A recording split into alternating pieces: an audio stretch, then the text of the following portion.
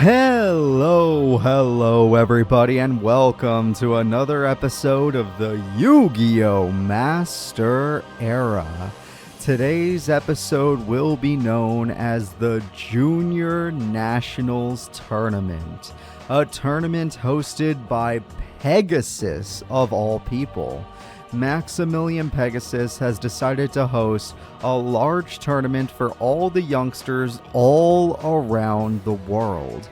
And the reason he is doing this is in defiance of the new VR League. He wants to keep the kids off of Blue Vision, which gets you into the VR world.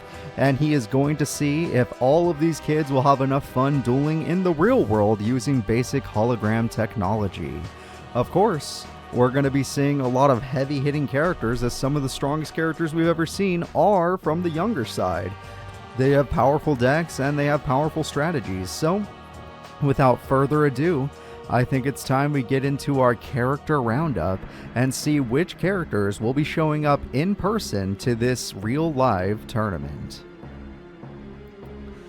The first character we are going to be talking about is Miyu Sugisaki.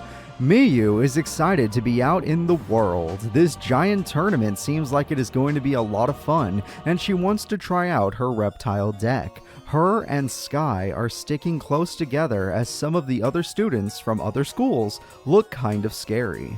What's worse is the high school level students look really tough as they are appearing in this tournament. That's right, everyone. Everyone appearing in this tournament is 18 or younger. These characters are from the schools and maybe from the streets of every region in the entire world, which is what makes it a nationals tournament. So Miyu and her reptile deck are going to do their very best. She attends Duel Academy currently, so technically you could see her as representing Duel Academy, but this tournament is not exactly for your school, though your school might have sent you to this tournament. Good luck to you, Miyu Sugisaki. The next character we're going to be talking about is Kiko. Kiko has participated in many tournaments. She even won one a couple years ago. Her dueling has been suffering as of late, but she still loves the thrill of the game.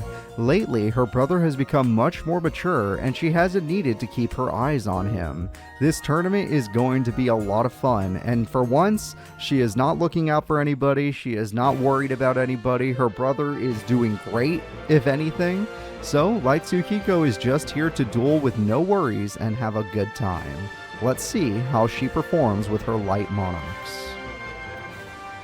The next character we are going to be talking about is Tori Meadows. Tori Meadows is here to represent Heartland Middle School. Heartland Middle School has had a lot of controversy lately. Their greatest students were the Barians, but they're all in hiding. Tori hasn't felt this mentally free in a while, and she is more than excited to be dueling with her friend Yuma. That's right, a lot of people from different schools will be appearing here today, and Tori is with a friend today. So we're going to see how she performs and how her friend performs in today's tournament. There's going to be some low-level duelists, as there are a bunch of kids here, and there's going to be some high-level duelists, as there's a bunch of kids here, because a lot of kids are the best duelists in the world. The next character we are going to be talking about is Emma Hops. Emma and her brother have been glowing lately. They have been spending more time with their dad, and their dueling has improved because of it. Emma's deck is effective at using a strong burn strategy. When that fails, she relies on the power of her big koala. She plans on placing higher than her brother today, with a little sibling competition going on. Yeah, Emma and Mickey have been doing a lot better lately as their dad has been spending more time with them. So, we're going to see if that helps improve their dueling. Emma's a fun beast burn deck, so I'm excited to see how she performs. The next character we're going to be talking about is obviously Mickey Hops. Mickey Hops called his dad and asked him to watch him perform in this giant tournament. He believes his alpha has what it takes to defeat all of the competition. When he teamed up with his dad in the squad league, his dad told him not to rely so much on attack. Mickey hasn't listened to that advice as of yet, and still focuses on a fast attack deck with some destruction effects. His greatest weaknesses is he has no real defenses, and of course he doesn't really use other strategies. He's not going to burn people, he's not going to attack directly. His deck is mostly just battle, battle, battle. So we're going to see how this Beast Beater deck does in today's tournament.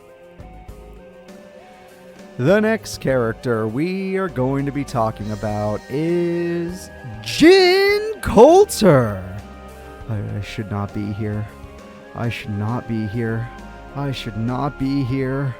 Jin was not expecting the event to be on such a big stage. He is having a form of panic attack. Despite this, dueling at Duel Academy is a lot of fun. He thinks he will at least try to do one duel at the very least, but may quit halfway through. Jin still has a lot of problems, and obviously he's been working through it at Duel Academy. So he's going to participate today. We're going to see if he can handle the stressful situation, and if he performs well, maybe he'll keep going. If he performs poorly, maybe he's just going to leave the location. The next character we are going to be talking about is another character in a similar position to Jin, and their name is Theodore Hamilton. Theodore finds dueling in the real world to be lots of fun. You can win duels and feel like a king. You can lose duels and everyone tells you you did a great job anyway. Theodore feels like the new VR world being built by Seto Kaiba is a really scary thing, though he does find himself thinking about his little friend he left there. That's true, Theodore Hamilton did spend a lot of time in VR during the Hanoi project. Of course, that all went to crap, and he had to leave somebody behind because he was being tortured. So, Theodore Hamilton, good luck to you in today's real live duels. The next character we are going to be talking about is Akaboshi. Yu has been waiting his whole life to be part of a major tournament. This is probably the biggest tournament any current Duel Academy student will ever be a part of. Yu has been planning to show the world his powerful ritual deck. He's been planning to show the world his powerful ritual deck, and he hopes it will remind the people of his hero, the true king, Yugimuto. Yu Akaboshi, out of every king of games, has always respected and loved one of them. And because of that king, he built a whole ritual deck as his personality. Of course, his ritual deck doesn't play like Yugi's did, but it's still a pretty interesting one. Let's see how Mr. Jin deck does with Ganondorf. That's not its name, but that's the best I'm going to get from it. The next character we are going to be talking about is Psychic Tendo! Psychic Tendo is one of the few Thunder-style duelists in all of Duel Monsters. His plans of becoming a pro duelist after Duel Academy is in jeopardy. He hasn't been able to raise his rank, and his new teachers only go over burn strategies or special summoning / disruption. He thinks his batteries are so much more than that. It's not just about destruction, disruption, special summons, or burn. Duel Monsters has other things to focus on. Other things that he's going to show us today with the power of his batteries. Once again though, Psychic Tendo is one of the only duelists in Master Era that actually uses a Thunder deck, so let's see how he performs today. He has gone as far as second place in a tournament. The next character we are going to be talking about is a bit of a celebrity nowadays. Everyone say hello to Yami Curota! Yami Curota has entered this tournament as Duel Academy's #1 student. All the other schools are gunning for him since he won the legendary Red Eyes ticket. No, that ticket is not on the line today. Obviously, he won that for himself. This tournament has other things at stake. Everyone was surprised to hear Duel Academy was not sending Mokuba to duel today, but Yami Curota plans to fill both Mokuba and his rival's shoes. Mokuba is the most popular duelist that is coming from Duel Academy, and yet they are not here today. Yami Curota remembers that Mokuba for a while, when Duel Academy first got started by him, was at the top. So now he has to act as the top of Duel Academy, not unlike his friend did when they first arrived there. Of course, that rival is gone. The next character we're going to be talking about was another character that was known as the #1 duelist at Duel Academy, and her name is Sky Zizan. Sky is easily the strongest skill-style duelist to come out of Duel Academy. Her dueling style has been upgraded through her teacher Mindy's classes, and she plans to win all of Nationals. Sky has been worried the world will accept Seto Kaiba's new VR dueling more than regular dueling. Pegasus has stated he will never use VR after the horrible things it did to people. So, that is why Pegasus is hosting today's tournament, and hopefully if these kids perform well enough, the world will take more interest in real dueling over virtual world dueling, even though VR dueling is much easier to do since all you have to do is put on a headset. The next character we are going to be talking about is Riley Akaba. Riley is one of the duelists representing the Leo Duel School. Her brother has been offering her more support with her deck building. Riley thinks her best odds of winning today's tournament comes from fighting tactical duelists. She is completely afraid of any duelist that runs high attack decks. Riley Akaba's deck can do a little bit of everything and is very strong in the special summoning department. So, her deck is good at handling tactical burn style decks or stuff like that. But when she runs into a power duelist, someone that just tries to beat you up with big attack points, she struggles. So we're going to see what Riley can do today and if she'll get over some of these decks. The next character we are going to be talking about is Tag Force royalty, but not exactly Master Air royalty. Everyone say hello to Dogchan! Pip has arrived as a representative of Heartland Middle School. Her school rank has been improving as of late, but that might be because the Berrien students are in hiding. Dogchan thinks that what Seto Kaiba did to them is really wrong and is happy to be joining a Pegasus-run tournament. Dogchan knows what it's like to live on the streets and be in hiding, so she is not happy with what the Berrians are being forced to do right now. Of course, that doesn't mean she doesn't love dueling, and she's super happy that Pegasus decided to throw this tournament. So, let's see what Dogchan can do with her dog deck against all the opponents we'll see today. The next character we are going to be talking about is Julia Crystal. Julia is one of the few fusion duelists at the Leo Duel School.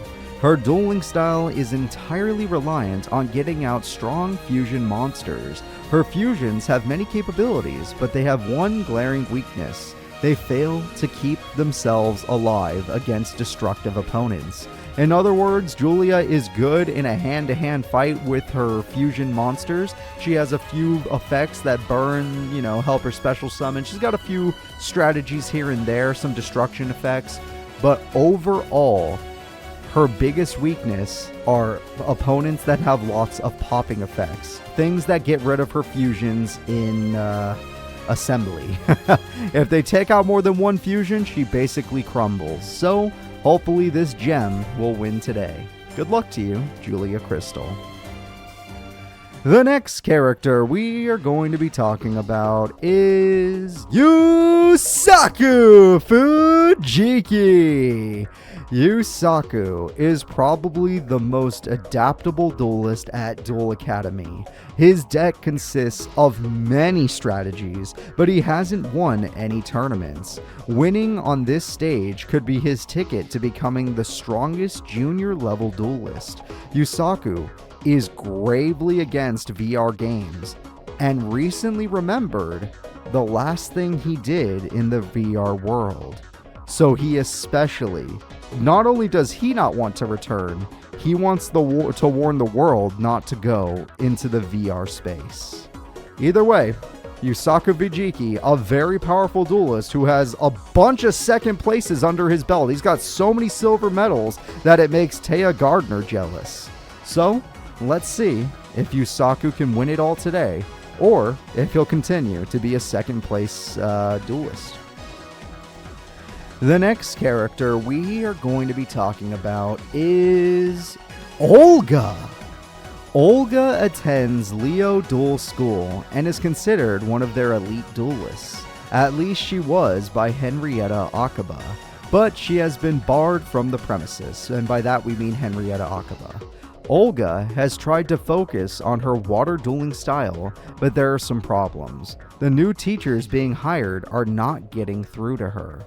Yeah, Leo Duel School is trying to hire new faculty in order to replace the old ones that might have corrupted some of their students. So, Olga is one of those students that needs to be changed and needs to go through some new lessons, and she is struggling to accept them. We will see if her deck has received any good improvements. I know it should have at least a little bit. Most people did in today's tournament, but anything will happen. Let's see. Good luck to you, Olga. The next character we are going to be talking about is Roken Kogami. Roken has been in high spirits as of late.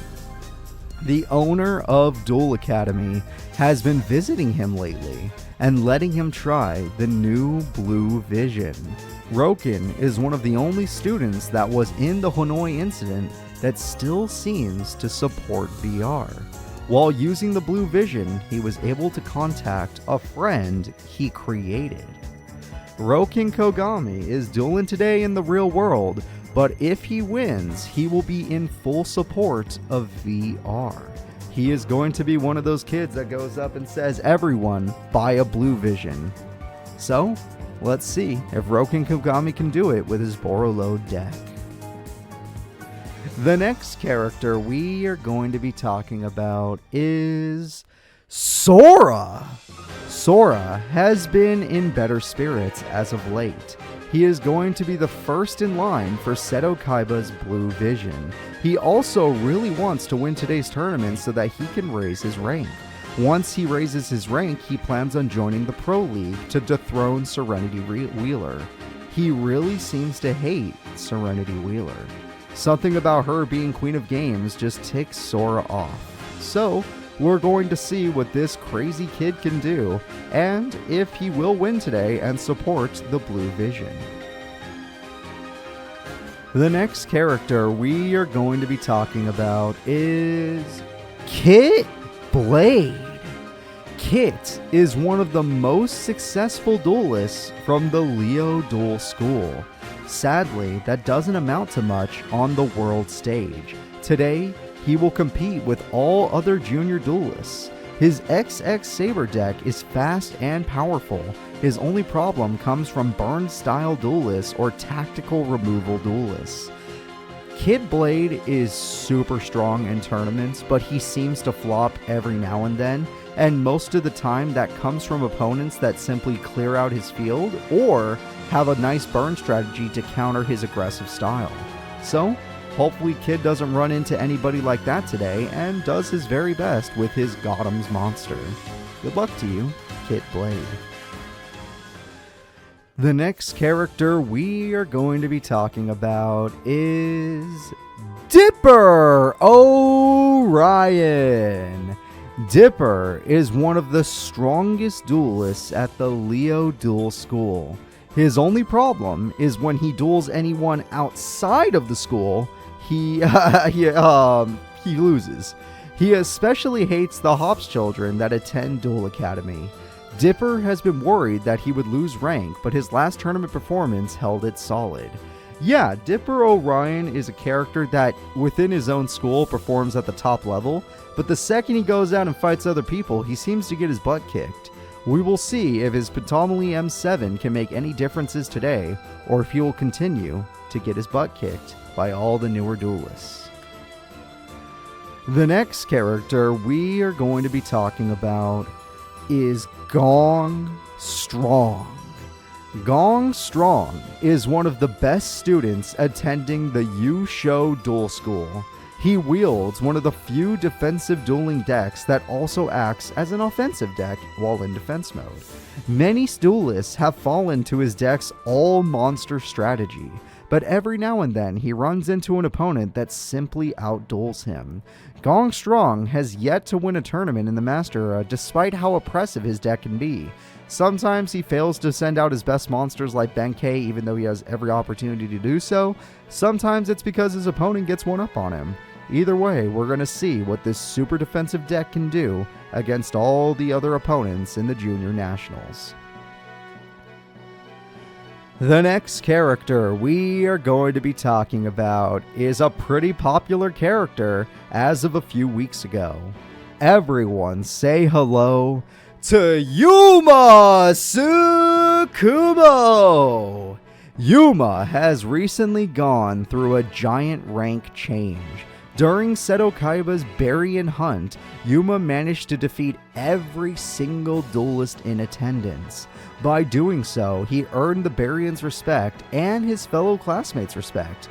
Most duelists from Heartland Middle believe Yuma Tsukumo will win today. Yuma's performance during the hunt was so impressive that basically everyone from their school decided, you know what, Yuma, we're going to give you our full support.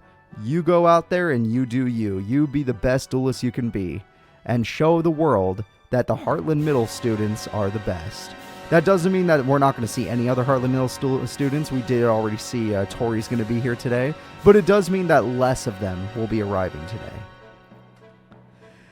The next character we are going to be seeing in today's tournament is Yuya Sakaki. Yuya Sakaki has become an online phenomenon. His dueling during the online beta was simply entertaining, and it really changed people's minds about VR dueling. Yuya doesn't just want to be a VR entertainer, and wants to show his exciting dueling style in real-life duels. Either way, his rank was raised based on his previous performance in a previous tournament. He did so good, he got a half-star rank, or a full-star rank up. Either way, let's see what Mr. Pendulum/Fusion Duelist can do today.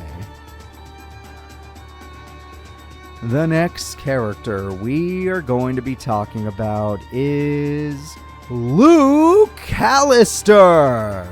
Luke has continued to fail his school in every tournament he joins. Goha has decided to use some drastic measures and has decided to send some of the upperclassmen to today's tournament. Luke is really nervous about one of the duelists. He hopes he does not have to duel them in today's tournament and can just have fun dueling everyone else. Yeah, at Goha, there is apparently one duelist in the upper classes that even Luke doesn't want to duel. The next character we are going to be talking about is Gavin Sogetsu. Gavin Sogetsu is the student council president of Goha Elementary. His Sogetsu style is based around a strong guard and attack reversal. Within the dueling world, he has yet to leave his mark, and this will be his first time in a tournament outside of Goha. He plans to win for his family's dueling style today. Gavin Sogetsu is going to be one of those strange duelists that tries to use the defensive strategy. Sometimes we've seen success with it, like Beauregard in his earliest tournament appearances, but as far as modern dueling has gone, defensive dueling styles have been failing. The next character we are going to be talking about is Yuzu Huragi. Yuzu has been in contact with one of the former Queen of Games. Apparently, they have a lot in common, and she has some tips for Yuzu, or she has had some tips for Yuzu. In order to use these tips, she has upgraded her deck with a new and powerful card. She was also given a warning to stay away from the stranger that steals electricity. Yuzu Huragi is friends with a Queen of Games, or at least a former Queen of Games, and now she is going to show everyone just how powerful her dueling style has become. Let's see if she can win it all today at the Junior Nationals with her melodious deck. The next character we are going to be talking about is making their debut in the Master Era. Everyone say hello to Roman Cassidy! Roman is a rock star duelist back at Goha. She was given special permission to perform today to increase the value of Goha's stocks. Another musical duelist has entered in today's tournament, and Roman's competitive spirit has been ignited. She's going to duel that other duelist into the dust to prove her rockstar status is the best, and that her dueling skills are top-notch. This is one of the stronger duelists we're going to see out of the Goha area, and I can't wait to see how they perform in their first tournament. The next character we are going to be talking about is Yuga Oto. Yuga is bursting with dueling ideas. Dueling everyone in the world has made him more and more excited to make his own dueling style. Yuga Oto has a lot of classmates dueling with him today, but he plans on beating them all and any other students that get in his way. Yuga thinks Pegasus might fund his idea if he gets a victory today and shows him what he is planning. Yuga Oto has a whole new style of dueling he wants to show to Pegasus, and maybe Pegasus will listen if the kid can win it all. The next character we are going to be talking about is the only character coming from this school. Everyone say hello to Andrew Coolage. Andrew is the only duelist Domino High is sending to the big event. He is also one of the only ritual style duelists that are participating in today's tournament. Duel Academy has a few bones to pick with Andrew, as he was the one that knocked out their former #1 duelist, Sky Zizan. And we're going to see if Duel Academy can knock this kid out for doing such a thing. Either way, Andrew Coolage is an interesting duelist that doesn't have the most attack, doesn't have the most defense. He's a ritual deck, so he's kind of slow. But this kid likes to burn, and he likes to disrupt the opponent quite a lot with his ritual monsters effect. So, let's see how Andrew Coolage does today. The next character we are going to be talking about is Yosh in Mimi. Yosh is a student in the Goha area and was sent to change the area's image. His dueling style results from using Machine and Beast Warrior cards. Yoshimimi loves the movie Mad Max, but wants to get in with Pegasus so he can make some Road Warrior cards. That'll never happen though. Maybe in another lifetime, maybe in another world, but this cycle, it will never happen. Good luck to you, Yoshimimi. I hope you enjoy your Road Warrior deck the best I can make it. The next character we are going to be talking about is Scarlet Starling. Scarlet Starling is a major dueling idol that comes out of the Heartland area. She has mixed dueling records as she finds herself holding back against basically every young fan. Today, she is going to try and show off how powerful her Madolche cards can really be. she is going to let loose for once. Scarlet Starling is another musical style duelist. She is a dueling idol in the world, and though she is typically kind to her fans, today's Junior Nationals are going to be different. She is going to be going all out with her Madolches. Let's see how she does. Everyone, there is only one character left appearing in today's tournament, and they are one of the older students that are going to be appearing today. Everyone, say hello to Tiger Callister! Tiger Callister is the older sister of Luke. She is a major duelist in Goha and has decided to come out and participate. Her dueling style has a large focus on piercing opponents and destroying their back row. Her younger brother typically tries to swarm when they duel, but she always outplays him. Tiger Callister is a slower duelist than her own brother, but she uses a lot of tactics that always outplays him. He summons a bunch of dragons really quickly, and she finds a way to put them in the wrong attack position or defense position, and then obliterates him. So, we're going to see what Tiger Callister can do today in their debut tournament in the Master Era.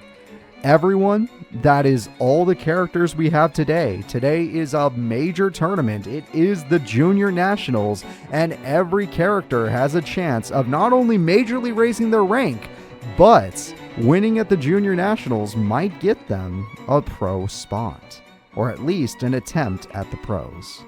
So, without further ado, let's get ourselves started, and I'll see you all real soon.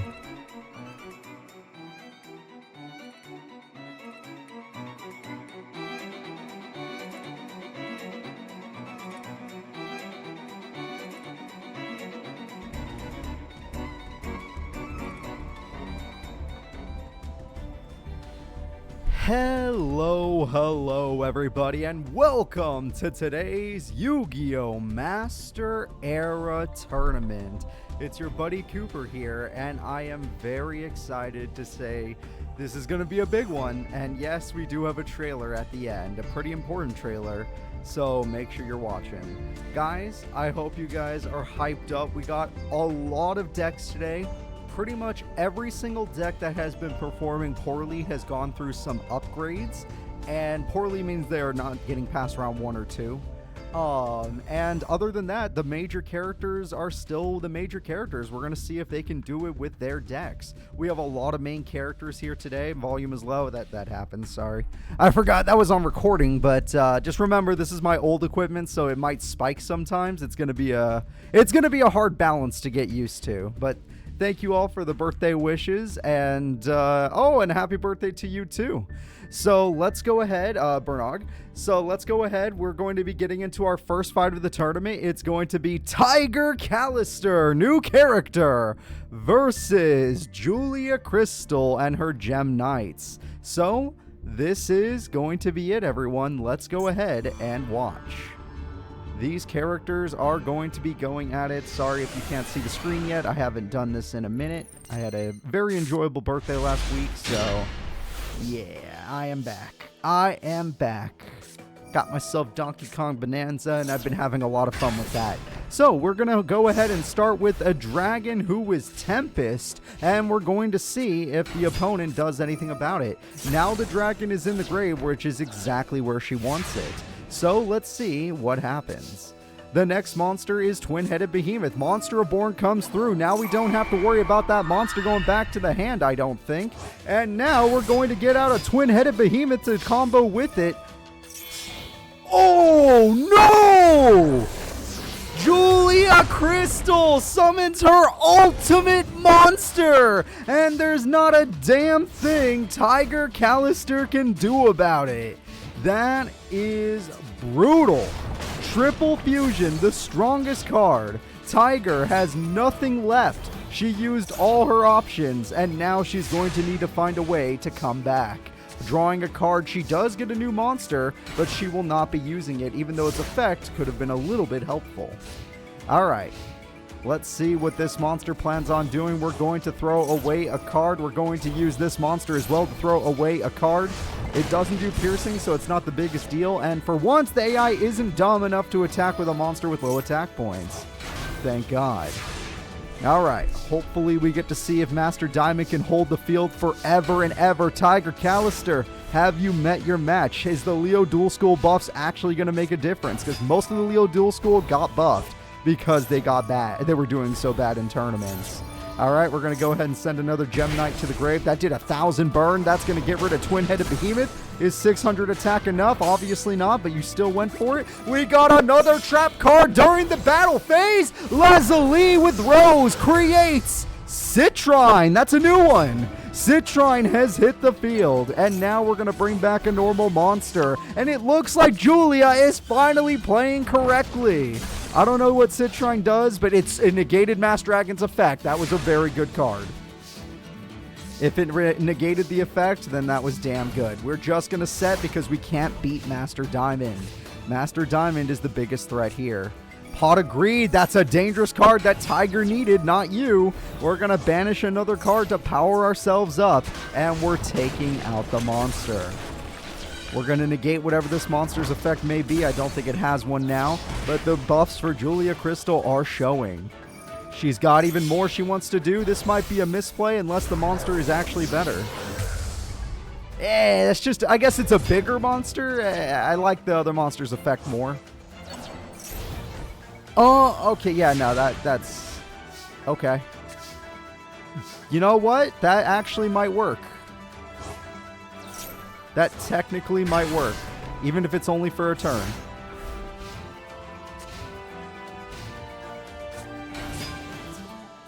Zero Gravity says no. And with this, she has the field, but Master Diamond wasn't the one to attack. Now, the real question is, what can you draw to save yourself? That will not save you. That could do piercing at best. You're going to search for something else. Can that at least go in for damage? Yes, we're going to... Oh, what the fuck? Are you not allowed to attack or something? What was that? Is Master Diamond saying no damage? What the hell was that? Wait, Julia, come on. You were playing so well. I guess she won anyway. It's fine. She won anyway. Everyone ignore the tribute. Everyone just ignore the tribute. It's fine.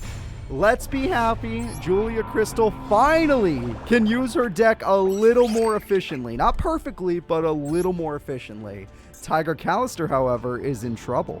Although she didn't get any of her real strategies. You'll see them probably in this duel. You'll see. Alright. Or not. We'll find them. If you're curious, her strategies revolve around 2 specific spell cards. Premature Burial, here we go. We're going to get back a Mass Dragon, which we might need because that Tempest isn't going to last very long. Oh, you can't blame Tiger. Tiger's attack stat isn't very high, and trying to beat Master Diamond's gigantic over 3k attack is not easy. That's a lot of problem. All right, Harpies is a little rude. That's a little rude. Thanks for the sub, by the way. That is just mean. And we're going to go ahead and summon you again. Ooh. Master Diamond once again proves it is the strongest. Yeah, I guarantee you Luke's smiling right now. Luke, there's only one duelist he did not want to duel.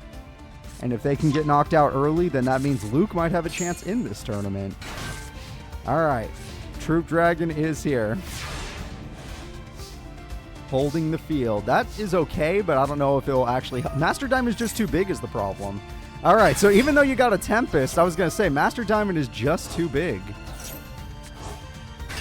You got 2 of these guys now. Magic Cylinder. Ooh, that's going to hurt. That is absolute brutality.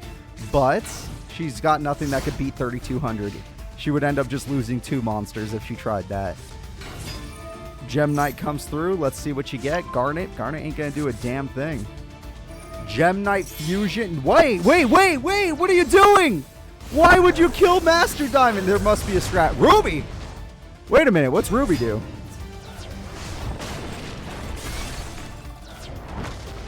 What does Ruby do? You killed the monster. Now she might get you. Because she could probably beat 25 if she gets the right card.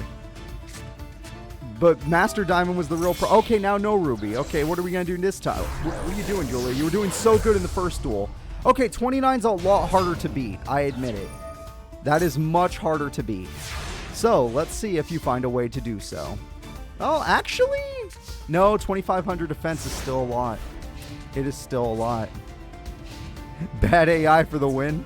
And we're not even going to use zero gravity because she knows that, well, no, you don't even have another troop dragon. Weird. Weird. Well, even then, you can't beat 25 until, oh, or you could just draw that. Yeah, that happens. Sometimes you could just draw it. All right, there we go. Tempest will be coming out, though I don't think it can attack directly. I may be wrong about that, but it's still setting up for a different strategy. No, it can. I'm incorrect. Oh, crap. 3,200 damage. 3,200 life points left. What is she going to do? Easily get back her fusion card. She's got 2 monsters in hand, and she can do it. Let's see what she makes. Gem Knife Fusion. We knew it was 2 monsters because that's basically all she runs. Crystal and Armadillo looking thing makes Zirconia. You cannot beat Zirconia. Zirconia tries to kill Tempest, but Zero Gravity says no. The question is, do you have anything to help you here? Tempest will return to hand as expected. Surprising absolutely no one. Mass Dragon, once again, none of her spells. Tiger is only drawing her monster cards. Not exactly good for this situation. Okay, that's fine. The monster dies. Mass Dragon can hold field. Heart of the cards, let's see it. You know what? It could almost... if she summons Master Diamond somehow, you can end the duel, but Zirconia is not going to do it. Magic Cylinder will activate. That is major damage. And you just need just a little tap of damage. Just a little tap. Spear Dragon is a little tap, or you could use Tempest. I was going to say, Spear Dragon would do exact damage. It's over. Game number 2 goes to the Tiger. Why attack mode? Welcome to Master Duel. AI. All right, let's go ahead and get into game 3. We've seen that happen many times over many tournaments. This is only tournament number 93 for crying out loud. All right, Heart of the Cards, still not. She has 6 of them, and we haven't seen them in a single duel of 3 duels. Eventually, we're going to. Nope, that's not it. That's one of them. All right, that'll be not useful. And don't worry about that spell card. It's not even the most important one. That one is just like a, oh, well, maybe you'll get to use it. All right, we got Absorb Fusion, it looks like. Is that just to search? Harpy. Dude, no! Oh, my God. Now Master Diamond is safe. And we all know it's going to be Master Diamond. Wait, what? What are we doing? Or it's not. Maybe you just don't have the right cards. It's possible you drew a lot of spells and traps. Zirconia. There we go. Zirconia easily defeats Tempest. Crystal Rose is the king of the swamp. I guess that's good, but they always make Zirconia anyway. That's the other good spell card. However, you haven't really set up for it. All you did was throw away a few basic cards. You need Tempest to back you up. And then we can get into your extra deck. Alright, Fusion. Yep, Gem Fusion comes through. Again, it's not going to be... it's just going to be Zirconia again. Are you serious? You love Zirconia. I don't know why the AI... Is it big number equals big damage? Is that why you love Zirconia so much? Is that why you covet this card? And you will do anything for the card? Big buff monster. Dimensional Fusion. Let's see which card she gets. I thought she would use Tempest again before that, but... Sure. Yeah, see, now it doesn't make as much sense. You should have waited. But whatever. We will live with it. And great. Oh, boy. The card with, like, Zirconia was already a problem. But Master Diamond's a big problem. With 3,500 attack.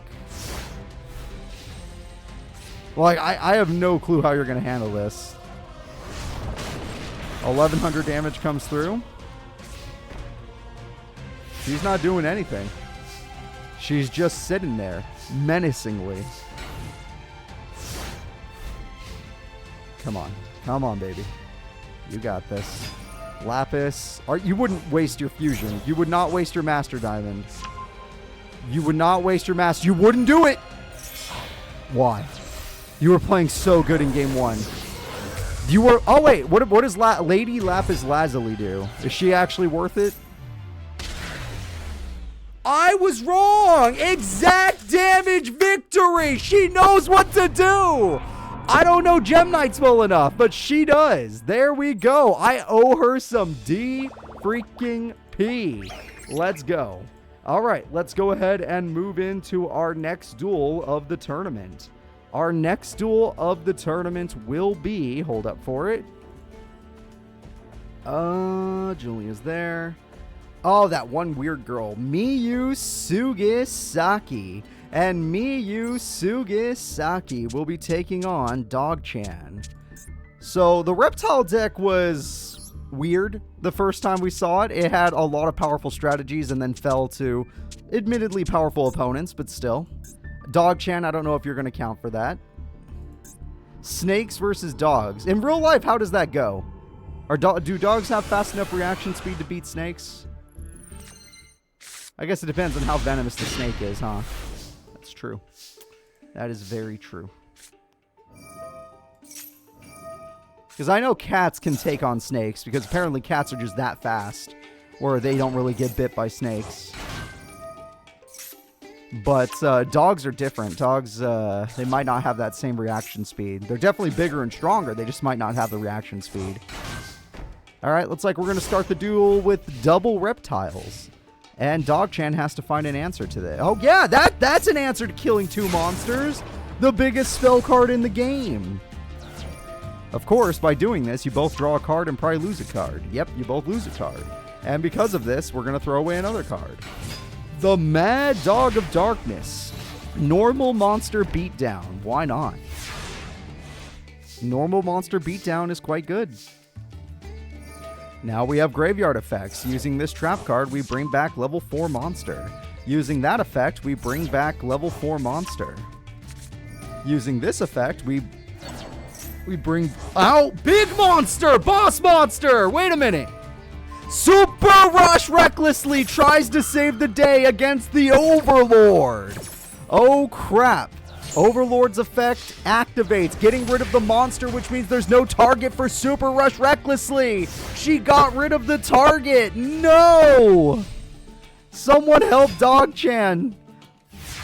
Dogchan is in so much trouble. It turns out snakes are too fast for dogs. Sure, a dog could probably rip a snake apart, but the snake's venom would end the fight either way. Alright. Big monster, level 8. Throw away the card in your hand. Small monster, level 4, still bigger than dog. Horn of the Phantom Beast, that's Jar of Greed. We'll take it. That is a Jar of Greed. But that's 3,100 damage. Holy crap, Dogchan is barely hanging on for dear life. Alright, Heart of the Cards. Let's see what you get, Dogchan. You already used your Geki, so you need something better. That better be a very floaty dog, because you're in trouble otherwise. Damn, Miyu. Who took you out of the last tournament you were in? You're doing really good. Even a Blue Eyes would suffer. You're right. Come on, you can do this. All right, attacking for game. Rat will try to stall, but you don't have enough attack points. Unless your monster randomly has a lot out of nowhere, it's over. Giant Rat's not enough. It's 1,700. It's over, folks. Game number 1 goes to Miyu and her big level reptiles. These big reptiles are ripping the dog apart. Everyone turn away. All right, going into game 2, let's see if Dogchan can find a strategy. She tried to beat the boss. Super Rush recklessly was a good call. The boss just had an effect that can stop it, which was unlucky. All right, let's see. We got Field Spell. We got Monster Thrown Away. We got Monster Thrown Away. We have Monster and TT. You know what'd be real good, Dogchan? What about a Harpy's Feather Duster? You don't have a Harpy's Feather Duster. So we're going to have to figure out something else. That's unlucky. Your opponent has Geki, but will not use it. Which is fine, because Key Mouse just lets you get like a card, I think. You don't even special summon it. Yes, Key Mouse for Key Mouse, of course. Magic Cylinder, of course. 1800 burn. That is A-okay. We have an Exceed, everybody. Okay, first Exceed of today's tournament. It's the King of the Feral Imps. King of the Feral Imps. Let's get ourselves... Oh, that's the big one. That is the big one. And now it's in the grave, which is probably where it wants to be. All right, set. Yeah, King of the Feral Imps. It looks kind of like one of those, the guys from, God, what was that old movie I used to watch? The Gremlins. All right, well, hello there. We got ourselves another Exceed Summoner. We going for Double King, or you got another one? Nope, Double King of the Feral Imps. Yeah, it's just a big old gremlin. Very nice. And with that, we throw away another big monster. However, okay, another big monster hits the grave. Key Mouse again. Is that really all you have? You don't have anything? No rats? No nothing to give you a chance to exceed yourself? Oh, boy. That's... Okay, it's one monster instead of two, so maybe it'll be easier to deal with. All right, we have ourselves a set. I swear to God, if all you did was set Key Mouses, I'm going to be sad for you. There's no way your other monsters were worse than that. Unless they're a bunch of normal monsters, then fair enough. You do run quite a few. Oh, my God. Oh, my God. She's not playing for fun. She's playing to win. Miyu has come to win today. All right, we got ourselves another card. That's the boss monster. I don't know how you're going to win this duel anymore. Dogchan with one trap and one dream in Junior Nationals might be thwarted by the Snake Girl. Snake Child Miyu Sugisaki is going to top 16. There we go, everybody. Great job from Miyu. Snakes do win today. All right, that's a deck to look out for in the future. She did have one of the higher ratings, but, you know, Kaiba's rating system, Pegasus rating system, whatever, it's never that accurate. It just gives you a decent idea. All right, the next duel will be Ritual Style Duelist Yu Akaboshi versus Sogetsu Style Duelist Gavin Sogetsu. Gavin and Yu are going to be fighting in this tournament. Let's see how they do. Gavin is from Goha. Yu attends Duel Academy. Only one of these students can move forward. All right, here we go. I wouldn't say that. Olga got a few buffs. There we go. Yeah, I can't promise anything, Alice. I don't even know how far behind you guys are compared to me. You guys probably have a whole full character behind. Alright, let's see. Where is you? There's so many Y names today. This is going to be difficult. Finding a character within the Y names is going to be very difficult. And Mr. Gavin, he's a new character, so he shouldn't be too hard. There he is. All right, Gavin Sogetsu has begun. With 2,900 attack points, he's actually going to be a little scary.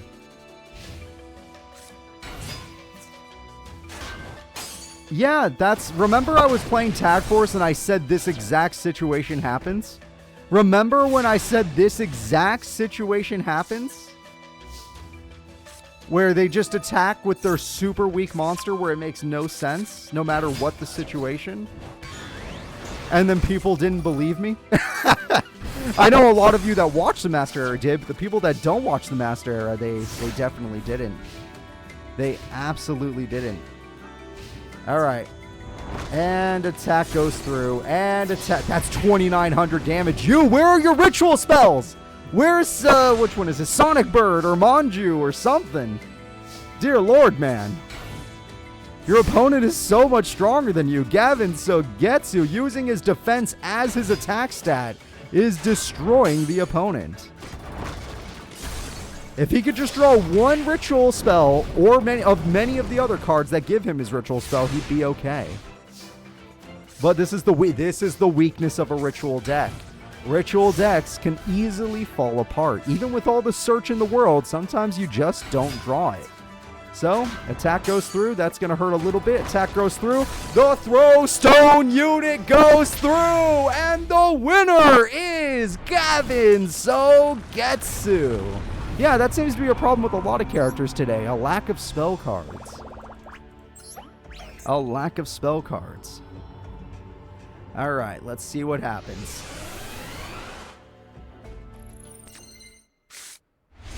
Again, he has Sonic Bird this time. So this time he'd be okay. Granted, where are the Djinns? It's not exactly a good hand. But you can at least play Sonic Bird. You should at least set up. But do not special summon yet.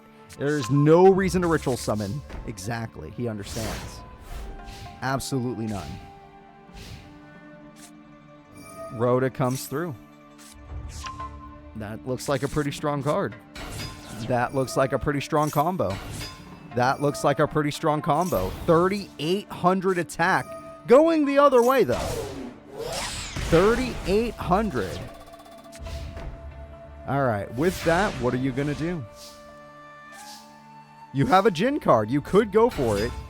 I don't think you had to summon it. Okay, who cares? We have one Djinn effect in effect. Granted, this might not be a useful one. But Ganondorf's natural effect is what really matters. Watch this. Destruction!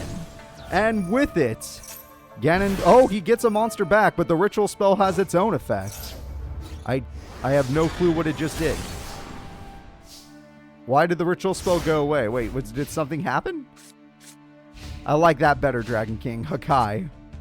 Shield and sword. What? What the hell? Gavin Sogetsu outplays his opponent with shield and sword.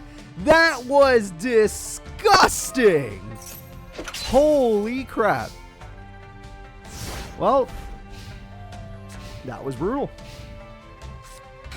That was absolutely brutal. Sword saves the day. Yeah, no. Shield and sword save the opponent. Manju would save you, or you could just use it. Yeah, fair enough.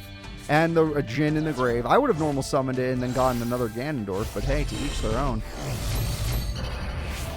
Ganondorf is here. Hakai. And 2,700 attack. Very, very nice.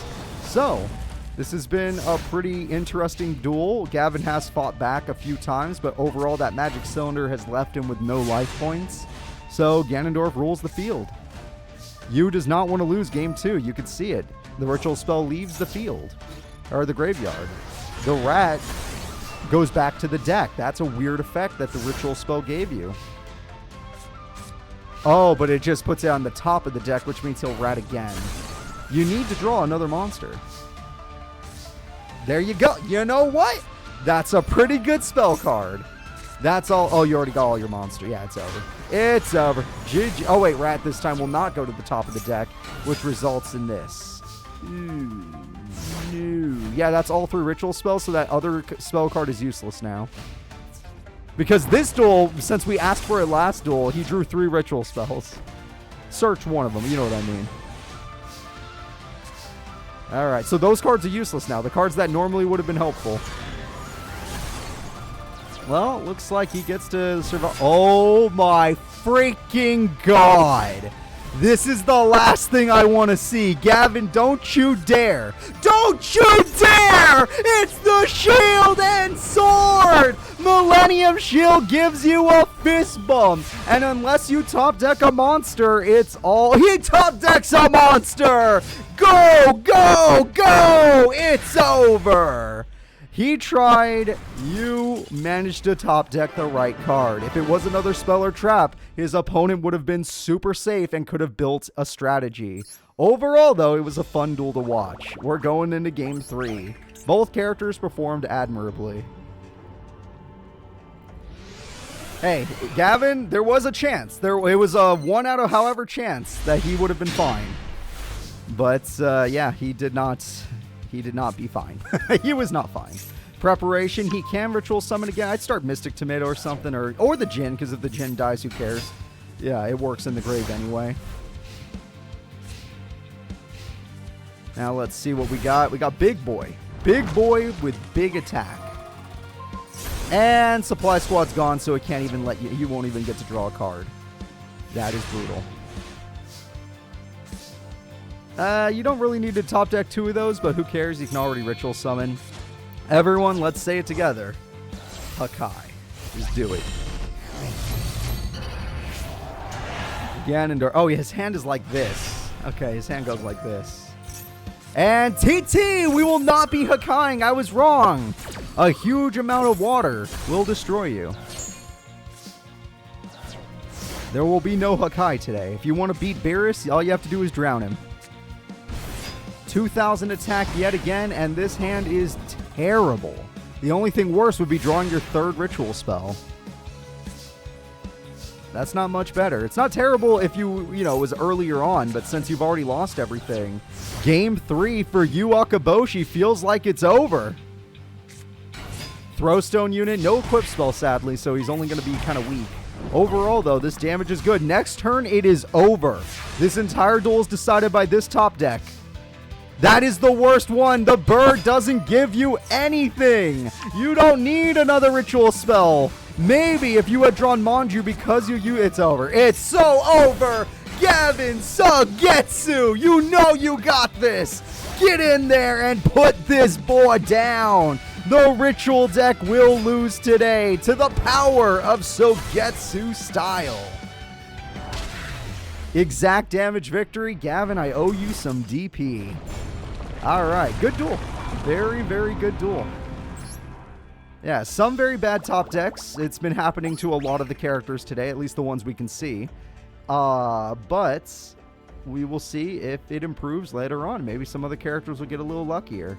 Still, that was a fun duel. Good match. Sorry, you. I do like you, but on the world stage, you're not even better than a Goha student. The next duel is Battery Boy Psychic Tendo. And Psychic Tendo will be taking on a person who's creating his own style of dueling, Yuga Odo. Yuga Odo, let's see how you perform against Battery Boy. And hopefully you'll actually use your card today and not just sit there. I noticed he uses it more on the player 2 side, so guess what? I put him on the player 2 side. Since player 1 side, he just seemed to ignore it. Alright. Where is this Battery Boy? There it is. We're good to go. Berry Magician is a start. He gets Chocolate Magician. Yuga loves chocolate. And he has 1 continuous spell. Or continuous, sorry. Probably quick play spell. Berry Magician says no. You're fighting Dark Magician Girl next. So I hope that was worth it for you. Those trap cards are going to have to be a problem. Are going to have to be good to protect you. And let's see. Do you go for chocolate for draw power? We're going to go for chocolate. We're going to fuse. Wait a minute. Wait a minute. We got ourselves a fusion from Yuga Odo, the Dark Magicians. And we're just going to Geki to stop the floating, which honestly, might as well. You're going to go for major damage. Does chocolate use their effect, though? That's my question. No. We're just going to attack. Who needs draw power? Which implies they might have spells and traps in their hand. Alright, well, we got some Battery Man AA, Battery Man AAA. I guarantee you those Battery Men are not going to win the day. You could have short-circuited if you had played this right, but I don't think you're playing this right. That is an interesting choice with your Summoner's Art. Magician's Rod, what do you want with that? That's probably game. Holy crap, Yuga came to play today. Yuga Odo came to play. Trap card comes through. I have no clue what I'm going to do. I never do, actually. Oh, they have to be in attack mode? Oh, it's the end of the duel either way. It was a lose-lose situation, guys. Yeah. Sometimes I have recordings that are pre-made. Like, I have series that I'm making in the background that I don't release until they're finished. or at least pretty far the way through. That was a brutal duel, yes. One of them I am actually making a series in the background, but sadly I couldn't make it anymore because my equipment broke, so I have to wait until my equipment gets fixed. Because it is a series that I am promising you is not going to be good on just a Yeti. I need my old equipment, or my new equipment in order to do it. So who knows? Half of what I do is just on instinct or just from vibes. I don't actually have huge plans or anything. And when I do have plans, it's because a new game is coming out. Which there is one, but that's not till October, baby. That is not till October. That's... Oh. Oh. Oh. I already did Hyrule Warriors. Oh. Okay. No, I love the DK game. I'm playing. Okay, it's over. I told you he could do it. He only does it on the player 2 side. What the hell? The first time we had the tournament, he never used it. But it was because I kept making him player 1, I think. Oh my fucking god. Alright, Judgment of Thunder. It worked. We got rid of the Amulet Dragon. Premature Burial. Yeah, you needed more. And even then, how do you beat Dragoon? Yeah, how do you beat Dragoon? You have to beat him in what, attack points? And even then? Attack goes through, it's over, folks. It is so over. Yuga Odo came to play today. If he wins, he's talking to Pegasus about his new dueling style. Yup. There we go. I will not reveal anything that I'm actively doing right now. So, let's go ahead and do that. So, let's move into the next fight. Yuga Odo came to play. The next duel will be Emma Hops versus Gong Strong. Emma, I pray for your safety. This is going to be a brutal duel, to say the least. Emma Hops and Gong Strong.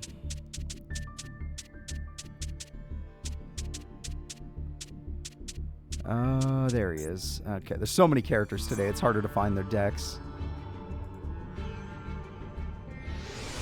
Alright, let's see here. Emma Hops is ready to duel. Mr. Gong, Mr. Strong is on your screen. So Emma, I'm going to give you a little secret. You probably shouldn't attack this man.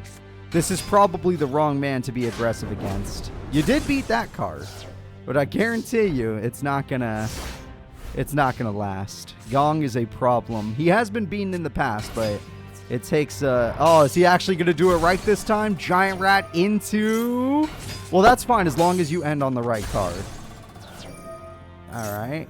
Yes, there we go. Big Ben K, or whatever his name is. And we're too afraid to attack the ferret. Which means she can set up her cards. We're going to steal an opponent's card, which seems weird and bad. You could have just waited until you beat Ben K and then stole it, but no, I guess not. Or nothing matters anymore. It's over. It's the boss monster very early on. That's Susanoo. And now he has Monster Reborn. And now he gets an equip card. And now he gets an equip card. And now he uses Monster Reborn. Yeah, no, that's a very rough start. Very rough start. I do not know how you're going to get through this with all those equips. Dear Lord. Magic Cylinder,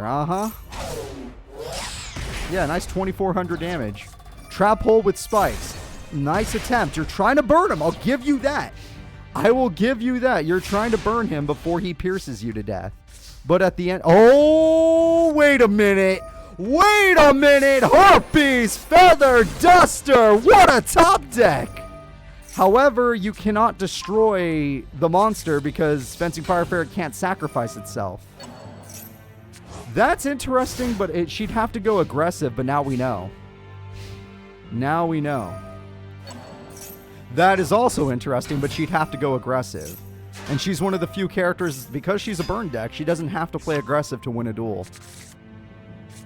There, he got it right back. Okay, so he ended up getting it back. That's not too bad of a situation. It lets him do piercing. That's a lot of damage. Giant Rat actually is stronger than that card in attack mode. Kind of funny. She needs to... Well, you know what? I think that does... Oh, you are going to go in even though you actively saw him steal your freaking magic cylinder. You watched him steal it from you. You know that, right? What the fuck? What? Why is Nimble... I guess if it could do piercing, I'd agree with you, but it can't. Okay. This duel, your life points are super low, and you left that in attack mode. You can now do piercing, so I got... You know what? Now that you can do piercing, I could see it now. There is merit to being in attack mode. Yo! Des Koala! Wait, does this save you? Does this save you? What is going to happen? It negates it. Oh my god, he wipes the field! Fencing has no target to win the duel! Fencing Fire Ferret has no target. We all saw the trap hole with spikes. If she goes in, she loses. It's a lose-lose situation. What a crazy duel between these two characters. It's over, folks. The winner is Gong freaking Strong with 50 life points. Insanely close duel. Both characters fighting at their best. Really good. Really freaking good. Her burn strategy actually left a mark on him. He did struggle against it, but he's just bigger than her, and he could do piercing. His deck doesn't have any spells or traps. Those were her spells and traps that he stole. All right. Set. Let's see what happens. Couple monsters. Oh, that doesn't synchro. Yeah, that's not the right levels for synchro. I wouldn't Geki. Okay, we're going to use the Geki pretty early on. Vampire Koala would have been better if you didn't Geki. At the end of the day, she did get a lot of damage off. It's just still not a great play for both players. But we'll see what happens. It is early on. All right. Oh, there's the Synchro Summon. Yep. This card is also a major problem. It's going to be the Ogre. The Ogre is going to get rid of the Trap Hole. And now we got two monsters going in. Vampire Koala, and that makes it... Oh, does that have a destruction effect or something? Oh, that's fine. The Ferret doesn't care. He wants to die. The Ferret craves death. That's another good top deck. Again, it sucks that the AI doesn't prioritize Des Koala like they do in Tag Force. They don't understand how valuable it is. Especially when you're trying to play defensively. It makes no sense to play Bazoo. Alright, so now it makes sense to play Bazoo if you plan on using Ring of Destruction. That card probably will not have value against this specific opponent. This opponent specifically will probably not get any value off of it. Alright. Red Shrek, that's what that Ogre is. She's not using Ring of Destruction, which makes me wonder if Ogre is immune to spells and traps. I do not know.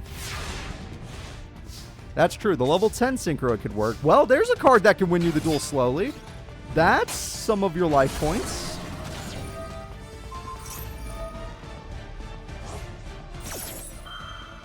And you didn't get to do what you wanted to do.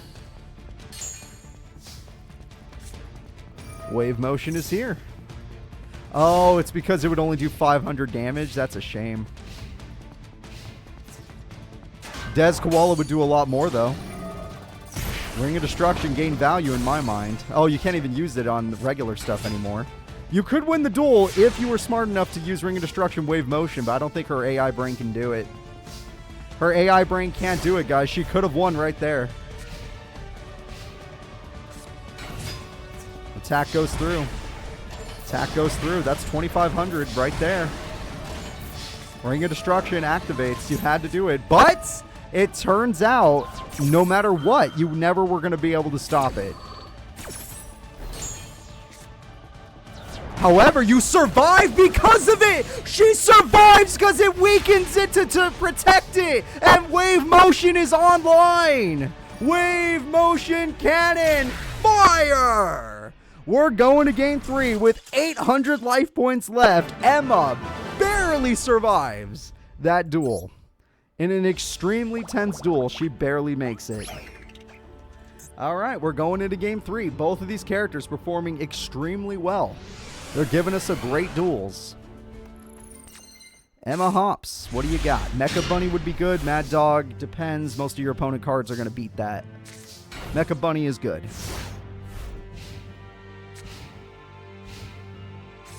Giant Rat, that defeats Bunny. But you stop the rat, which means he can't get to Big Benkei. So that is actually a decent play. We know he runs no spells and traps. Mad Dog has high value now.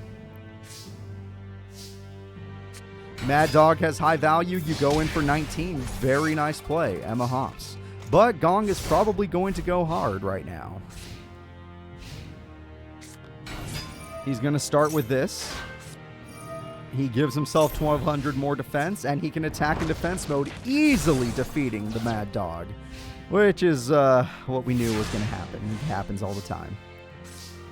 Geki might get used this time. 3000 defense is a big number. That's a big number. And we're going to destroy it. Bazoo is hungry for souls and eats the doggo for 1900 attack. Mecha Bunny stays strong in face down defense position. That card can't beat Mecha. What? What?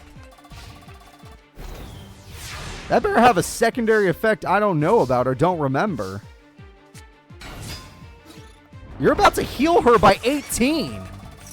She's about to win. What the Emma Hops is going further. Emma Hops has taken out Gong freaking strong. Okay. Okay then. Let's move on with our lives. Emma Hops, I'm really proud of you. I thought that would be an opponent that was a little too big for you because, you know, all of his monsters have low attacks, so your burn effects would be worse. But you still found a way. I'm proud of you. Emma Hops has done it. The next duel will be Roken Kogami. And Roken Kogami will be taking on Dipper Orion. Roken Kogami versus Dipper Orion. All right, let's see how this goes. Roken, Dipper. Haven't seen Dipper in a minute. Dipper might actually stand a chance here since he can just bounce the card back to the hand instead of destroying it. But he needs to actually play well, which we rarely see from the guy. No offense to Dipper, he just struggles. He just struggles. I prefer the one from Gravity Falls. Alright, Roken Kogami. Good luck to you. Dipper, good luck to you. Let's see what happens. Okay. Varus is one of those characters, or Roken, however you want to call him, is one of those characters that doesn't care with an all-monster hand, and all-monster hand actually suits him quite well. Dipper Orion is happy to have that spell card, I guarantee it. We're going to get another one. We got Constellar Twinkle. Twinkle, twinkle, little star. And with that, we got ourselves an Exceed Summon very early on. We got Prayaspe. I don't know how to say that. I'm sorry. And we're going to evolve Prayaspe. And Prayaspe goes into his boss, Potomali M7. And with it, it's gone. Wow, he just beats lighter dark monsters. That's really helpful. The problem is, Roken has some popping effects that we all know about. He has a lot, actually. Like that Harpies that ruins... Wow. Wow, that Harpies is brutal.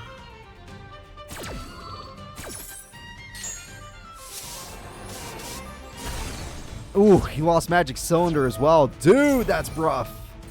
That is absolutely rough. We got ourselves an Exceed Summon. The first boss we're going to see is EX Charge, or X Charge Dragon.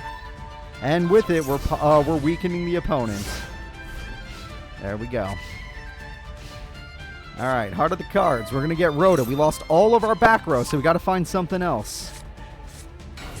A 1700 attack point monster. An 1800 attack point monster. That monster. Level 5. Level 6. Yes. Okay. Okay, Dipper freaking Ryan is doing it, and he got his spell card back, which might come in handy at a later date.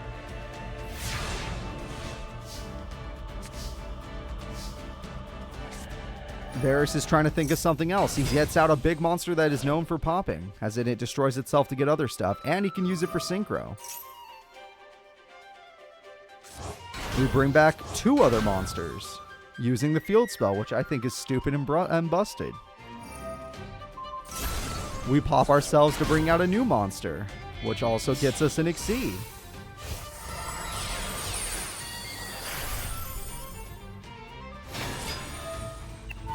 With this, we throw away a card and he gets even weaker, but he doesn't attack a single one of the light or dark monsters.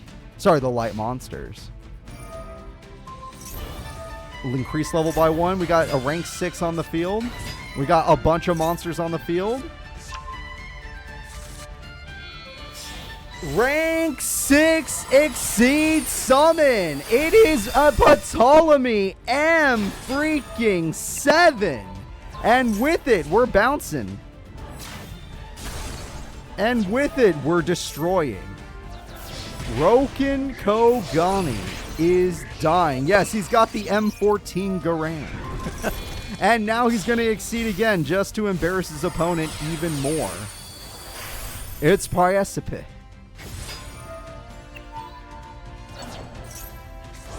What?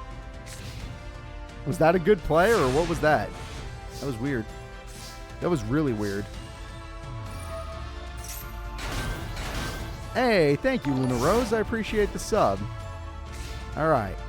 Looks like he's done for, guys. Also, that was the wrong level. That was not his synchro level. We got a bounce effect. We got a bounce effect. We got direct attacks. Dipper Orion has taken game 1 against Roken Kogami. I think he wants to get revenge on the Hops children, which means he has to beat Roken to do it. Rip my 7k points. Dude, that's brutal. That is brutal. Alright, here we go. Roken's going to need to actually get some other cards. His synchros, his rituals, his anything else than just the Exceed monster. Those are a lot of his tributes that he drew in his opening hand. That is not typically a good hand. Typically. A lot more than you'd want to see. Like I said, everyone that was doing poorly received buffs in their decks. Whether or not the AI will use it well is up in the air. But Julia has done better so far. And Dipper is doing much better. Constellar Omega. And because of that, you can draw. Omega's effect. It's banished. Omega evolves. Ptolemy M7 is back. There is going to be a lot of problems for Roken Kogami fans right now. Roken just has an equip spell. And a Harp. Well, Harpies is still really good, but still. I don't see how you beat Mr. Constellar there with your equip spell. Oh, it's a quick play spell. I apologize. Oh, he got a synchro! For once, we're going to see the synchro, and it's going to be the Savage Dragon. And the Savage Dragon might be able to do this. It is not. It is not. It is not. Alright, what about you, Dipper? What do you want to show the class today? Dipper shows off that monster, which shows off that monster, which shows that monster. Dipper's card can say, you go back to the hand, or extra deck in this case, and he gets back his Exceed monster. Omega is going to evolve. Ptolemy M7 is here. Attack goes through, but it's banished instead. Attack goes through. Attack goes through. Roken is almost through. The M14 has respawned onto the field. What the hell are you going to do against M14? It's over. It's 100% over. Everyone that doubted Dipper today forgot what his cards did in the first place. And now he is going, especially with the buffs, now he is going to go all in, and victory is achieved. Dipper 2-0s Roken Kogami. No damage taken.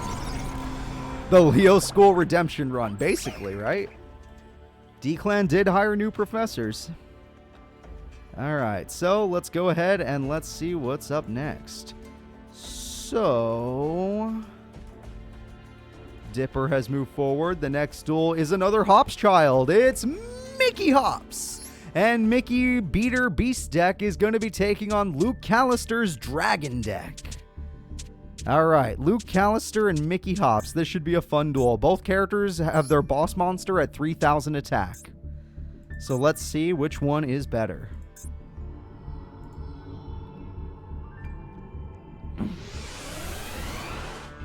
Alright, Mickey Hops is ready. Lukey Boy is not even on my screen right now. Where the hell is he? Up there. Alright, Lukey Boy is ready. What did I miss? Alright, looking at the screen now, basic start. We got a Mass Dragon and a Trap card. Nothing wrong with that. We got a Spell card and a Fencing Fire Ferret. A Trap card says Dragon 1 Dragon Monster, and that Dragon Monster is bigger than you now, but you'll probably die for that play.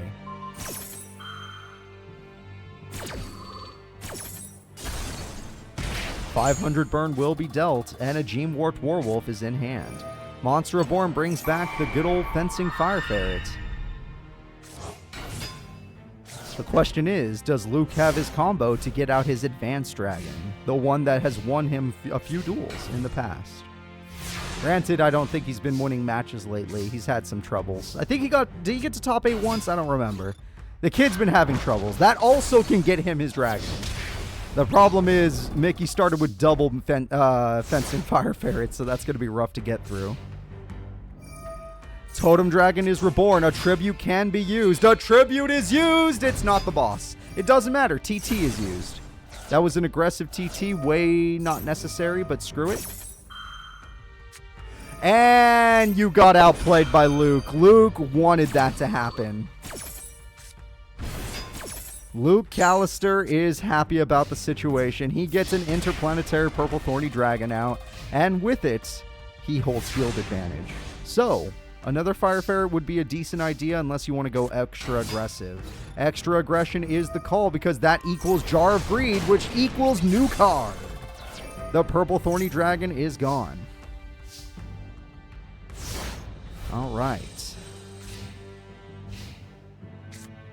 Premature Burial comes through for Interplanetary Purple Thorny Dragon, and it gets tributed for Big, his boss monster! And the burn effect goes through! Advanced Dragon still gets its basic attack off, and it looks like Mickey is running out of options. You either draw your all. He drew Alpha! He drew his strongest card! Alpha decides that Tasmanian is enough.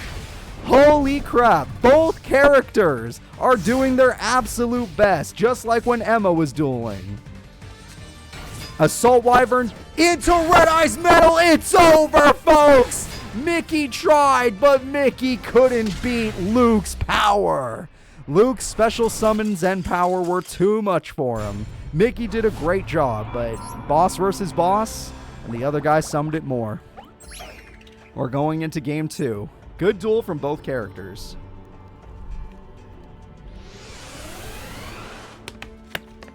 All right, let's see if game 2 gives us another good duel. Oh, he started Alpha this time. That's dangerous.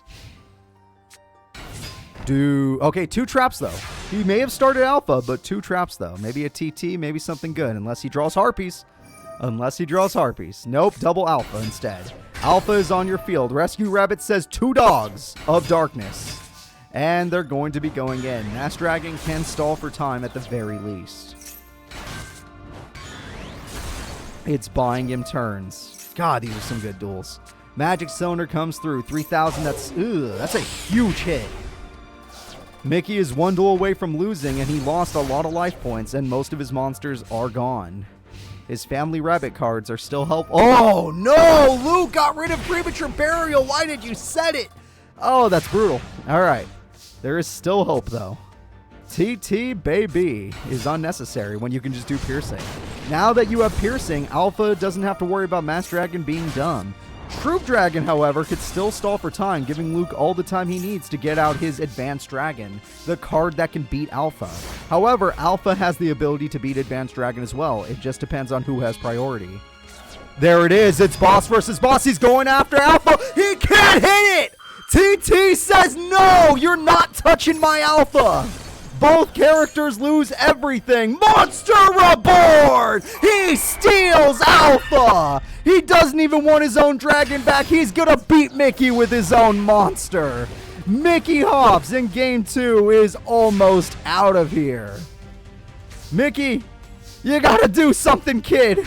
He summons his own Alpha. He uses its effect. He bounces Alpha back to his own hand. He has Alpha in hand. Totem Drag, if he top decked another boss. The Rebirth card, dear lord. The Rebirth card! Now, he doesn't get his effect because he wasn't tribute summoned. So it's only a battle versus battle. Both characters staring each other down. He had to be tribute summoned for the burn. That weakened the opponent's monster. He bounces it back because he just wants the damage. It's game-ending damage. Will the trap stop him?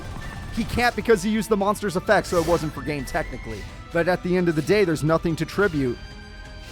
There's nothing to tribute. This is it. This is the entire duel. Harpies! What was the trap card? Oh, okay. It was over either way. Damn! Mickey comes back in game 2, despite how difficult that was. Both characters fighting for their freaking lives. Game 3 will decide it all. Both characters are insanely powerful. They're using similar strategies. They're both about popping big damage and special summoning big monsters. So they're basically two sides of the same coin. One is just a beast deck and the other one's a dragon deck. That is the only difference between these two guys. Their strategies are same brain. All right, let's see what happens. Rescue Rabbit for extra damage, though you already have Mad Dog in your... Oh, Dreamwork Werewolf is bigger. That is much bigger. Interplanetary Purple Thorny Dragon is good. There's no way you can keep those monsters, so at the end of the day, your idea just did not work. That's brutal, dude. Kaiser Glider's also pretty brutal. Beating it leaves you wide open.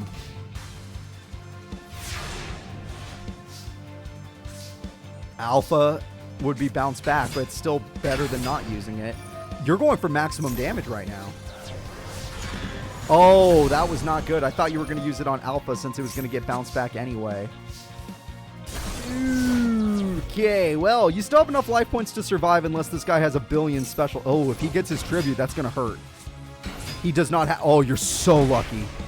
You are so lucky. You have nothing left. You actually have nothing left. Premature Burial. Let's see what happened. Okay, Alpha has returned. Premature Burial. Dreamworked Werewolf has returned. Alpha, you don't really need the bouncing effect right now. But I guess it does mean that your opponent cannot float. You know what? It does stop the floating. You don't have piercing right now. I think Luke might be done. Wow, Mickey! Both of these duelists have done incredibly well against each other, but it looks like Alpha is the game-winning card. I can't believe it. Alpha does not use its effect, which means he does get to float. As long as he doesn't have one in his hand, Luke can survive this turn. As long as there's no Alpha in his hand. As long as there's no Troop Dragon in his hand.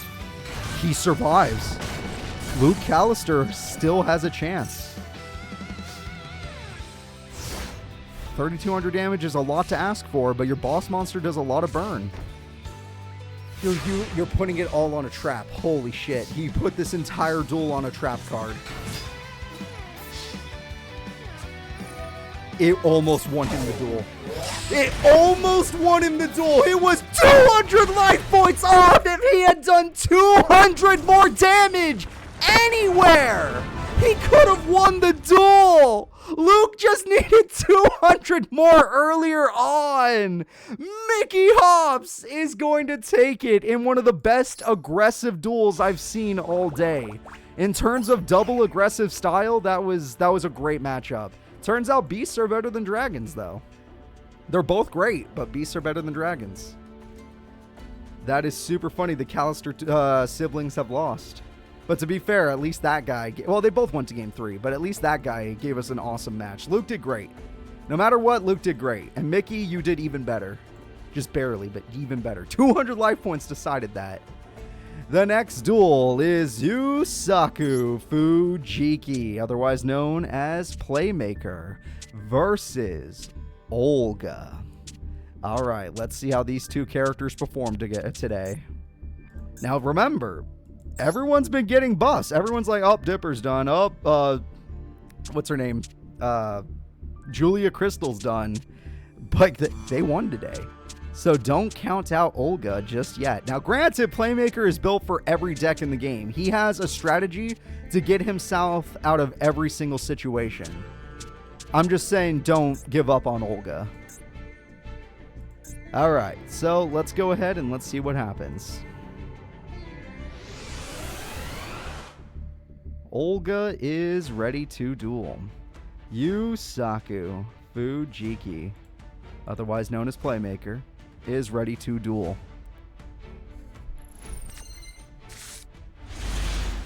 Not a lot of spells and traps, which for Yusaku could be a little rough because he does run a lot of strategies, so he likes to have a lot of different stuff to work with. That helps a little bit, actually. That definitely helps. Again, too many monsters, but one of those monsters definitely helps. That one specifically, because it puts cards in the grave. Exactly. All right, token into synchro possibility. Don't need the synchro, fair enough. Oh, you do need the synchro all of a sudden, but you did. Yeah, you did just do that.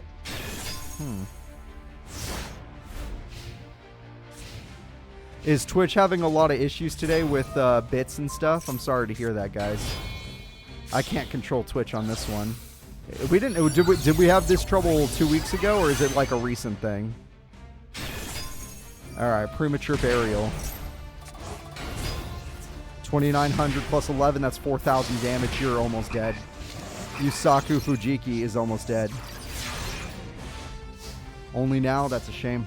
That is a shame. Black Salvo tries to make up for the duel. Let's see if he can make a combo happen. We have ourselves a synchro summon just like hers. Hope for the best. Dark Strike Fighter. Let's see if you can do something. Oh, we got a big monster reacting to Dark Strike Fighter. It is now stronger than the opponent. Whatever that monster did, it made Dark Strike Fighter just strong enough to defeat the opponent. Very nice comeback play by Yusaku. A Synchro Summon comes through again. This is going to be her strongest card. The problem is he lost all of his attack points, so she should be stronger this time. She is stronger by 100. Their Synchros are matched up. But granted, that's not his boss monster. That is her boss monster. So he's got to find a way to come back one more time. He has a lot of Black Salvos. He naturally drew all 3. He's going to bring it back yet again, and he's going to Synchro Summon into a level 7. The problem is he's not bigger than her. However, that equals 2 level 7s. He's going to do it! He's going to Exceed Summon! And that is going to force her hand. She had a backup strategy. Oh my god, he's wide open. Wide open.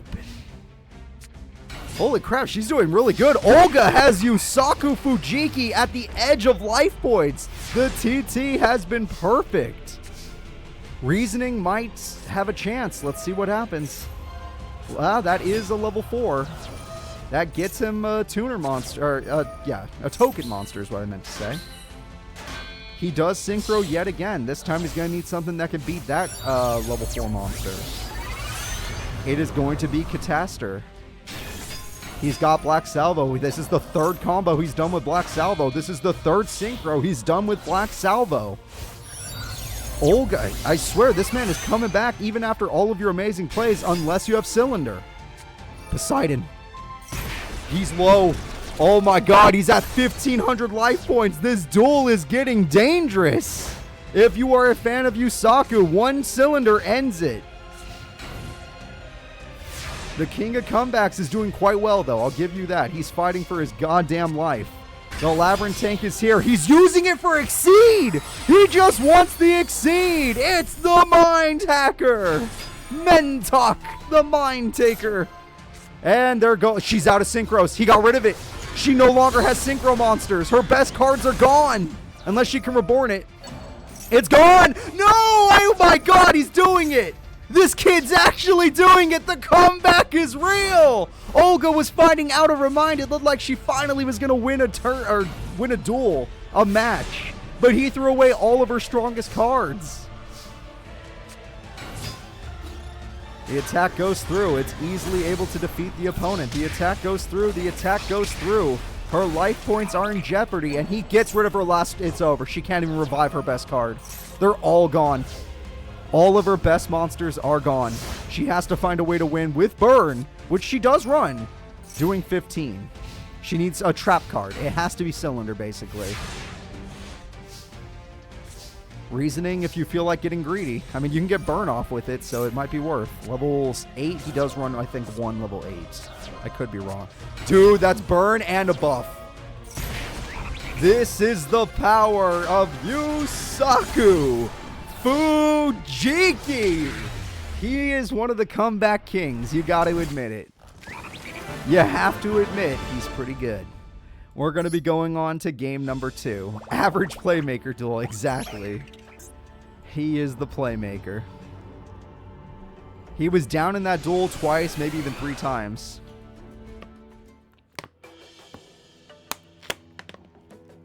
Alright. Let's see what happens next. He needs to be... Oh, everyone, it's time to count it. There we go. It is time to count it. I see that hand. We all see that hand. That's gross. That's busted. Wow, what a top deck. What a top deck from Yusaku. He hit TT and Torianto Reborn. The combo is destroyed. But he's left with nothing. He has Magic Cylinder, but you know what I mean. He's left with nothing. Mother Grizzly is here for major damage. Granted, he might use Magic Cylinder on the Grizzly. No, he saves it for a better opponent. Honestly, it's good that he saved it for a better opponent. But this time, he's got to be more careful. You could go Labyrinth Tank. You at least got rid of the Penguin. The Penguin was a problem.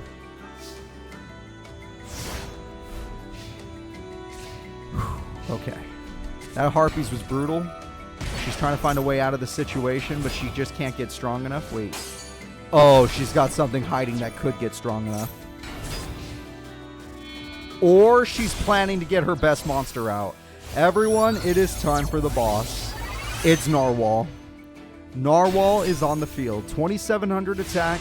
Obviously, we've seen him get over it, but most of his basic synchros and monsters cannot.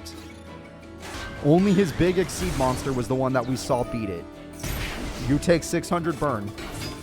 That also beats it. Sacrificing yourself defeats it. Not terrible. We'll take it.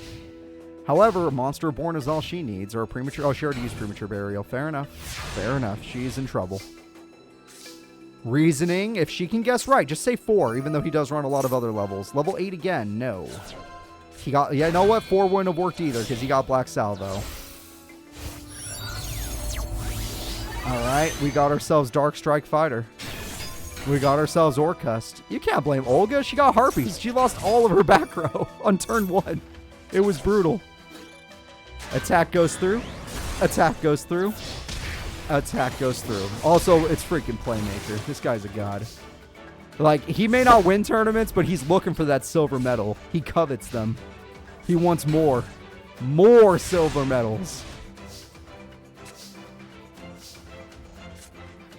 Labyrinth Tank is here. Yep, it's time for Mentok, the Mind Taker. Or, technically, Diabolos, the Mind Hacker.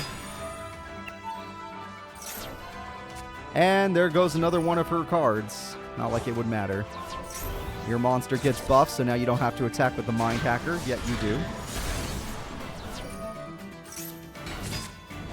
not enough damage to end the duel unless they summon something really weak. They should be out of Mother Grizzlies. It's actually stronger than the Grizzly. And with that, she has 800 life points and a dream. But her dreams should basically be dead at this point. Playmaker came to play. Yusaku is good. All they have is a set. I think we should call it. Everyone, are you ready to call it?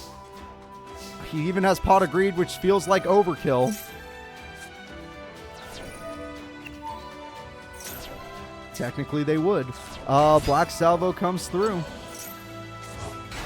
An extra synchro just for funsies. Although I think this one does burn, so I guess it doesn't have to be for funsies. This one could win the duel, I think. You might not even have to attack. Exact damage victory. I owe him money. DP destruction. He did exact damage. That is brutal.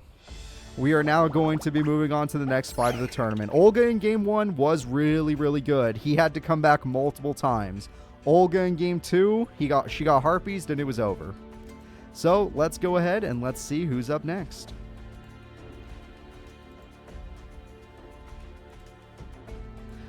The next duelist will be Light Su Kiko, a tournament winner, which technically gives her a higher position in my mind than Yusaku, despite everything. And Light Su Kiko will be fighting Andrew Coolage. Alright, let's see how these two characters perform. Andrew is one of the only other ritual duelists. Yu is gone, so yeah, this is probably the last ritual duelist in the tournament. So let's see if the ritual duelist can stick around. Light got some buffs to her deck to make her play a little bit better because she's been having trouble, but we'll see if they make a difference.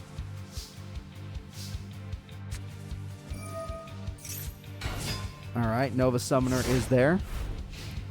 Yeah, and Playmaker was dueling against Goku Super Saiyan Bod and Real Girl 69. There is no difference. There is no difference. Alright, Nova Summoner goes through.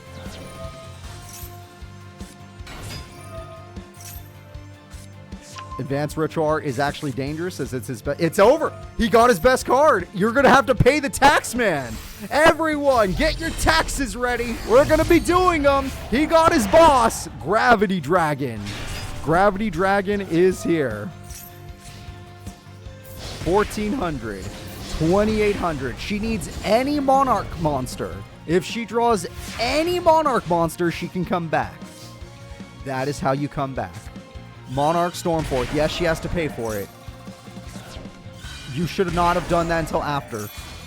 Okay, we got rid of the problem. Yes, she did burn, but she's got plenty of life points left. And Zabor does 2,400. Amazing top deck from Light Su Kiko. Andrew, all he's got left is a little dragon and some hope.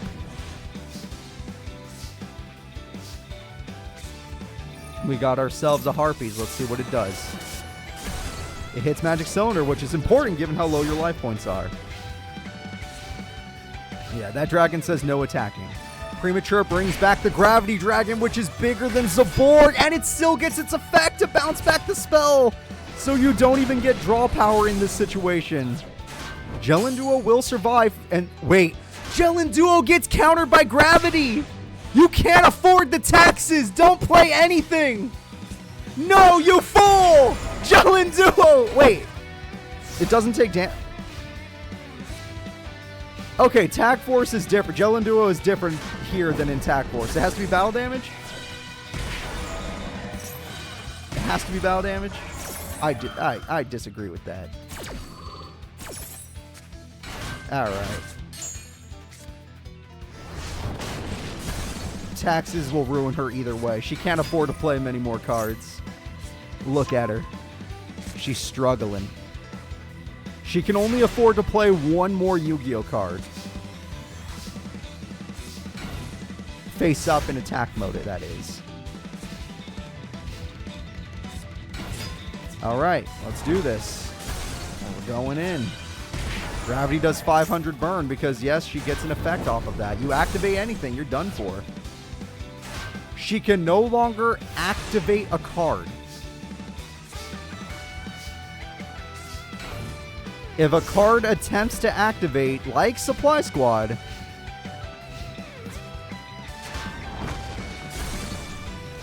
it cannot. Yeah, it simply cannot. The Tax Dragon says no.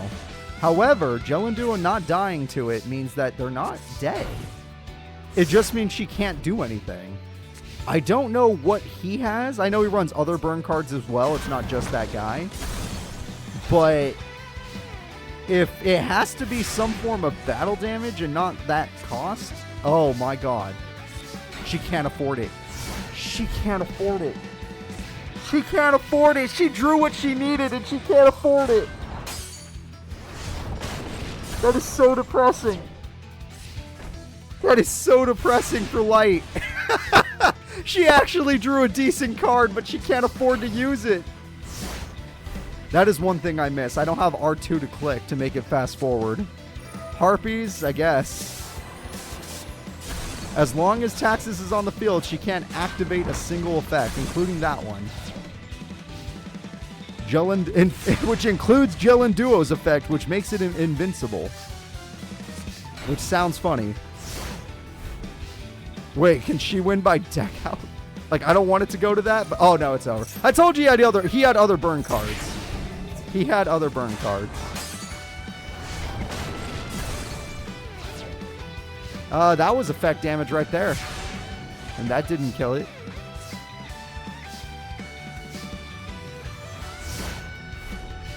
Alright, oh. Let's go ahead and pop her down. So, his taxes were too much for the child. She didn't know what to do. Honestly, she had a small bit of hope when she drew her Monarch, but it just didn't work out. She can't activate her own death is the funniest thing ever. I love that. Yeah, so it cannot be activated. Even though it's a forced activation. It was no longer forced. Alright, Marshmallow Con, Jellanduo, good start. Very good start. You're just missing the Monarchs, which you run like 7 or 8 of. Preparation of Rites, let's go. She actually has a very heavy tribute deck, which is why I'm surprised she rarely draws them. That is good. He can already start the taxes, but he doesn't understand that she's set up for him already. Andrew Coolage, the only duelist to come from Domino High as of today. No one else is really focusing on dueling. It's still pretty annoying. So now you're going to have to start paying your taxes.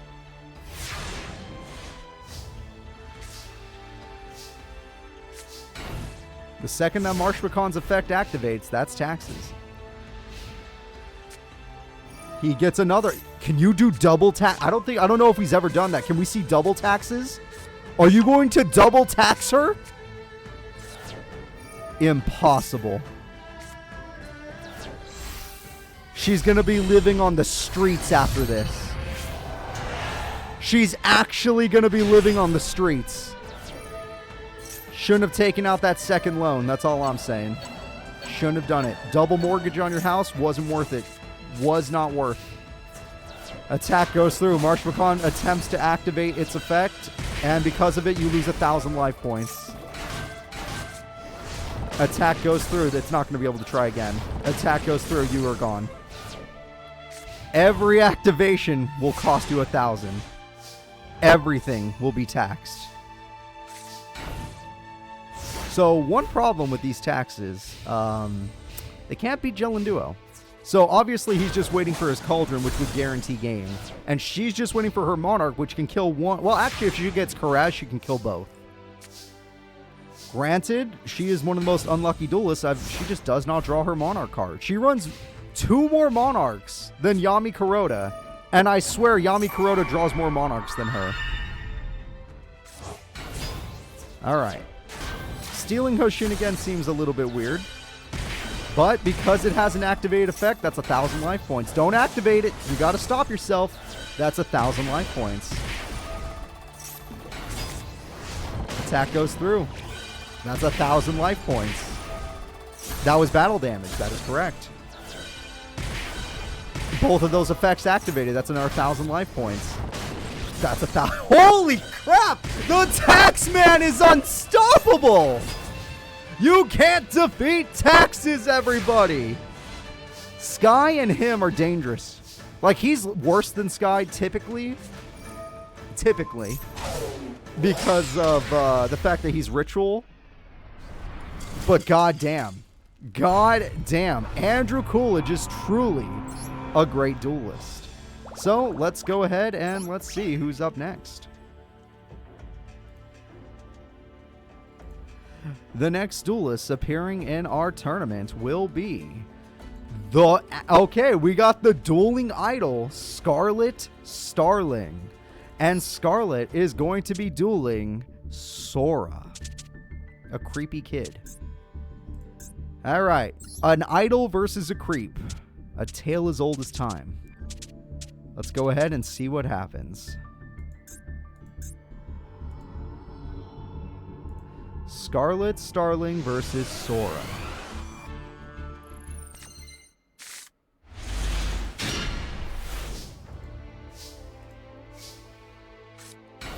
Okay, we have ourselves a summon in 2 sets.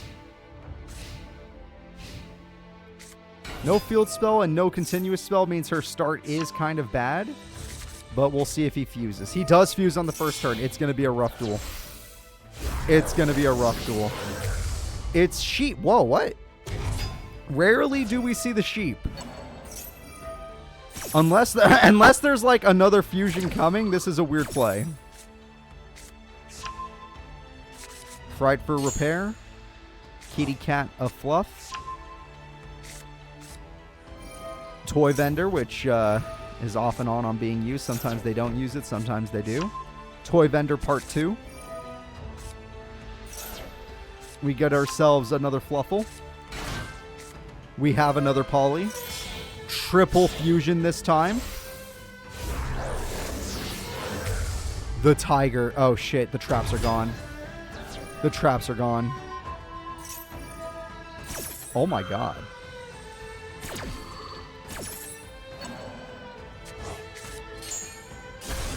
No TT was activated.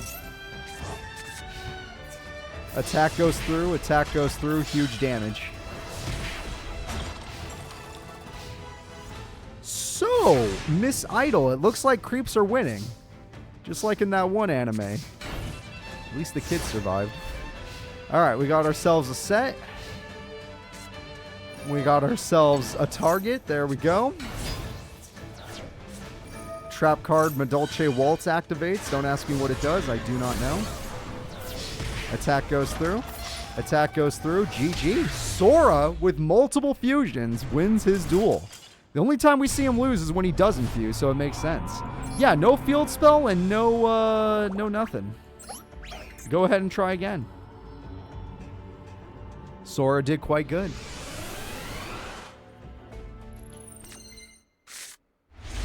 Still, too many monsters. Too many monsters. Not the right one. Oh, she definitely has that trap. Toy vendor comes through. He can fuse if he has Polly. We know. Oh, it's gone. Never mind. He's throwing away a lot of cards. He kind of needs them for fusion. I'm worried. I'm very worried. Oh, no. Oh, no. He threw away too many cards. Well, this is going to be bad. This is going to be a rough duel. Everyone close your eyes. Unless those traps do something, close your eyes. Yeah, no, this guy kind of ruined it. Also, she got her boss, which equals game. Hi, Tiramisu. Good to see ya. GG's. Fusion Reserve. Wow, this is getting desperate. He got the bear, but are you just going to throw it away for Toy Vendor again? You got Polly. Now you have my attention. You have Polly and you have the bear.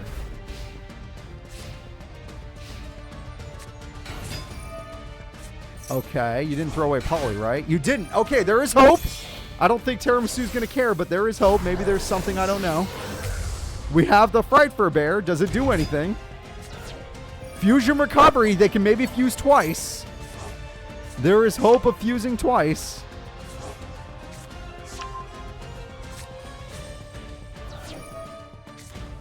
Okay. maybe there's no hope of fusing twice. Attack goes through, and I think it devours it. It devours its own friend. So it devoured its own bear. Does Tiramisu stop it? You have your field spell. Madolce in the grave needs to happen. We'll give her a second. Or not. Maybe she won't need to. And it's time to waltz into victory. There we go. And by doing so, we're going to ruin the other card. Goodbye, other card. Hello, burn. Attack goes through. Hello, burn. And attack goes through for game. G freaking G. Yeah, your bear did not matter. She didn't even need Tiramisu's effect, to be honest. Your bear did not matter. All right, we are going to be going into game number 3. This is it. Will it be the idol to advance, or will it be a creepy stalker child? Which one do you prefer? Do you want the FNAF deck to move forward, or do you want the sweets deck? It's basically just like sweets, right? Dessert, maybe a dessert deck? Yeah, dessert deck. It's a who bricks. Yeah, it's not like Mickey and Luke where it's like they're both fighting at their best. It's, please God, let me draw Polly. And she's like, please God, let me draw my field spell and continuous spell, which she just did. She drew them back to back. They were next to each other. It's over, folks. I don't see her. I don't see how she can lose this duel. She has them both. I don't see her losing. That pot of greed was so good. That pot of greed was the most valuable pot of greed. It's over. What the hell are you going to do? Alright, unless you can play Polly right now. GG. Yeah, exactly. GG. Get him out of here. Get him out of here. Max value pot is all we need. With a max value pot of greed, she gets the pudding cess. And with it, she's going to just go in and they're going to win the duel. There is no chance of losing. Sora is out of the Junior Nationals. What a shame. For nobody. Sora doesn't have that many fans. Alright, so let's go ahead and move forward in our tournament. I'm glad the dueling idol's still here because the other musical duelist is still in the tournament. Granted, her next opponent's going to be a little bit rough. So, guys, the next duel will be Theodore Hamilton versus Yuya Sakaki. Theodore Hamilton versus Yuya. Yuya in 2 weeks ago's tournament, because I have been taking longer times, was really good. I think we can all say Yuya was a lot of fun to watch. He made some really fun plays. He actually got his pendulum zones created. Nightburn, thank you so much. 28 months is crazy, but we're going to see what happens. Will Theodore Hamilton be able to defeat Yuya's Odd Eyes Dragons? Alright, both characters are pretty deep in here.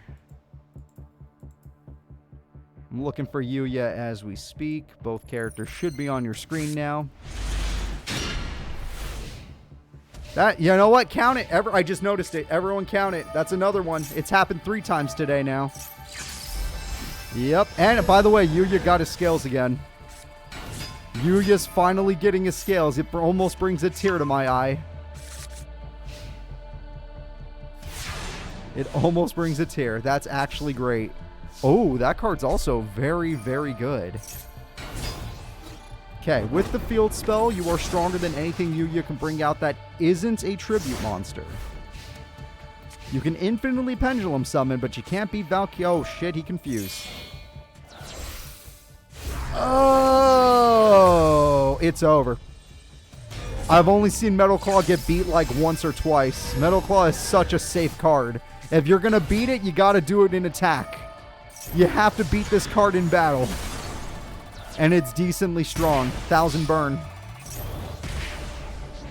Jesus Christ, Yuya. Leave the kid alone. He's just trying to get over his freaking trauma. Although drawing 3 field spells all next to each other was unlucky. I think we all can agree on that. That's bull. That's actually bull. I don't believe you. Alright, attack goes through. I believe you. I'm just being funny. 3,000 attack goes through. It's over. Jesus Christ, Yuya. He started with the scales and did not have to worry for the rest of the duel. He had everything he could ever want. Yuya had every card he could ever want. He did recently go through a rank up. He's a 3-star duelist now, which technically would get you into a pro league, at least the last one. But holy crap, he is doing great. He is doing great. Heart O the cards. Yeah, instead of getting equips, he drew 3 equip spells. He drew 3 field spells. However, this duel he might be able to hold on a little longer as long as they don't get the scales again. Ring of Destruction when there's no scales involved is pretty good. That's only 1. We're going to be fine. Unless that's the other scale. Shit. Okay, nope. Yuya Sugisaki got his scales. First turn again. And with his scales, he gets Big Dragon. It's gone for now. It'll be back next turn. Oh, it could just do that. That Ring of Destruction was worthless. Actually, you're going to end the duel faster. You can't even Monster Reborn the card you killed because it's not even in the grave. Pendulum decks are stupid. Your opponent can't even outplay you because pendulum decks are stupid. Monster Reborn comes through. This is getting really desperate. Please, for the love of God, give this kid something. Command Knight exceeds. He's going to try. Theo's trying. He's got a Crooked Cook on the field. The Crooked Cook beats 1 monster, which is probably just going to get Pendulum summoned anyway. Yeah, Theo and Jin were a little worried about dueling today anyway. They were feeling kind of tense. Big stage and everything. You know, all this attention. Jesus. Jesus, you could stop now. This is too much. This is too much. This is too much. This is bullying. This is bullying. I'm gonna end the duel myself if I have to. I don't want to see bullying on my stage. 900 damage. He could OTK with a field like that. Yuya Sugisaki is no longer a normal duelist. If he can continue to duel like that, Yuya is on a whole nother level. That is going to be it. We are going to be moving on. Holy crap. That was probably one of the fastest matches of the day. When he gets his scales, he is truly unlocked. The next duel will be Yosh Mimi, and Yosh Mimi will be taking on Yuzu Huragi. Melodious cards versus Stuff. We'll see. Melodious versus Stuff. Yosh is new to the Master Era after all. Alright. Let's do this. Let's go. I'm looking for their faces, though they're both in the Ys, and guess what? There's so many characters with Y in their name today. It's getting annoying. Yuzu's at the very bottom, though, so that's fine. It's possible if Yuzu can win this. Granted, on first turn, she's already got a... What the hell? Yuzu, I would say, started very strong.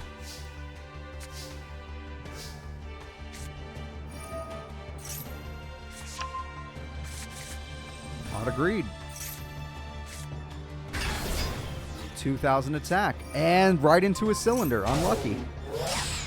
That Beast King is not going to do it. Granted, the fusion doesn't look like it can kill you. It looks like a weak fusion. Enough defense, but a weak fusion. Harpies is kind of brutal. Actually, kind of mean if anything. That card is a fusing card. You fused with the fusion! The fusion monster was used for fusing to create this one. And she's going in for some damage. I don't even know if that was worth. It's up to Yuzu because honestly, she plays her deck however she feels like it. Enrage Battleox goes in. 100 damage will be dealt. That is the strongest fusion versus special summon decks. Well, I mean, he does have a really big special summon combo, as you could see in his hand. The problem is, if he can't special summon, then you're kind of done. That will help. That will definitely help. That only has value. Unless your opponent just doesn't summon. Reborn will use its effect. There's a special summon. You at least have another monster now. Her name is Orira? Okay, or Orira? I don't know. Heart of the cards again. Another Reborn Tengu is dead, but guess what? You had 2 in your hand, which is very unlucky. You never want 2 in your hand. I promise you that. Oh, Arya was the weak monster? Okay. Or Orira. Whatever her name is, I don't know. TT finally comes through. We waited so long for her to summon. We waited so long for her to summon. They were normal draws. I don't know if there was any real draw power involved other than one search. But that wasn't the search card. So yeah, you can count it if you feel like it. Alright, with this fusion, we got ourselves another one. So even it's only main phase 1, and she already made another one. And you almost lost. Okay. Heart of the cards. You're going to need something else. You use the tin goldfish. Wait for it, folks. It's not over yet. We get 2 tin goldfish. With 2 tin goldfish, Yosh Imimi shows off his Gear Gigant X, which is not strong enough and is only going to be used to get more cards. I don't think that card matters. I don't think you matter. You didn't get your boss monster. Your boss could beat her. Beast King Barbaros can match her. You're dead. Okay, G. Freaking G. It looks like Yuzu Huragi came to play today. Game number 1 goes to Yuzu. 2 metal fish, or tin fish, equals 1 gear. Alright, let's go ahead and get into game 2 and see if Yosh can get his actual boss monsters this time, or if he'll continue to struggle. You mean Goha?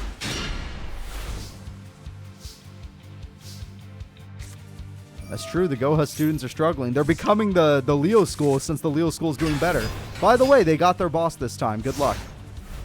Good luck beating that, Yuzu. Yuzu likes a challenge and has decided to fuse in order to try and beat that monster. I think Yuga did good though, right? Yuga did good. Oh! That's still not strong enough.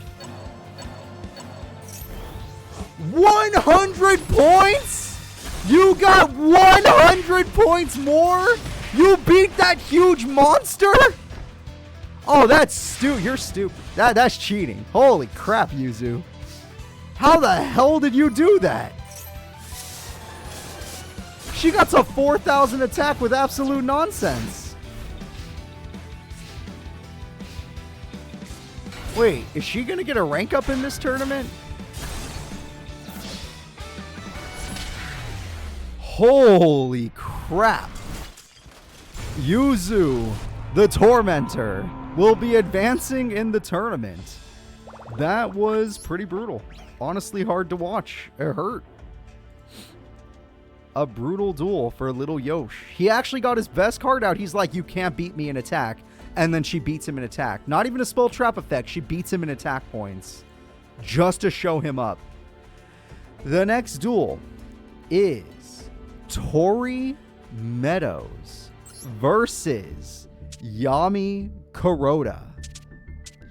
Yami recently got a little rank up. He got to 3 stars after winning a tournament.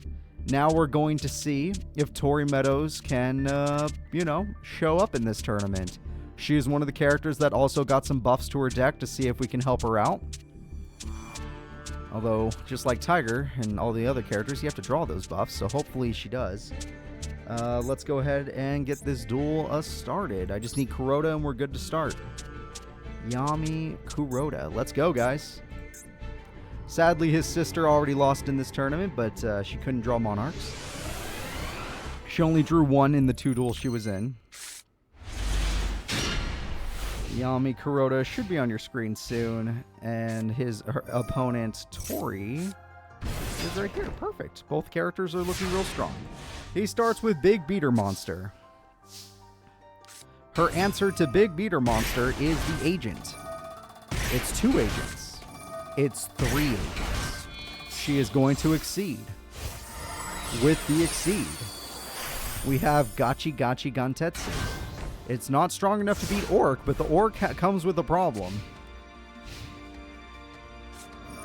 That is dangerous. That is dangerous. That doesn't make sense. Unless you pick that card. You did pick that card! That... Oh my god. That was perfect. Down to the last minute detail. That was perfect. She has 500 life points. She can't do... she can do it anyway. Master Hyperion, do something. Hurry, you're big, you're strong. Oh, yeah. Oh, you got rid of Hate Buster. You got rid of the card that would have won him the duel. There is hope, except for... Oh, no, you can't attack Freya. She can do it. She can do it. Okay, there is hope. Yeah! Yami Curota did everything, almost ending the duel, but because his trap was popped, he can't do anything else. He even loses the continuous spell. And Freya is safe. He has to get like a Monster Reborn to win this duel. Anything short of a Monster Reborn is game. All we have is a set, which I believe she can pop. I think she's going to do it. I think she has this. He was so close to game. Literally just a tick of life points off. But with 6,700 attack, Tori Meadows has won. All right, Tori, you're doing pretty good. Let's go ahead and let's see if you can do it again. Yami spent all of his options, leaving with 500 life points, and it turns out you top decked the perfect card, Master Hyperion, which got you back into the duel. You also started with it in this duel. We have ourselves a set. We have ourselves a Monarch card, but if it's Caius, there's no point. You wasted the Monarch card. Your freaking brain. Oh my god, Yami Curota, you won a freaking tournament like 3 weeks ago or 4 weeks ago. What are you doing? Dear Lord, Yami. Oh, this is not good. You wasted the card that could have beat him. You wasted the card that could have beat him. Granted, you could always distribute summon. That is a thing. You could always go for the old school I tribute. And maybe tributing will result in good stuff. Monarch Stormforth. We're going to use it again. You just had 2 in your hand, apparently. Caius, you can banish your own card for 1,000 burn. Banishing your own card does 1,000 burn. And Freya is another 19. Yami Curota makes a comeback with his Shadow Ball. All right. Top deck Master Hyperion. No, of course not. That's a sad top deck. But granted, Battle Fader can't do anything unless he has another tribute in his hand. Auto Greed. He does. Mega Caius, which gets rid of the face down, which does 1,000 burn. 2,800 damage, almost ending the duel. Dear Lord. You are at the edge of death. But you've been here before. I've seen you with... Oh, it's over. I've seen you with 500 life points before. But this duel is very different from that duel. This duel, we're going to see it end. We're going to game 3, folks. We're going to game 3. If Tori loses Master Hyperion, her deck kind of falls apart, unless she exceeds. But she needs 2 level 4s for that. Or her level 2s. Alright, we are now going into game number 3. This will decide who moves on to top 16. So far, we've seen some bad duelists in top 32, and we've seen some amazing duelists in top 32 that have lost, even though they were amazing. She has a decent start. That is a very decent start. As long as she doesn't draw one of the shine balls, it's a very good start.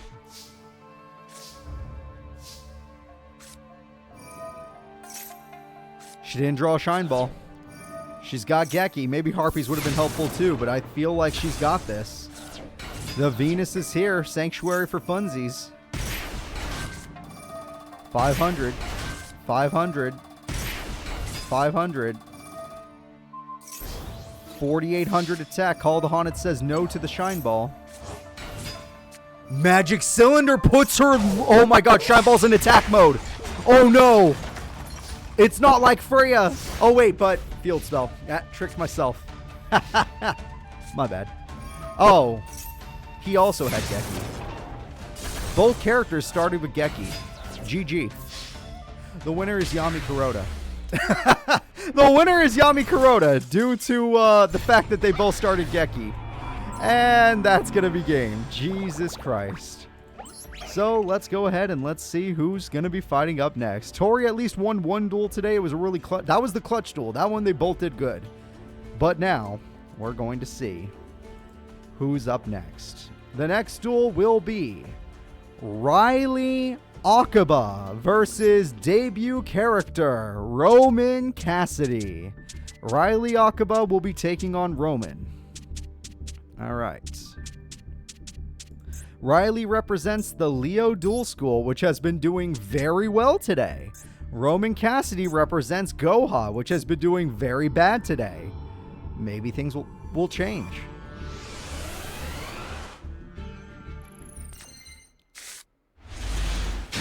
Riley Aaba is ready to duel. Roman Cassidy is ready to duel.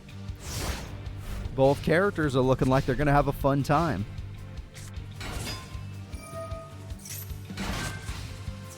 Okay, Pandaborg is going to sadly get defeated by a cylinder of magic. So she was unable to start, but it's okay. She was unable to do a combo either, so that's a shame. Rhoda comes through. Rhoda is going to get out Goblinberg, which can combo whether she wants the Exile Force or not. Yeah, that emergency teleport was sad. Pandaborg is gone. We're not going to use Goblinberg. We're just going to go in. But using Exile Force like this is not the smartest, Riley. However, you do have at least an Exceed play, so that's fine too. Musketeer is a dangerous card, usually when you're aggressive. Why I give Roman the hangry eyes? Because it's way funnier than her normal face. It's way funnier. Sometimes you got to do it for the funnies.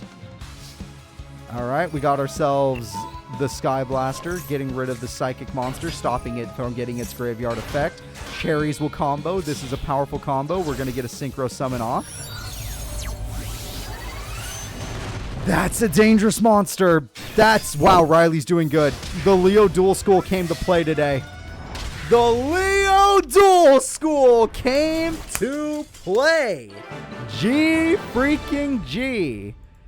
All of your monsters were destroyed by effects. Nothing was destroyed by battle. Nothing was used. Get wrecked. All right. As long as Henrietta's gone, the school's getting better over at Leo. Well, who here, raise your hands, do you believe a Leo student will win the entire tournament? Or do you... Actually, just say it. Leo, Duel Academy, Domino High, or Yusho Duel School, any of the schools that are here today. Which school's winning the whole tournament? Which character... You don't have to say the specific character. We can go just with school. Because character's too much. Heartland Middle is going to win. Okay, that makes sense. Yuma's strong. Tori's out, but Yuma's strong. Actually, I think Yuma's the only one still in. Probably. Supply Squad comes through. We got ourselves Instant Fusion. That card's going to fight on its own. That's not very good. That's interesting.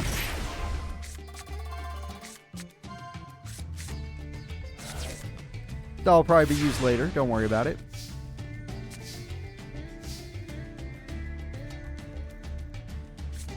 Instant Fusion comes through. With the power of Instant Fusion, she's going to summon her boss, Elder Entity Norden, or at least her ace monster. And now we have Giant Rat, which equals an Exceed summon. These two monsters together. Tornado Dragon can beat the back row. Did she hit the right card? I do not know. Monster Reborn. Oh, crap. Riley might go after every single card on the field. One monster down. There is a trap. I guess they both die. Supply Squad liked it. Riley is looking much stronger since her brother helped her out. I think the duel's... I saw that top deck. I think the duel's over. I don't like your odds of winning this. I'm glad you think Domino will win. I like that there's some faith in that one student. Harpies won't matter anymore. They already drew the card they needed. Guaranteed Geki guarantees game. They even get Cosmo beat for funsies. Oh god, you're desperate. You don't even get to keep it. Your desperation is for nothing. Your desperation is for nothing. No plays you had planned on were able to be made today. Every play was stopped by a multitude of destruction effects, popping effects, and just being brutalized. Oh, it's just over. Oh, it's just over.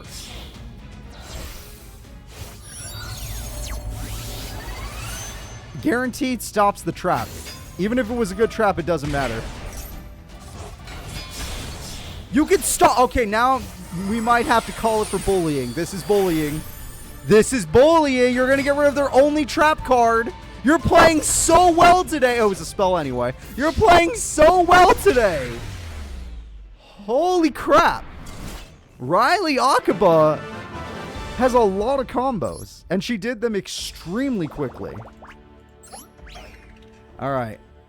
Let's see what we got here. The next duel coming up in the tournament. We should be getting close to the end of top 32, which means the halfway point of our tournament today. Where is she? Riley Aaba did good. The winner was Riley.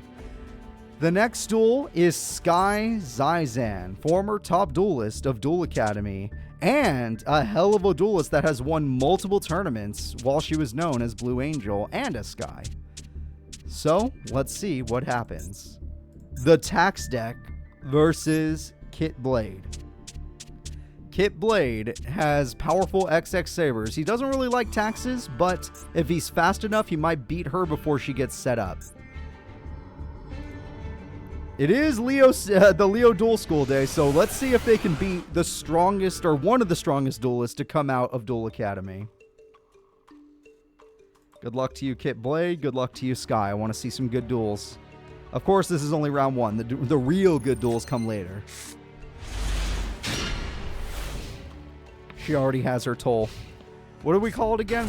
Is it Teddy? Is it the Teddy toll? I think someone in chat said that one time. I thought it was funny. All right, Teddy toll time. Let's go.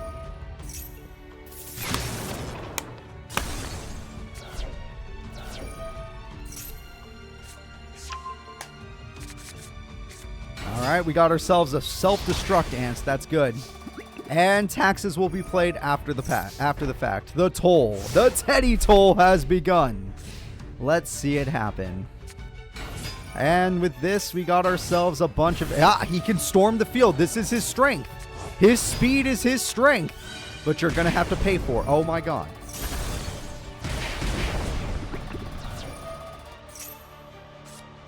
Shit. His speed is his strength, but in this very particular case, it did not matter. That's the end of the duel. That is most likely the end of the duel. He can only attack 4 more times. He has to win in 4 attacks. He has to win this entire duel in 4 attacks. That's 1,000 burn. That's 1,000 heal.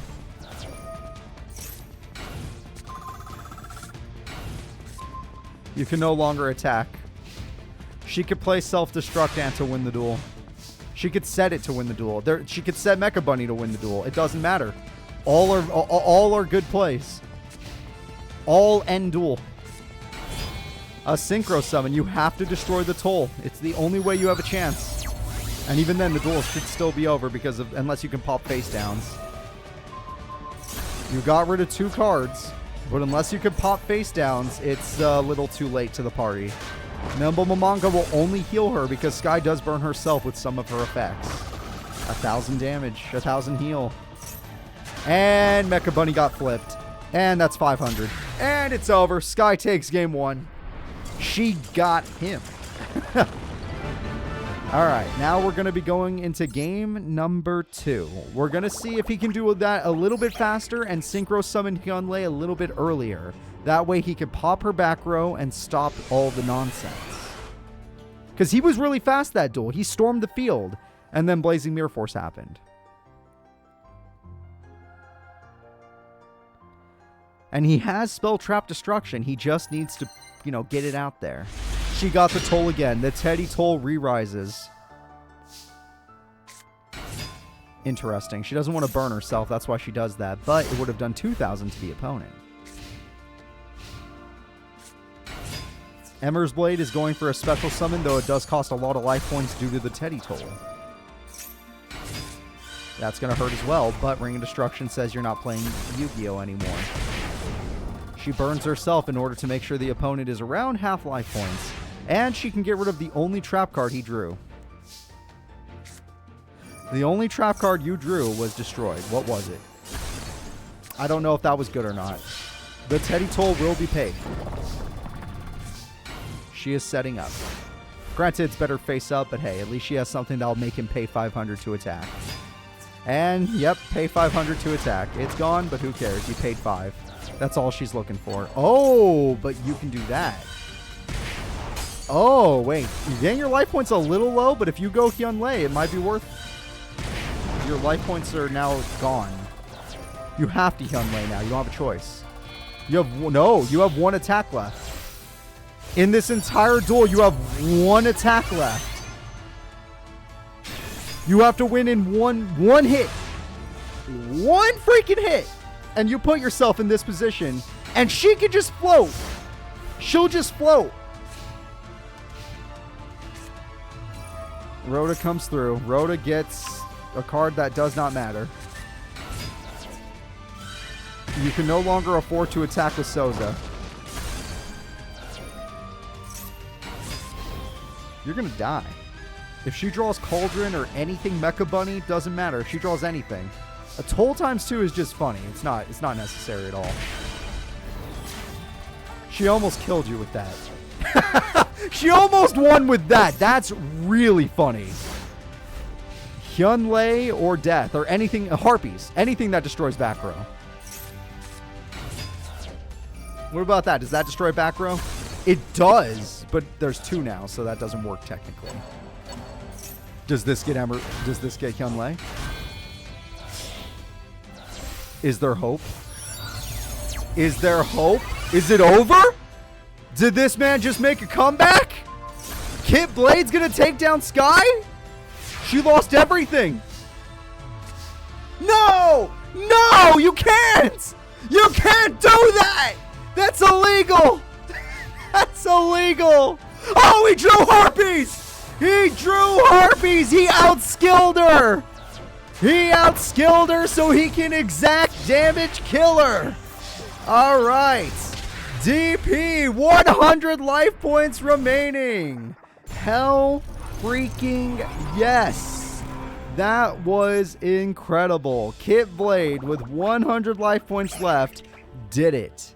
It was a very close duel down to the wire, but now we're going to game 3. There is hope that Leo Duel School is truly the best today.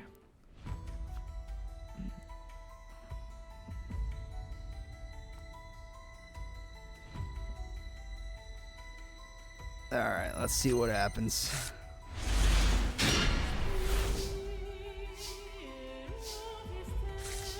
We have a set. Okay, triple set. No toll this time. That's very bad. Without a toll, you can't punish his over-aggressive style where he summons a bunch of monsters. You still get 900 burn and leave him wide open. No, he has a trap card. You leave him somewhat open. Mecha Bunny is better just set up. You don't need to play it face up. You can just set it. I agree.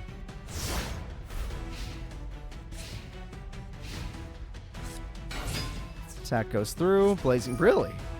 You're just not... Okay, that feels a little bit early, but maybe she's going for an aggressive strategy. Oh, doesn't matter. You're no longer going for an aggressive strategy.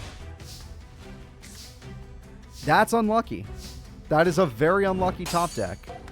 She is doing as much burn as she possibly can. But based on that top deck, I would say that she's in a lot of trouble now.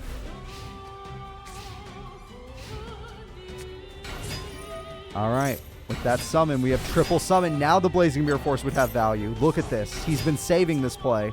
And because he saved it and he has lots of life points left, I think she's done for. There's no toll for her to capitalize on.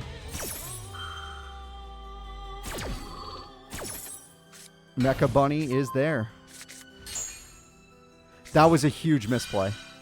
That was a huge misplay by the opponent. That was really bad. You gave her a fourth bunny, basically. Which means she does not lose everything. And by that, I mean she doesn't get attacked directly. One cylinder could end the duel. She's not going to draw it, but if she could, one cylinder would end the duel. That was a huge misplay. That is exactly what you needed. Unless he gets Spell Trap Destruction, he will not be able to afford victory. The Teddy Toll comes. Monster Reborn. Is there a tuner monster that can hit level 6 when it synchros? This looks like level 7 to me. What are you making? We got Souza.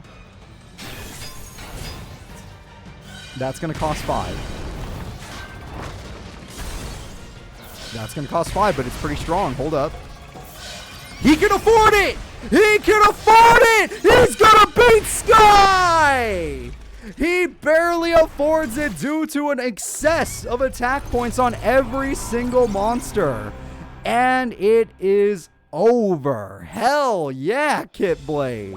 You freaking did it. Sorry about that, Sky. You had great duels. Every single duel was down to the wire, except maybe the first one. But great job. Both characters did their best, and Kit Blade did better.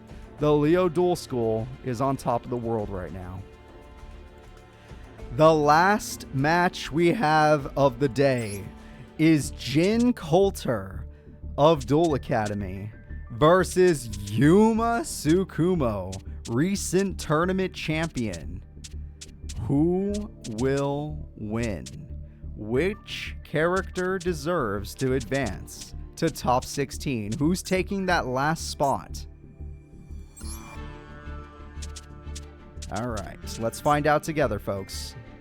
Who is taking that last spot?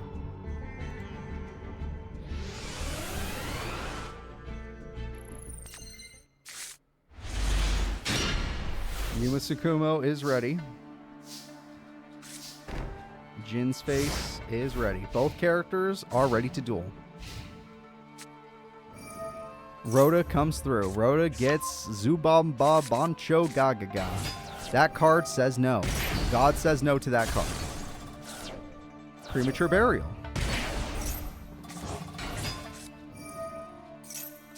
Divine Wrath says no to that card. Getting rid of Dark Bribe is a little interesting, to say the least.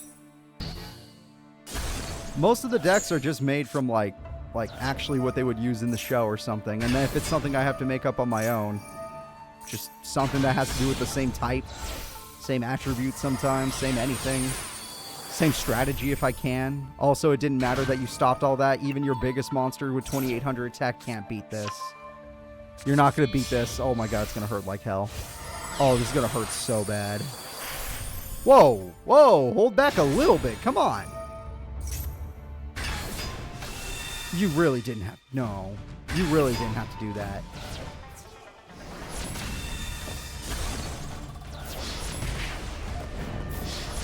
That's rude. That is super rude.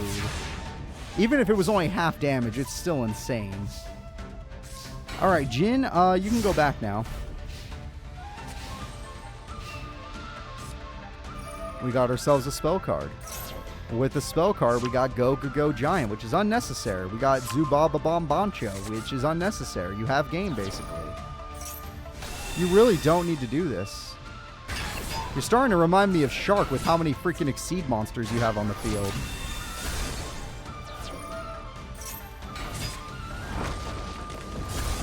You can't float your way out of this one. There's no way. Because you would still have to draw like Geki after all of this. It only does half. Don't get excited. It's not over yet. Okay. Geki. That's not Geki. That's not Geki. Okay, Jin, you can go to bed now. This is a very bad matchup for you. This is what happens when a 2-star opponent fights a 3.5, which is starting to look like a 4-star opponent. He's going to end it with the cowboy. He's going to end it with the cowboy. God damn. Give this kid some credit. Yuma has become a monster. It took all of the Master Era, so much growth, so many bad duels from this kid, for him to slowly become the man he is today. Jin, you can go home after this. I promise you don't have to stay at the tournament site. No one's ashamed of you. Your opponent was just a little outmatched for you. This has nothing to do with your dueling.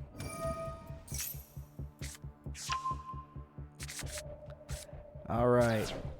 We got ourselves a spell card on Onomatopoeia or whatever it's called. Yep. We got ourselves another spell card, which might be the same thing because I don't know what they're actually called. We got the Zubaba Bancho. We got Mr. Mancer. We got a lot of cards.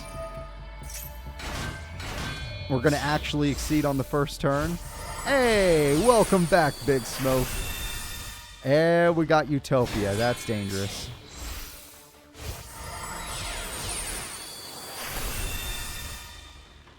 And we got Utopia. That's dangerous. Okay, well, all those traps look real pretty. I just don't know if they're going to matter. They might matter. You didn't play all of your traps. Life's been good. Life has been good. Rhoda comes through. We got good old Zubaba Bancho. We got Goblinberg with Zubaba Bancho. They're going to go together. We're going to see 3 Utopias. You're going to get a little creative. We're going to get a little creative, guys. It's time to double up. And by doubling up, we're going to get Divine Raft on. Yep, that happens. Oakley dokily. Utopia double has been defeated. You don't get to see that very often, but it has happened. And we got a monster. And the monster has an effect. And the... What? What? What? What happened to his effect? Impossible. That was how you normally summon Kaiser? Oh. I didn't know cards could work like that. Okay. Oh, we got an attack to get rid of the Kaiser. At least. Oh, it doesn't die. Oh, dear Lord. Oh, dear Lord. You're going to need to figure something out here. You're in trouble.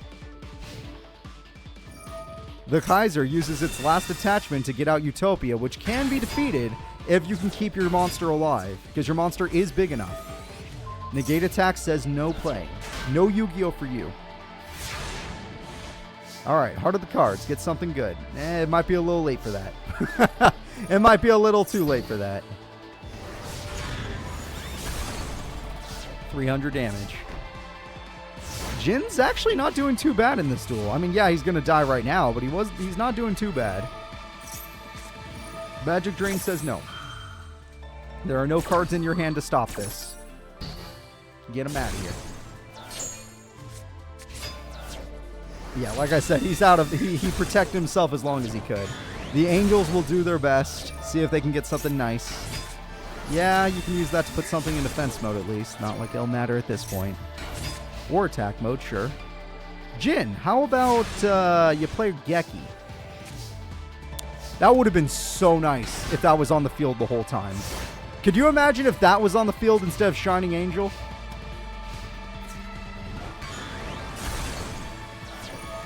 Way back when.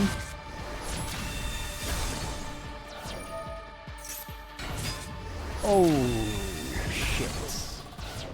He's out of float. He can't float. He can't float. Oh, he can't even summon that. He lost too many monsters. He has nothing to float to, which means he can't even summon it. No. Wait, God says no. God says no, which summons his real boss monster, the strongest card in his deck, and it's 200 points too weak. It just can't beat the Beyond form. It is legitimately 200 points too weak. Last top deck of the game for Jin. Okay, Jin, that's probably the best one you could ask for. That's the card we were looking for. Kaiser doesn't need to be defeated. You have a trap. If you had gotten rid of that when you still had a 28 beater, life would have been different. Until this happened. Jin fought for his freaking life. As if he was back in the room. The white room. He's like, I don't want to get shocked. I don't want to get shocked. Everyone's like, you're not going to get shocked. You're fine. Calm down. Okay, he gets it back out. And he's bigger than everything on the field. This is good. That thing has too much defense. For now. This is good. Jin's comeback is still in play. Jin gets rid of the card that increases the defense. Also, it has another effect, which is very good.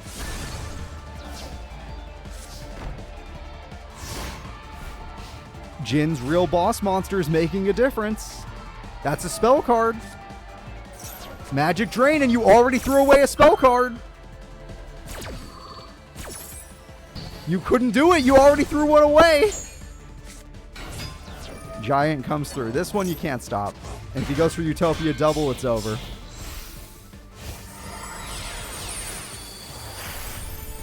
Wait. That works too. He's going to weaken the... He becomes stronger than it. He becomes stronger than it by 200. He beats him by 2. No, you work so hard. Just to lose to a goddamn cowboy? You have to do this play.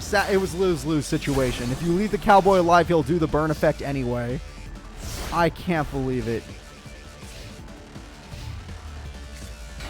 Here he comes. The game-winning attack. It's over, folks. Yuma Sukumo has changed. He was introduced in, I think, episode 49. And since then, he has become a monster. He started really weak, kind of sad. He got a little bit better, maybe top 8 at one point, but mostly bad. And then now he's good. Now he's just straight up good. All right. We are now going to be moving into top 16. Half the tournament is ended and only the good characters remain. The first fight will be Gem Knight's Julia versus Snake's Miyu Sugisaki. Snake Girl versus Gem Knights. Who's going to win? Let's find out together. I'm looking for their faces as we speak. And as I look for their faces, you guys prepare for the battle. All right, here we go. Can snakes poison crystal gems? Or will they always save the day? All right, here we go. Julia Crystal on your screen. Snake Girl joining soon. Trying to find her name. Yep, there she is. All right, so we have the ability to fuse on the first turn. That's the good news. The field spell is good for her. That spell card is also very good for her. That spell card is also insanely good for her. It's a strong start, to say the least. She got her boss on the first turn because of how strong those spell cards were.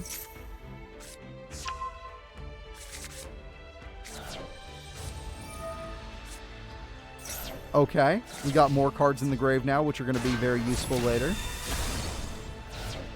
Only Master Diamond with a power-up could beat that boss monster. The rose cards together? That's a little weird. I gotta admit, it's a little weird. But we're gonna put the white rose and the red rose together and create Zirconia is not big enough. However, the spell card has one more effect. You are big enough. However, that card can just say no. As long as it was special summoned, I think. You can just say no.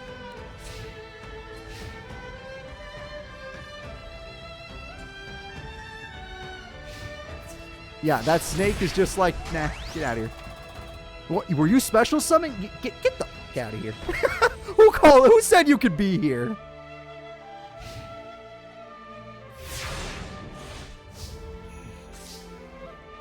All right. We have ourselves a set. And I don't think you stand much of a chance anymore. I think this is the end.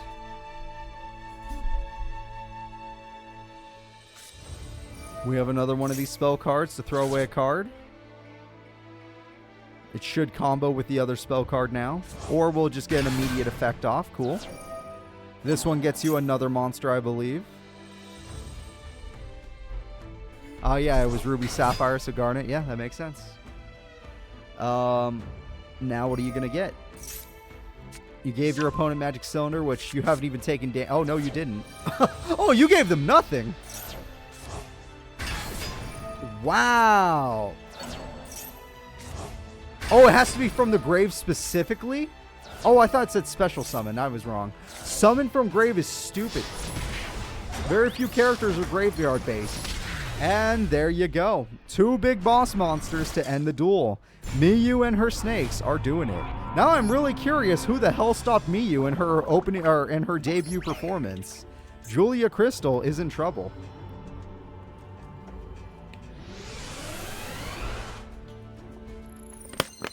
Orochimaru would have killed Rock Lee in like half a second. There would not have even been a fight.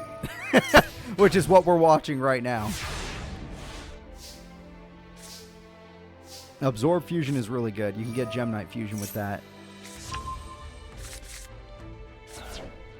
Yeah.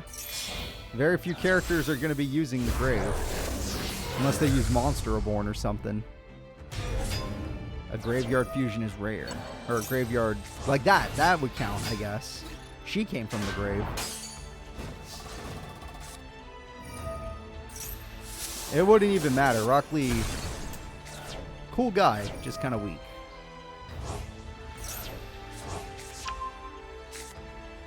Alright, Gem Knight Fusion again. And a little overkill, but it is Master Diamond. So this is how she beat the other... Tiger Callister.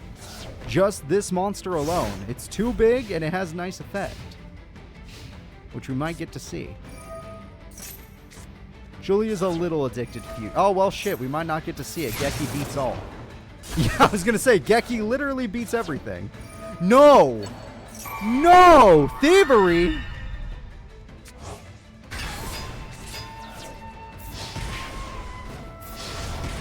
Thievery?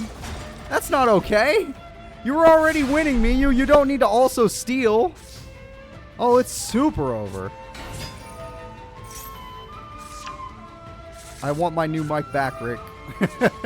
I want it back.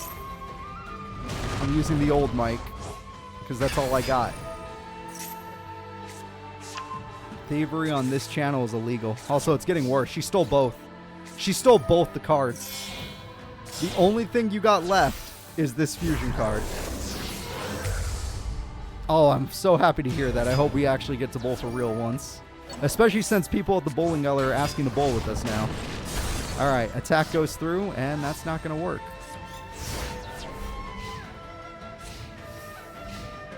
You know what? As long as she can't summon big monster, maybe there is hope for Julia. It's over, guys. I'm trying to be nice. I can't even spin this. It's over. Look at this nonsense.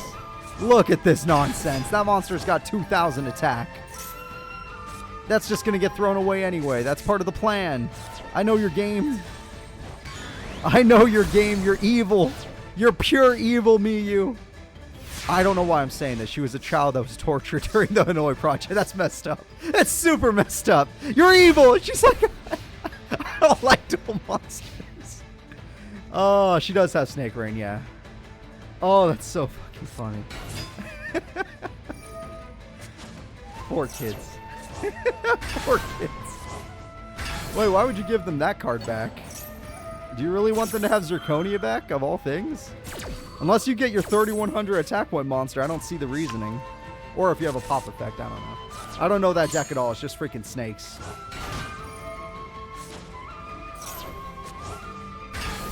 Yeah, that one's not big enough either. You're giving your opponent a lot of cards back. What is the plan here? Oh, you want to steal. You want to steal. Thievery. Are you done yet? Are you done yet? All of that to crash? Are you serious? You could have just not given them that monster in the first place. How about don't do that? What was the point? Now she has 3 monsters to fuse with. She could probably make Master Diamond. She's not going to, but she probably could have. Garnet and Emerald would have made Zirconia. Okay, everything makes Zirconia. Let's assume Zirconia is just that gross fusion when too many things fuse together. Master Diamond is probably the only thing that can stop these guys. Although it will just crash. Yep. Okay, you know what? You did get a hit in, but it's kind of because Miyu let you. Miyu gave you back Zirconia and all that nonsense. Miyu, how about this time you just summon some decent monsters that don't result in giving your opponent all their cards back and just attack, since you already had field advantage. Or, you know, just give it back to him. Why do I care? Why do I care? It's not, if you win or lose, it's your deal. It's like Miyu's learning to use her deck live on stream. And she's still making the same mistakes. I'm waiting to see the play that actually makes sense. She's going to get Master Diamond for sure. She loves that card.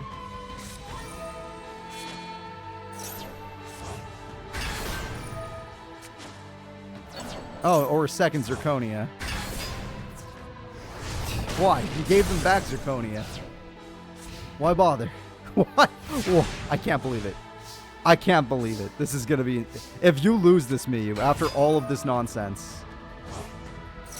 If she actually loses this. Okay, we have a fusion play. Ruby. Rare card to see, but we do get to see it a lot today. Today we've seen it more than usual. Tokens, but I think Ruby does piercing. I was correct. So Ruby was the correct choice because it actually does piercing. This is your last turn before I just say you're just... Yeah, you gave up. Good. Good. Get her. Get her, Julia. Let's go to game 3. Let's finish this. It turns out Miyu did really good against Tiger. And then against you, her AI just blew up. Her brain just exploded all over the place. Or not Tiger. She fought someone else. My apologies. Who cares? Let's just get into game 3. Don't do too much. Everything in moderation, kids. Everything in moderation. Alright, we got ourselves a Crystal Rose. That's exciting. We got ourselves a Field Spell. That's also good. We got ourselves a spell card. Let's get rid of the big monsters. Use them now. Yeah, get some combos off. Both these characters are addicted to overplaying. You are completely right. She likes to fuse too much, and the other character likes to do too much. Alright, well, this field doesn't look bad as long as you don't get harpies or... Why the fuck did I open my mouth? I could have just said nothing. I could have just said nothing. Life would have been good. Life would have been great. Why did I have to say that? God freaking damn it. It's alright. It's all good. Oh, hi, new character. What's your name? I don't know your name. I can't read it either. Alright, well, it looks like Miyu's in all the trouble. Miyu is in all the trouble right now. Attack goes through. I don't know what this new card does, but it's just going to sit there. It gave her another normal summon. Oh, that's fine then. She got some extra damage in. Gem Knight. Wow, that's a Gem Knight I did not expect to see. That is one I did not expect to see. We got Pearl, everybody. Not... What the heck? Alright, Julia, let's see what else you can do. Do you want to absorb fuse for the fans? You gonna waste your monsters on the field? What does that card do? That's the extra normal summon. Okay. That gets you a big monster. Oh my god. No, this is actually a good play. That fusion's actually pretty helpful. That's really nice. Not enough to end the duel, but pretty close. Don't fuse. I swear to God if you play that. I swear to God. If you use all 3. You mother... You had it! You were fine! Everything was fine! You didn't need one big monster!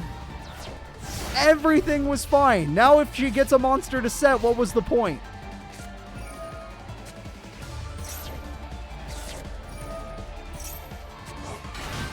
Okay, now you have to top deck a monster or it was all for nothing. Exactly. Exactly. Why'd you do it? Why'd you do it, Julia? You can't explain it, can you?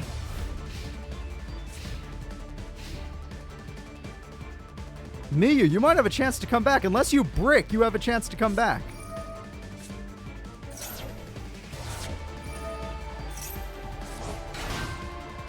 One monster card. Any monster card. Does that get you a monster?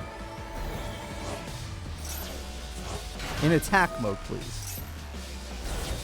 In attack mode. Why? Okay, unless it's for Ruby who does piercing, why? The fuck does Topaz do? I don't understand this game anymore. We're gonna find out together though. Does Topaz do piercing? No. Does it attack twice? It does. Okay. That's fine then. That's absolutely fine with me then. Okay. Very nice. It's over. Julia Crystal is in top 8. Miyu literally knocked herself out of the tournament. That is her thing. She either plays amazing or she knocks herself out. There is no in between. Let's go ahead and see who's up next. Oh, we got a new duelist up next. One of the only Goha survivors because they actually won. It's Gavin Sogetsu, who did really well against you. Their duel was actually pretty tight. Versus Yuga Odo. Gavin Sugetsu versus Yuga Odo, both of the Goha. This is a plot duel. I guarantee their decks will not look the same as in the plot. These are like the only Goha students to win. It's very sad. But Gavin did really well against a tough opponent, and Yuga was insane. Yuga was untouchable in his duel.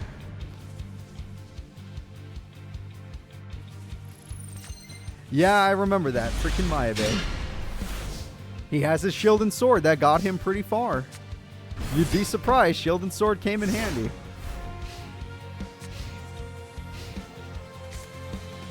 Pot of Greed. That scares me more than anything.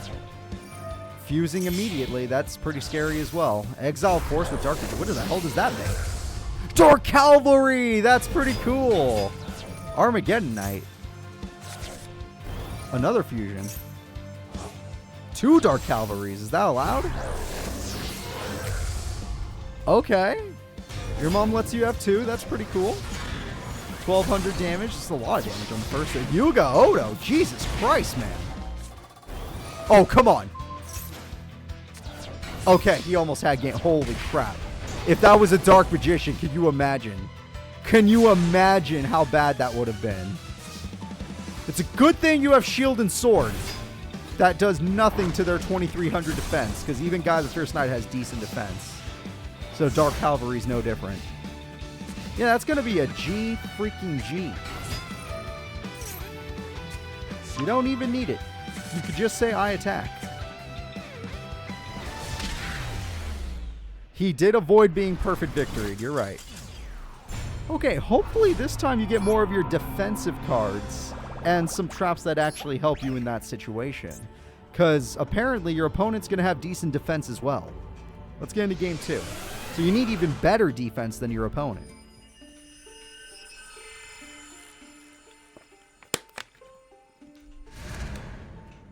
Yeah, Doll Alice has been seen about the same amount as Wheeler the Monkey. The winner was Yuga Odo. Throwstone unit, decent defender. Okay, nothing wrong with that start. That is a very strong start for Yuga. Even if he knows this will fail, he could just go straight into it. Yep, exactly. Getting rid of the Throwstone unit. Dark Magician this early is dangerous if he has the Quick Play Fusion spell. 2,500 damage. Alright, this is it. We see the shields. There is hope. With the Magnum shields, they can go pretty ham right now. We got that monster. We got that monster. We got the shield. We got the shield. That's at 6,000 attack right now. This is the power of the Sogetsu style. Sogetsu almost ended the duel right there. Gavin, you almost did it. That's not going to win you the duel. That is good, but you don't have any life points left, so unless you have a trap card, it's over. You have lost. We're going to game 3. Gavin Sogetsu is actually good, which is why he's only rated half a star less than Yuga. Okay, then. We got ourselves a match, everybody. Both Goha students are quite good at Yu-Gi-Oh! That is going to be fun to watch. Let's go ahead and get into game freaking 3. This one decides which one will be representing Goha for the rest of this tournament. Who would you rather have, Yuga Odo or Gavin Sogetsu style? Were they also pretty close in the anime, or was it like a one-sided duel? I didn't watch the anime, so I don't know. Warrior Lady is a strong start. If you can get out Millennium Shield, you'll be in a really good position.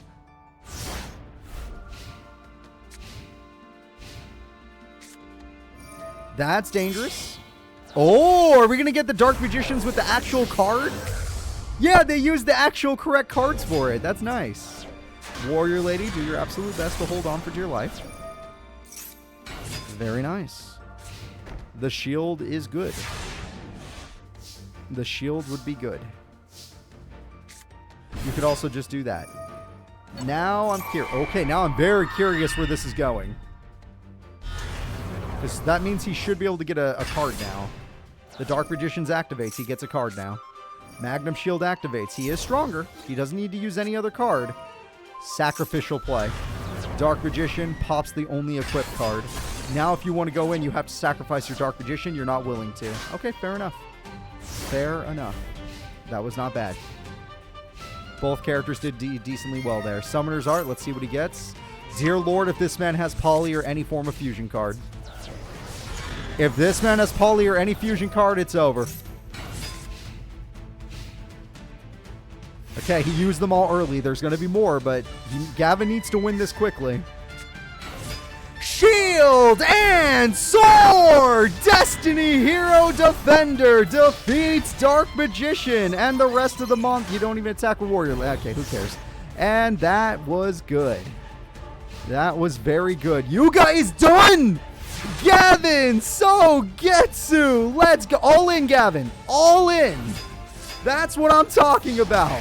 He's gonna take it, folks. Yuga's going down. Oh, it's almost had him. Almost. If Destiny Hero Defender just had a little more attack.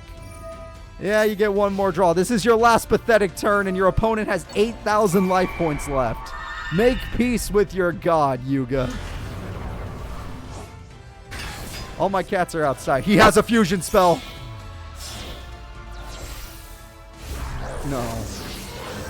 Oh, it's just Amulet Dragon. It's fine. It's just Amulet Dragon. Could have been way worse. We've seen it, too. We've seen it in today's tournament. It could have been way worse. Granted, that is a lot of attack. Oh, that's a misplay. Unless it's not a misplay. What the fuck is that? Okay. Interesting.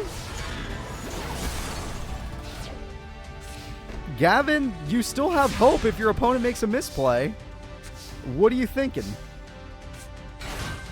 No shield yet. Okay, that's fine. Shield can come later.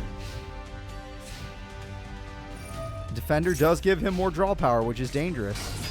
Magician's Rod had no target. He used all the fusion stuff. Throwstone in attack mode is very dangerous. Your life points are getting critical. Warrior Lady is good, though. I would just get another one if I had the choice. Throwstone unit, screw it.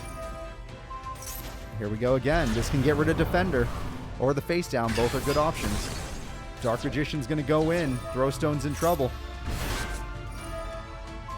What the? What? What? That's what it does? Holy crap, Gavin's gonna lose! He had 300! You just needed 300 damage! You just needed 300 damage! What was that effect? That's a wild effect! Are you crazy? It banishes the whole field? What even is that card? Oh, don't attack with Armageddon Knight. You dumb idiot! Why? Oh my god! Gavin Sogetsu! Why couldn't it be Tag Force AI? Gavin Sogetsu is moving forward in the tournament. It was so close. It was down to the wire. Literally one of the best matches we've had in a while, but it did not matter. Both characters did great until the last play. The last play was absolute garbage. Absolute garbage. Gavin Sogetsu moves forward. The defense deck made it to top 8, by the way. That's really impressive. And we're not even talking about Gong Strong, who lost immediately to Emma in a really close match. Which, speaking of which, it's time for Emma Hobbs to get a rematch with Dipper Orion. Dipper is going to go all out. Emma, Dipper's been buffed. You're going to have to play insane. Like, unless Emma uses her absolute best play, she's going to lose because of the new buffs on Dipper. This is it, guys. This is it. The last time they met in the ring, Emma Hobbs did win. But things change. Dude, that match was crazy. I can't believe how close it was, and then it ends because the AI is programmed poorly. Like, it's just a shame. It's just a shame. Like, it had better programming in Tag Force 3. Tag Force 3, they don't even make those mistakes. That's crazy to me.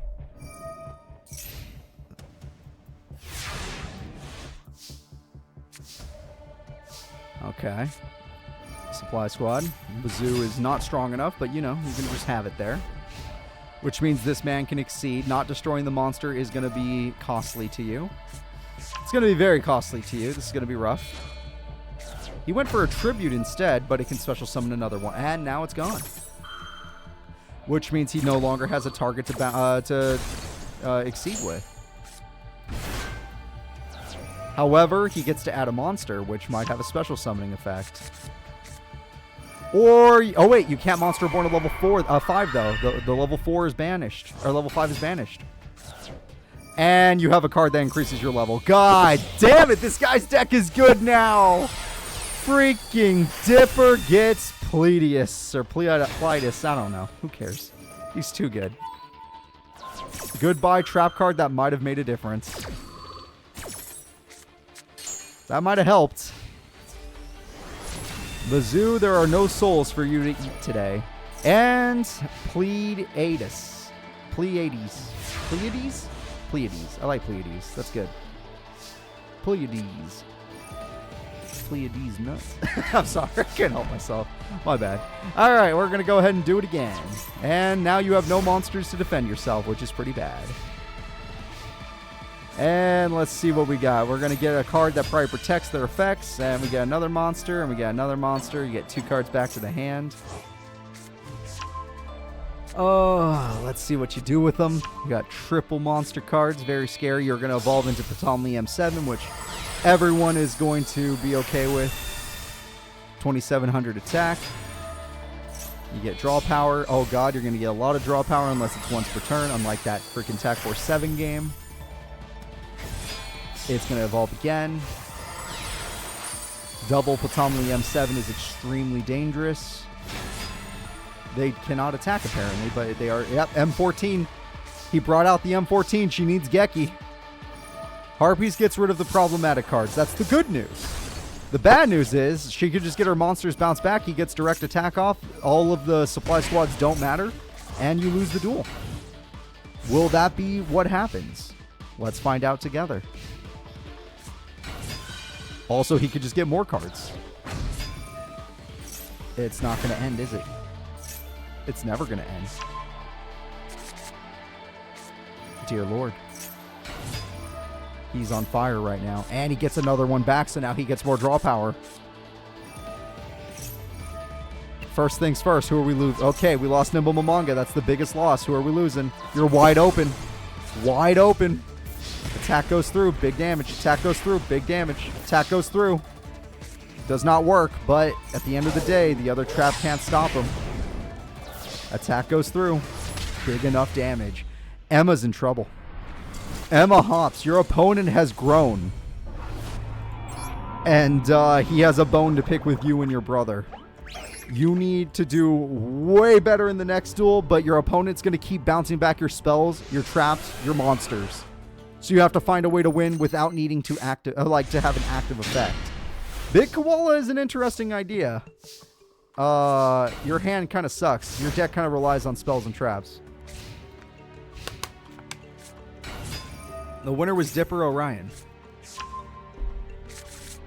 All right, 700 attack monster doesn't matter because it's probably going to exceed anyway. You're going to play You're going to play Twinkle. Twinkle makes him level 4, and by doing so, we're going to create Omega. Good, an easy name. Omega goes through. Mecha Bunny does get its burn effect at the very least. That's 500, and it gets its search and special summon effect, which is also good. But what you really need is some pretty handy spell and trap cards, which means you're going to need Pot of Greed.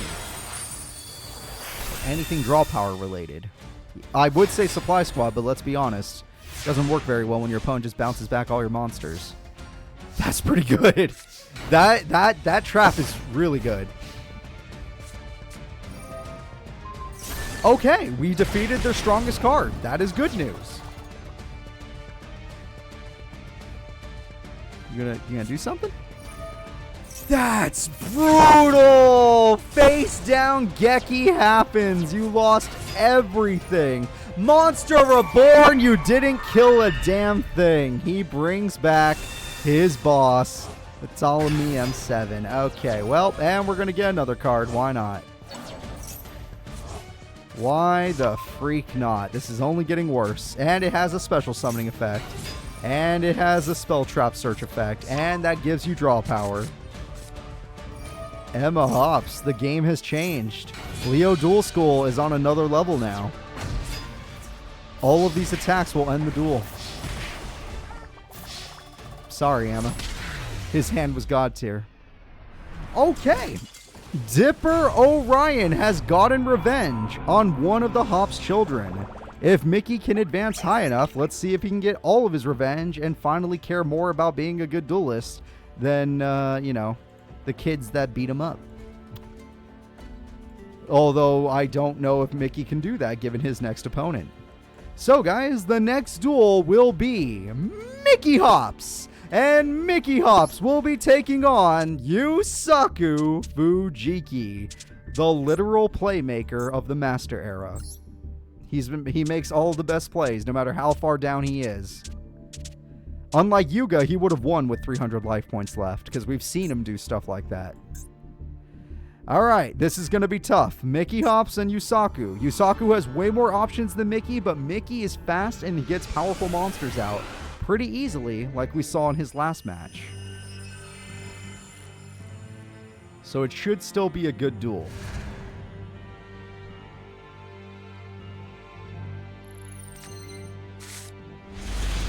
Okay, Rescue Rabbit. Not necessary right now, but you have it. That's something. Now we got that card. Alpha this early is insanely strong. And Rescue, he's going for max damage. This is a max damage output play. That is absolutely brutal. Okay, Mickey Hops leaves their opponent way below half life points on turn 1 and doesn't even leave them with a graveyard. Brutal. What will you do, Yusaku Fujiki, now that you've lost everything? You can't even use that card, but you could use your opponent's! He couldn't Black Salvo the Jack Wyvern, which means the Monster Reborn was a good play, but now the opponent started with Monster Reborn as well, which means he still gets the monster out Dark Strike Fighter, which isn't big enough. Mickey Hops is about to stomp Yusaku. It's over, folks. He doesn't even have to Ayers Rock Sunrise. He has enough damage showing. Maybe if you killed Jack Wyvern, I would have said there's a little hope, but there was never any hope. That spell card in hand would have ended it either way. Mickey with the God tier hand defeats Yusaku. Yusaku did try to make a play. We saw it, but losing his graveyard meant he had to spend too many cards. He had to spend an extra Monster Reborn, which he could have used to make it even higher Synchro Monster if he had not had to. So let's go ahead and get into game number 2.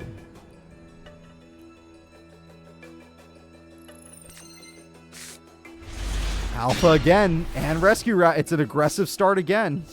Granted, he's on turn 1 this time, so it depends. It depends on if Yusaku special summons. Orcust gets you a tuner monster, which means you could synchro summon. Or you are a tuner monster, you get a token. That card uses its effect instead, and you get another monster, so you can go for straight up damage. Okay, you don't even have to synchro. You will. Oh, this is what he could have done last turn if he didn't have to spend the Monster Reborn.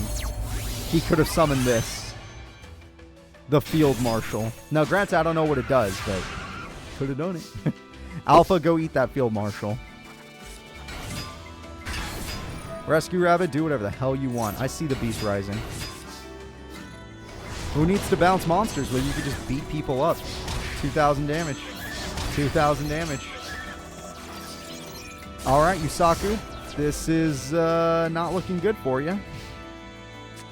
Yusaku on his last turn gets rid of Alpha. I'll admit, you killed Alpha. But did you know that the Hops family comes with a bunch of rabbit cards? And these rabbit cards create a bunch of special summons, which do a bunch of damage that combo with traps, which equal victory, which means you got wrecked. Yusaku gets wrecked by Mickey Hops! Mickey Hops played perfectly. This kid is incredible. Sometimes all you need to win a duel is big damage. It's not about the burn. It's about big number and bunny. Yeah, and bunny cards. The bunny cards of the Hops family have been useful. Mecha or Rescue. So let's go ahead and let's move on to the next duel. Mickey Hops. Maybe you can get some revenge for your sister's loss. You really wanted to fight her up here. So the next duel will be Dueling Idol Madolche Duelist Scarlet Starling versus the only Domino High representative that did make it past round 1, because there were none in... He was the only one even in round 1. Andrew Coolage. Andrew Coolage, can you defeat the Madolche deck? Madolches that have been powered up, mind you. Way better monsters nowadays. Scarlet Starling. There you go. All right, here we go, guys. It is time. Andrew Coolage is ready. What's her name again? Something Starling? Scarlet. Yeah, Scarlet is ready. We have the Ritual Monster. We just need the Ritual Spell card. We have the Ritual Monster. We just need the Ritual Spell card. Okay, we'll see how this works. We have ourselves another monster and another one, but they can't... Oh, you attacked with the weaker one first because this is Master Era. All you have to do, Andrew, is play your Manju and you win this duel. Andrew Coolage has his boss monster, the Tax Dragon, or otherwise known as Odd Eyes Gravity Dragon, which means the opponent's spell or trap card, unless it's like a bottomless or a trap hole, is gone. And now, every card you activate will cost you. And with Premature Burial, the big dragon comes back, and he's going for major damage. Oh, you did an effect. Oh my god, every effect costs you 500. Oh my god, they all have effects, and they all cost you 500. You can't afford it!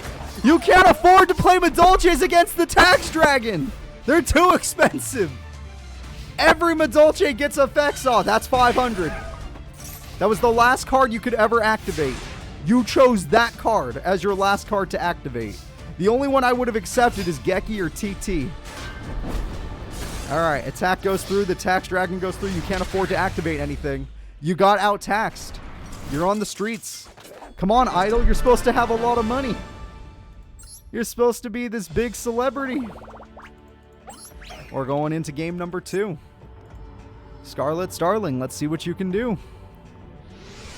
Hopefully you'll get your tiramisu this time. You did a lot in the other duels. He actually can ritual summon whenever the hell he wants with this opening hand. He will not start with taxes. She's gonna get... Okay, she has her set up very early on, before the taxes came into play. She is stronger than that this time. However, based on his effect, you would still have to pay for it. Sonic Bird means he doesn't have to use the card in hand. He could just use Advanced Ritual Art. He'll use the card in hand. By doing so, he is going to summon Gravity Dragon. Gravity Dragon guarantees all spells and traps on the field go back to the hand from the opponent's side of the field. Which means she'll have to pay to use those cards again. If you want to use those cards, you use that effect, 500. You want to use those cards that you just put down, or got put back into your hand again? Pay 500 for each one. That's 1,500. Are you willing to pay 1,500? Can you handle Andrew? 500. 500. Okay, when you activate those cards, that's going to cost you. Damn, Manju works, though. Wait, double the taxes and you win. If you double her taxes, she can't possibly win. It's too much. It's too much in taxes, folks. It's going to be over. This is it. The Gravity Dragons are here. You literally can't afford it. All your spells and traps are gone. That card will cost you 1,000. You are now within kill range. Exact damage kill range. I owe the Taxman some DP. Andrew Coolage, the only Domino High student still in the tournament, is in top 8. Domino High has quite a duelist. Alright. So let's go ahead and move on to the next fight of top 16. The next fight in top 16 will be... Yuya Sakaki versus Yuzu Huragi. Okay then. Well then.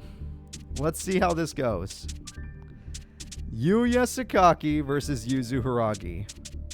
If I remember correctly, in the anime, Yuzu beats Yuya. Or maybe I'm wrong.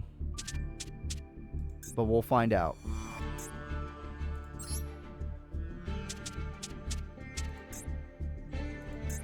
Fusion. Both characters are using fusion. One of them is using pendulums. Let's see what happens. Both are in the Y section. Yuya is someone we can see. It doesn't look like he got his skills for once in his freaking life, thank God. But he might fuse, which is also scary. Fusing is scary.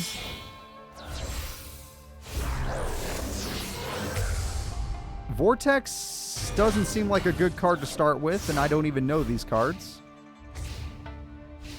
I guess it does have 3,000 defense, but she's gonna fuse to 4 what? 4? Your mom lets you have 4 fusions? Hi there, are you the boss? You have 100 more points than him. You have 100 more points than him. You can attack multiple times. Oh, no. Yeah, no, it's over. It's over, folks. Every duel he won was because he had his scales, so even when he lost everything, he would just special summon it all back. This duel, he spent so much, never got his scales, and now he's dead. She can attack twice. Yuzu Huragi is looking to get a rank up. That's all I'm going to say. And we are going to be going on to the next fight. I'm joking. Let's go to game 2. She had 100 more attack getting over Vortex Dragon, just like with that other guy, Yoshimimi, when she got to 4,000 attack. Okay. Let's see if we can do a little better this time. We got ourselves one of these to get one of the Dragos. Dragos is good. We're going to set up scales this time. That is positive. Or are we? I hope we are. We're going to set up scales this time, which is also good. So this time he has scales. He doesn't have poly, though, but he does have scales. They are gone. He no longer has scales. She doesn't need scales to summon a bunch of monsters in one turn. That monster's bigger than you by one. Again by 100! She keeps beating him by 100 points. That must be super frustrating. Alright, poly would be nice.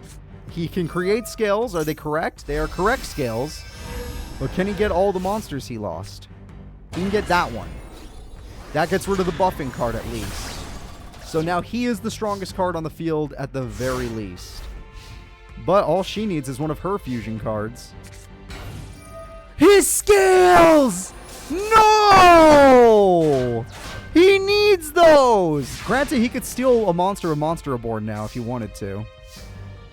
He needs those scales, and he will be thievery. Yep, thievery it is.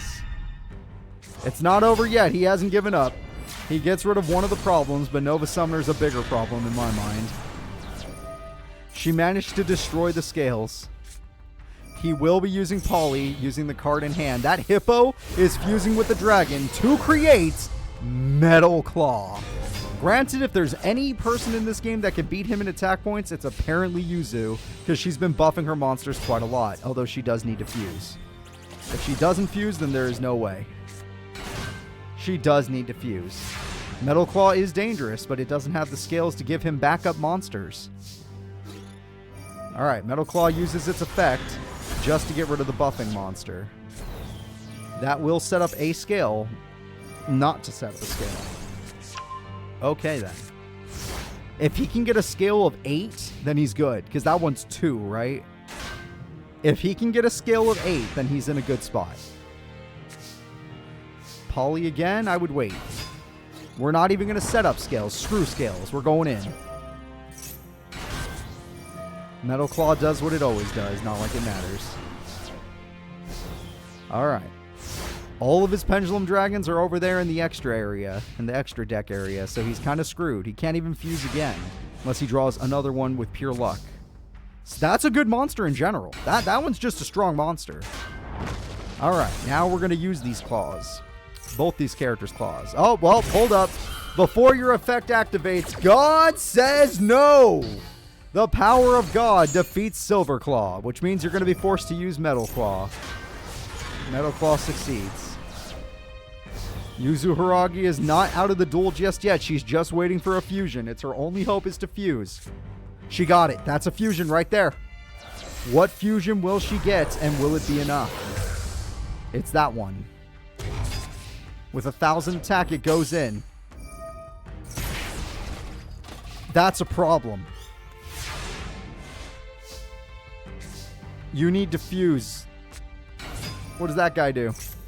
Fuse! Fuse! Fuse! Get rid of Bloom Diva. Do whatever it takes. Get rid of her. She is a problem.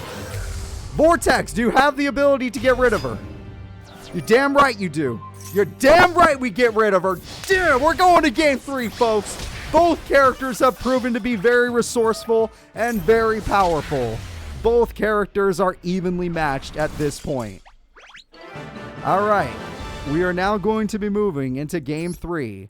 Which character deserves it? Who deserves to go to top 8 more? Should it be Yuya and his Odd Eyes Dragons, or Yuzu and her Melodious?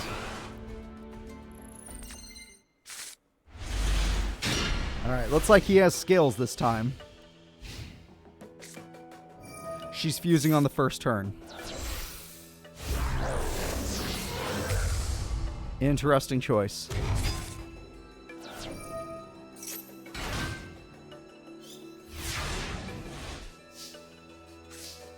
He guaranteed has his hand, though. Or his, what is it called? Scales, though. I don't know what he's going to make them of. Oh, there goes a couple cards. You're never going to beat that monster. That one, I saw that card get bigger than Obelisk the Tormentor, so just assume you're not beating that card. The scales have begun. I don't know if that's correct scaling. It is correct scaling. We're good. There's no fusion card, sadly, but this is the correct scaling. That card lets you fuse. I was incorrect. I apologize. I don't know these modern cards. Vortex Dragon has targets to get rid of the problematic monster. You could do it to pop the other card or return the other monster. I don't know about that. All right. Insane play from Yuya. Yuya made a great comeback there. Her stall, it wasn't a comeback. You know what I mean? He found a way to beat her. But she has natural poly. Does this negate or does... Wait, what are you doing? That has to negate it. Wow. She had natural poly. She was about to do it. Thank God you stopped it, unless that card fuses. Oh, shit. Does that card help you fuse? Yes, it does. Oh, my God. She found a way. She didn't care. She didn't care about Vortex. She found a way. That card, if it uses its effect, can beat Vortex. Attack goes through. Magic Cylinder says, hell no. Hell no, you don't. Oh, you shouldn't have done that. No, don't do that. Yuzu, for once, don't do it.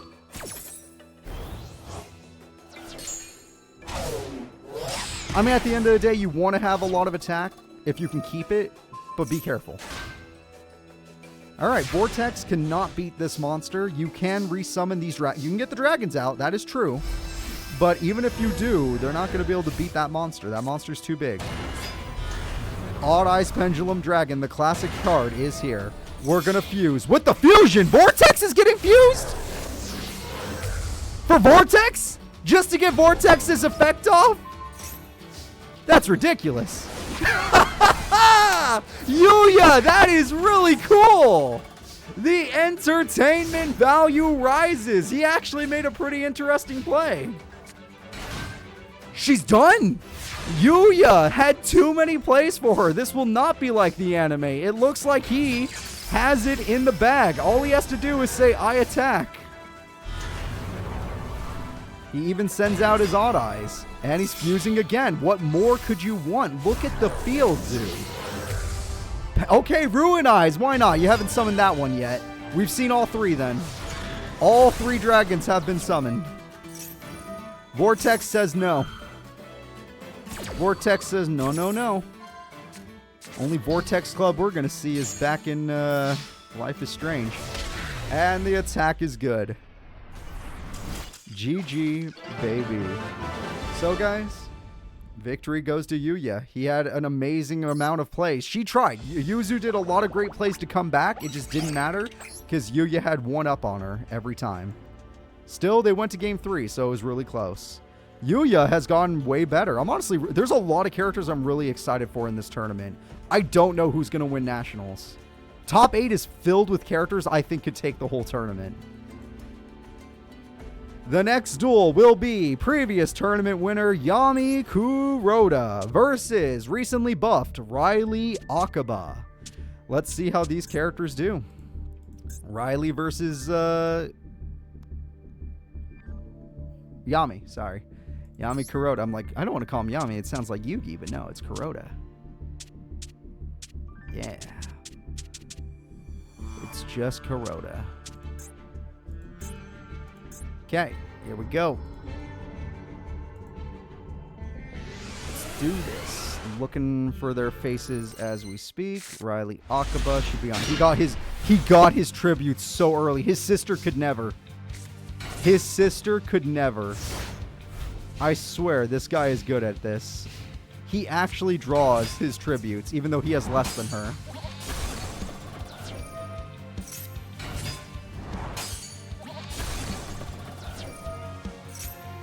Pyramid Turtle. Okay, you're using a lot of your life points, Riley, but I'm sure you have a plan at the end of this.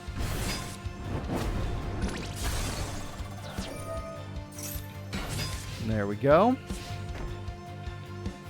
Mystic Tomato versus a Ninetales Fox. That's going to be tough, but that's what Caius is for. This card gives you one of your Monarch cards. You don't really need that one right now. Please don't play it. Oh, God damn it. There are better times to use that card, but I guess you could just banish their trap card, so it's not a bad play. You know what? You know what? It's actually a pretty good... This is why you're the champion and I'm not. This is why you're the champion. This kid can actually do stuff. He outskilled the Skillender and he got a ton of damage down. Interesting. Not worth. Oh, you got your life points low enough for Endless Decay, which you don't realize he was super lucky and started with 2 Caius. If it wasn't for the fact that he started with 2 of his Monarchs, you probably could have won with that play. But he started with 2 of his Monarchs, and now you're done for. Unlucky, very unlucky for Riley. There was a play there. There was definitely a play. I understood the Endless Decay play. It just didn't work out. All right, so let's go ahead and move on to game number 2. Will he get lucky and get his tributes again? Or will Riley get to do their combos and not get stopped by freaking Caius? This time it's only Mega Caius. It's not as scary.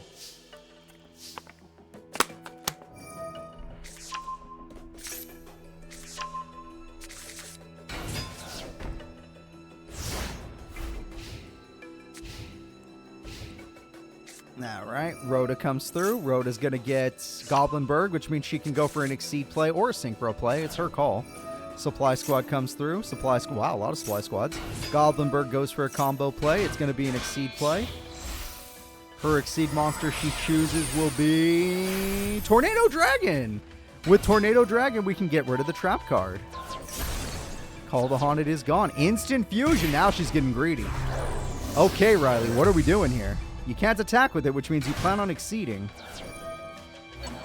Goblinberg returns. Exceed again. Okay, I am liking where this is going. If you Sky Blaster, no, just no. You know what? It is a lot of attack damage at least, so, you know, pretty good play. Overall, a strong start from Riley Akaboshi. Yami Curota, what is your answer to this strong play? You got to think of something. You know, technically you're right, but we'll see. Unless they go for Sky Blaster now, then you're going to die. Yeah, Sky Blaster, go ahead. It was about time we ended this duel.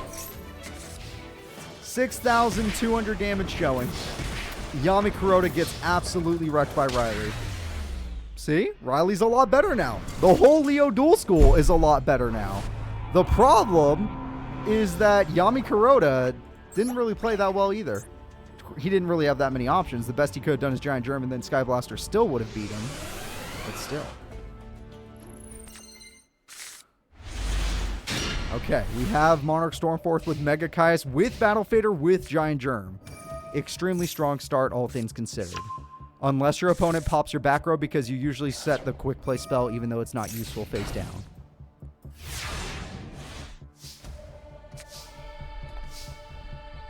We have a guaranteed trailer for today, and this trailer is based on previous events. It's not based on today's tournament. Today's tournament will be affected later. Will affect the story later, I should say.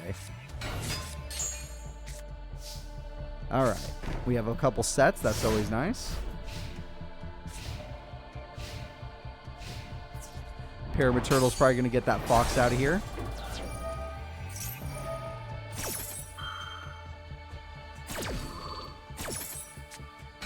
Pyramid Turtle is still here. I guess you're going to sacrifice your life points to draw the Supply Squad. That's kind of fine. Okay, now you're just trying to thin out your deck, which seems a little over-aggressive in my opinion. Endless Decay is stronger than the Nine-Tailed Fox, I agree. That is 4,000. Let's see if Mr. Caius Man can beat Obelisk the goddamn Tormentor, basically. Also, we're going to Synchro, which means no spells. So not only do you have Obelisk the Tormentor, but your opponent can't play spell cards. Riley Akaboshi is a monster now. Unless you Synchro again. Okay. Riley Akaboshi is officially a monster. You could try. The game says no. Riley says you're not allowed to do that.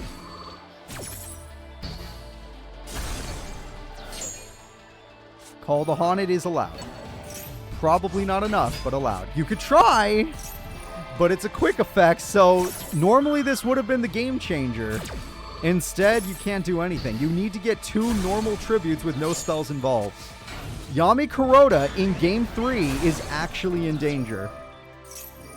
There is hope for Riley Akaboshi to raise their rank. Holy cow. This might actually happen. They're probably going to synchro again. If they get the trap stopper, it's over. They have perfect. It's perfect.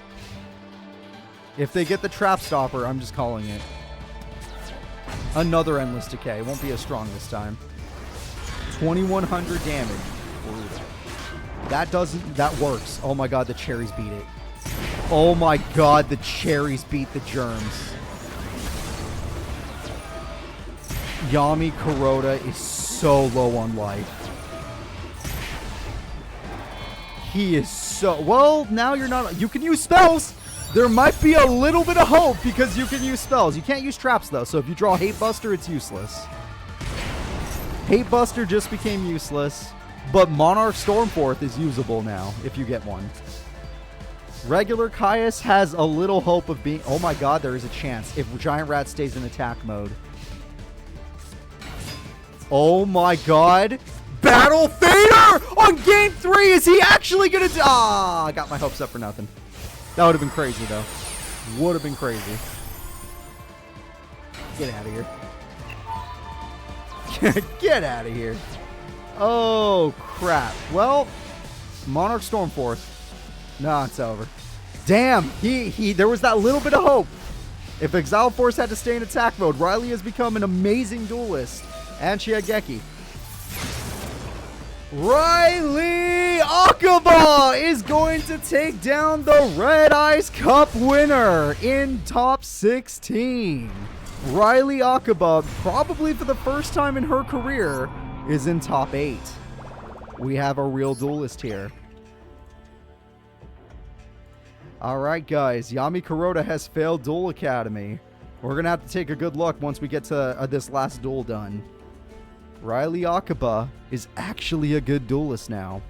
The last duel of top 16 before we get into the very nitty-gritty of the tournament. The best duelists that are left and usually the fastest duelists.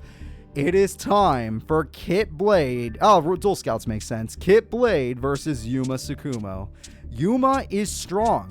Kit Blade is fast, but Yuma's also fast, so it's going to be hard.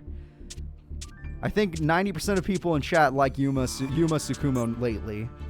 There were a lot of haters before, but they're starting to like him. And Kit Blade, I feel like he has an average amount of positive feedback, but most people just ignore him. XX Sabers versus Utopia.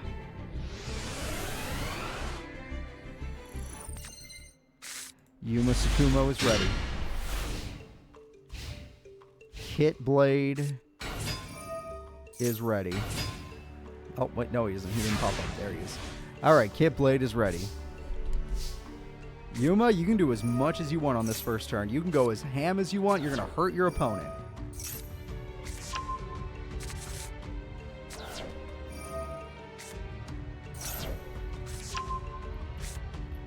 That's a lot. That is a lot.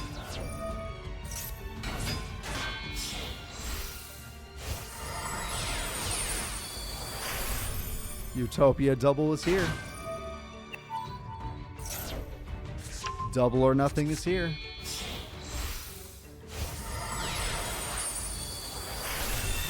And we got Utopia. With that, we have 5,000 attack and double or nothing. You screwed yourself. OTK. OTK. Kit Blade's gonna die. Kit Blade, that's... Wow. OT freaking K. That might be the record of the day. I don't think anyone has reached 10,000 attack today. That is probably the record of the day. Let's try again. Let's see if you could do a little bit better, Kit Blade. The guy lost on turn 2. That was the fastest duel of the day in every sense of the word. It was the fastest and the strongest, which makes sense. Pot agreed. Let's see it. We have a set. I'd like to see you do it again. I don't think that's the card that negated the attack last time, so probably not going to happen again. Alright, Onomatopoeia. One of these cards again. Let's see what we get. Go Giant. Zubaba General. Or Boncho, sorry. Yeah. We're going to use Mancer this time. Thank you very much. Utopia double comes through.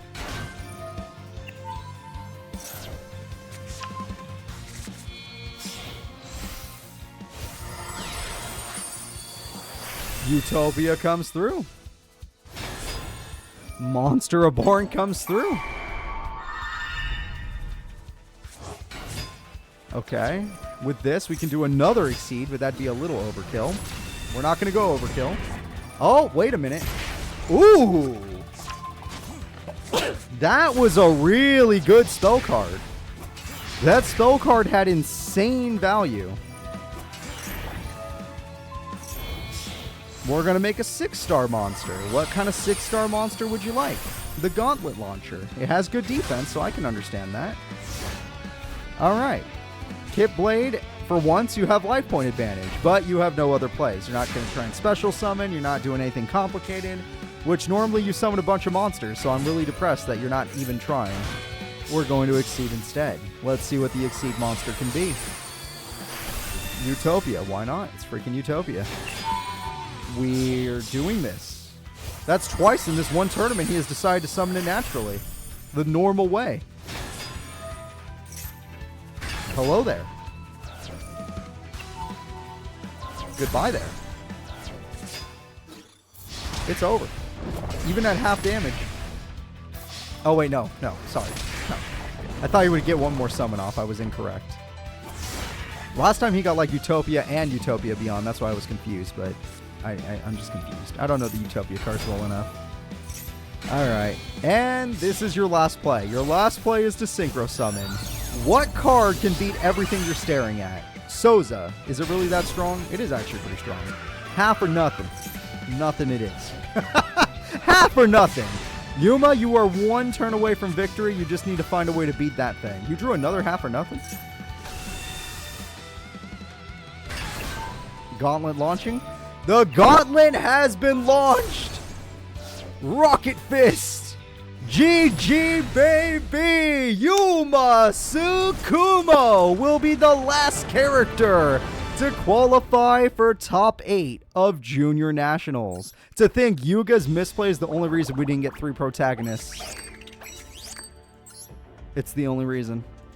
All right, so let us take one look at all the top 8 pros, and then we're going to decide on who, or not pros, sorry, nationals, and then we're going to decide on who we think is going to be the winner before it even happens. So, do you believe Yuma of Heartland Middle will win? Riley of Leo Dual School will win? Yuya of Yusho Dual School will win? Andrew of Domino High will win? Mickey of Duel Academy will win? Dipper of Leo Dual School will win? Gavin of Goha will win, or Julia of Leo Dual School will win? There are a lot of Leo Dual Schools. Which character do you think of these top 8 are going to take the entire tournament? Either way, we're moving forward with Julia Crystal versus Gavin Sogetsu. This might be one of Julia's best performances in the Master Era. And Gavin is having a great first performance. This is a great debut for the guy. Pretty strange that the freaking defense deck is actually working. All right. Rank changes will be made after this tournament. That is for sure. The Leo Dual School is probably going to get a bump in rank. There we go. Nope, Duel Academy still has Mickey Hops. Mickey Hops of Duel Academy. Gavin Sogetsu.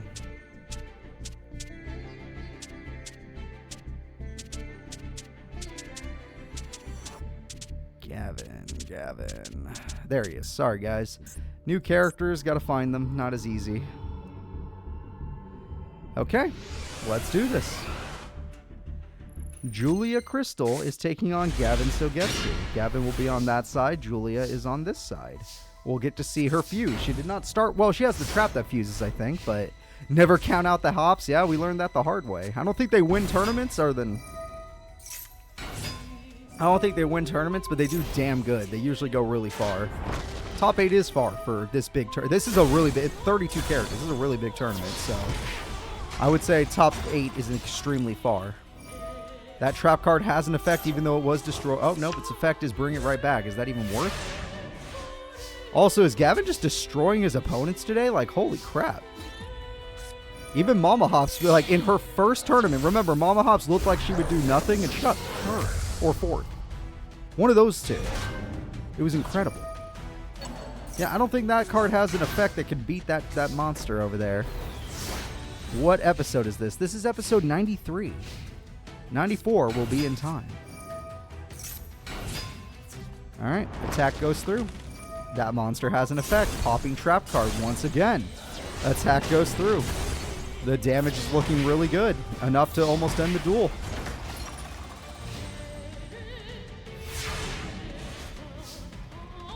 We have ourselves a top deck.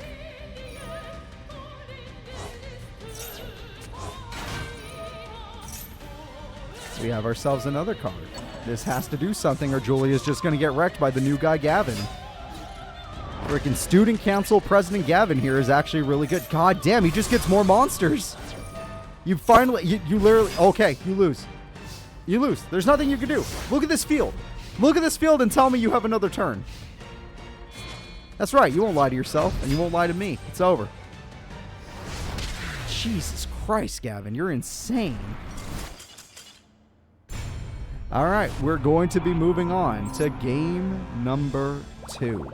Let's see what happens.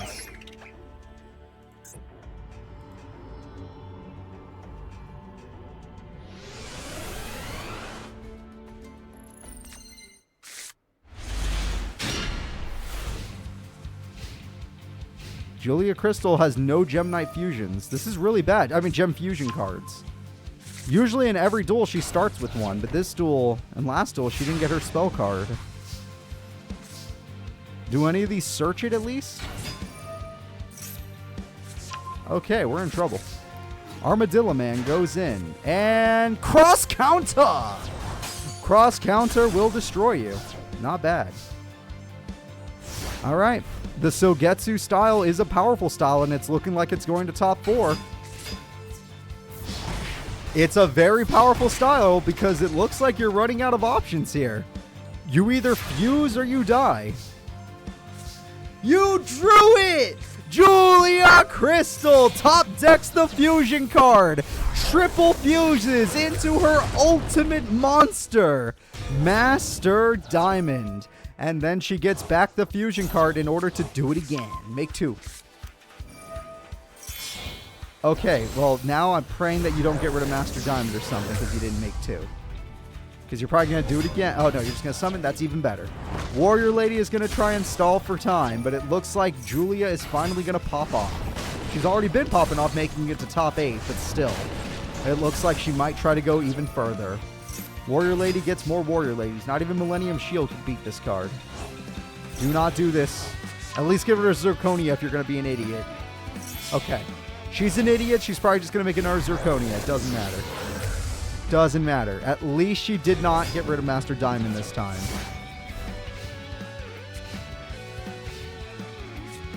Right, damn. Damn, that's unlucky. That's the second time Master Diamond just loses to Geki. The Sogetsu style reigns supreme. Trap cards? None. Alright, top deck Monster Reborn, or you're just so unlucky. It's over. She knows it's over. She got him below half, and that's about it. She has the trap card that fuses from the grave. Just doesn't matter. She has to draw it is the problem. You're going to lose to 2 Throwstone units. The Sogetsu style is going to top 4 using the Throwstone unit. I never thought I'd see that card get used again, but I found a character for it. There you go. So, let's go ahead and see what happens. Let us see who is up next.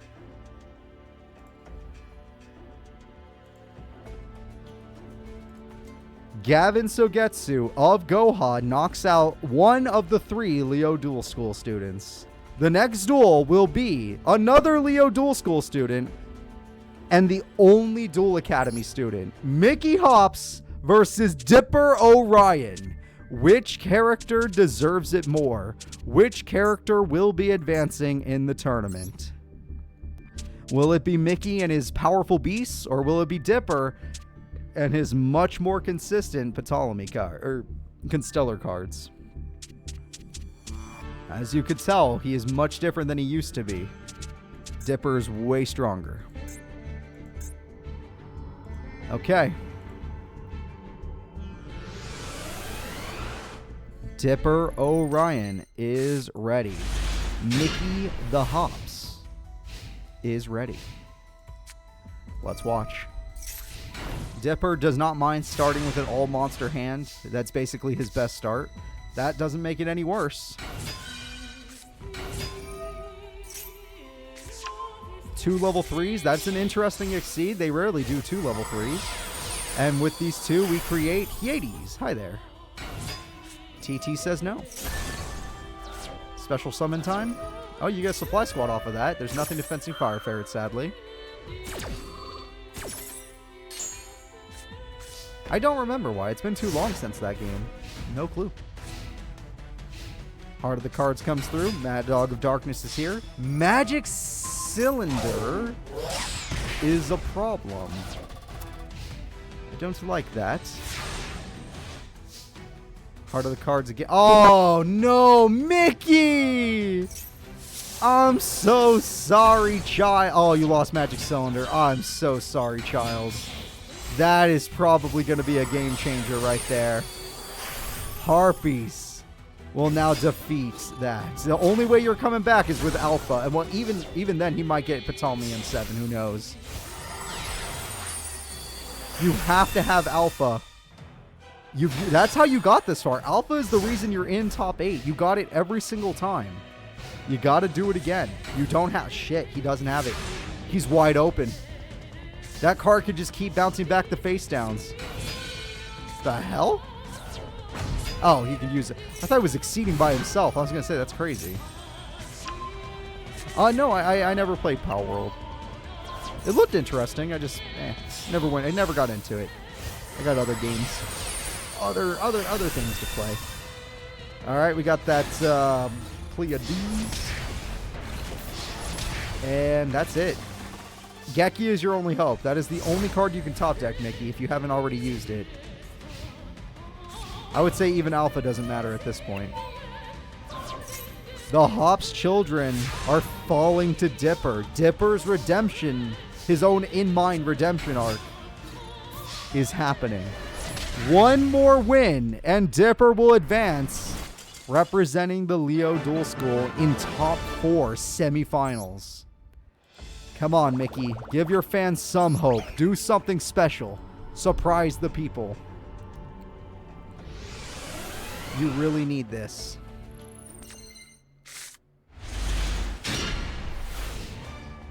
We did all the Sacred Beasts. We beat every single one of them. Alright, we go into defense mode. 1550. Fencing Fire Ferret actually has a target this time. Supply Squad comes through.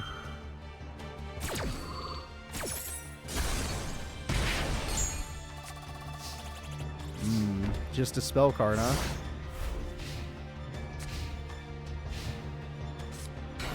Gene Wart Warwolf is going to get some backup from Fencing Fire Ferret. That's a lot of direct damage. Oh, crap.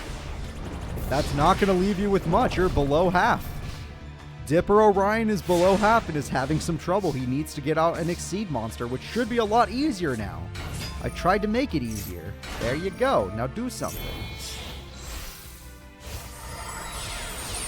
Dipper Orion. Ooh, that card can evolve. Yep, that's Ptolemy M7. You can get rid of the Fencing Fire Ferret since you know it's going to be a problem. You could just bounce it whenever you feel like it. And you could do that 3 freaking times. That seems like a late time to play that spell card. So maybe I'm wrong. Who knows? Or maybe you can't attack when you play. I don't know. Rescue Route. Alpha! Yeah! Alpha is born. And he doesn't even bother. The attacks go through. The winner is Mickey Hops. We're going to game 3. He finally gets Alpha, and it does defeat the opponent's boss. It has 300 more attack. This is it. The winner of this duel will advance. Will it be the only Duel Academy student, or will it be one of the 2 remaining Leo Duel School students? Okay. There's not many monsters here. Unless one of these cards searches for monsters, that might be an issue.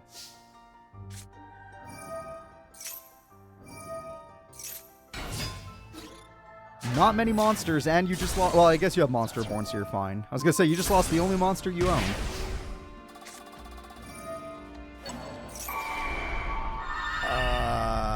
Yes.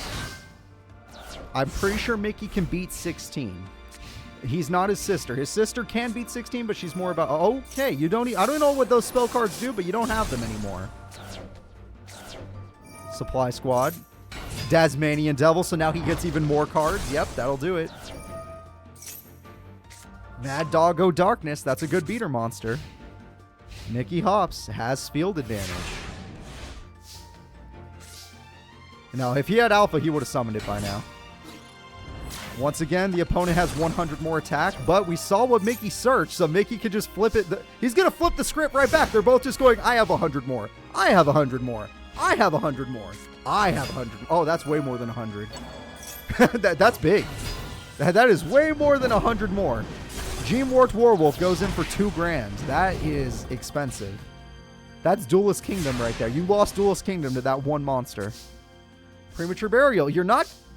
Yeah, no, it was game. It was guaranteed game. You play it, you lose. You don't play it, you lose. It's a lose-lose situation. That was a terrible hand for Dipper. Dipper finally gets a bad hand, and he doesn't get his revenge on both of the Hops. Mickey Hops is still in the tournament for Duel Academy. Mickey Hops has done it, but no disrespect to Dipper. He is a much stronger duelist now. Dipper Orion is actually quite good.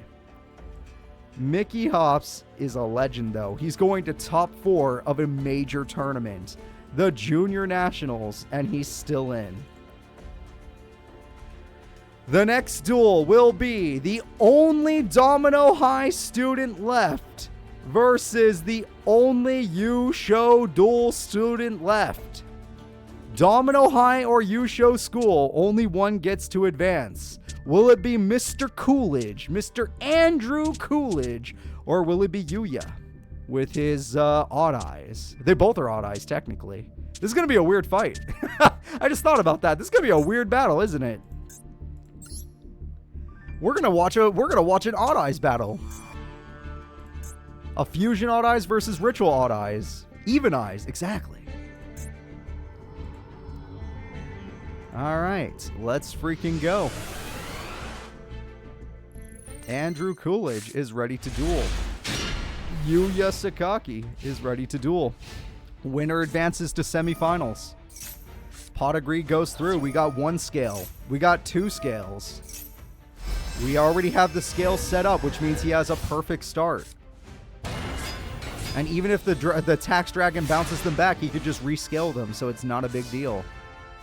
Pot of Greed is high value. Senju is even higher value. Preparations is high value. This is dangerous. It would have been better to save Preparations after Senju, but screw it. This works too. Advanced Ritual Art. The taxes have begun. He got a Ritual Dragon before you got a Fusion one, but you do have your skills no matter what, so it's not the biggest thing to worry about. All right. No! He could have gone for 2, but he doesn't go for it. That's rough.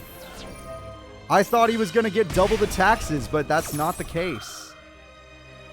Well, I guess he does have a tax in... You know what? Maybe there was going to be a Raigeki and his brain knows it. His AI brain cheats. It's possible. It's very possible.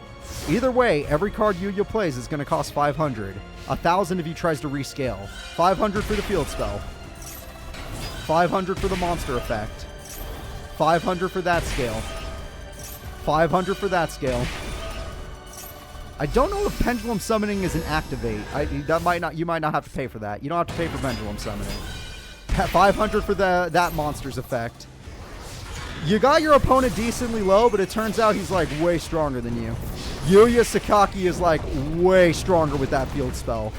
You need another Tax Dragon like now. No! Oh, he needs pendulums, and he doesn't have his pendulum. He used it with advanced ritual art. That's true. That is very true. He used the pendulum with advanced ritual art. Mass Dragon tries to stay around. Mass Dragon tries to stall for time, but he only has 500 life points left.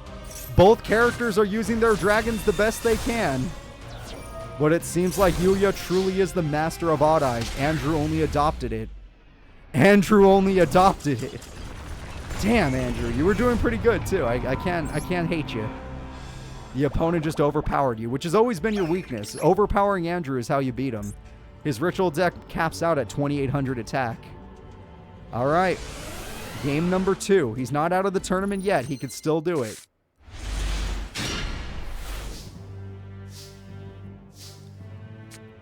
Preparation of rites is here. He has the monster. He could start with it to make the taxes. Okay. Immediate taxes. Immediate taxation is going to happen.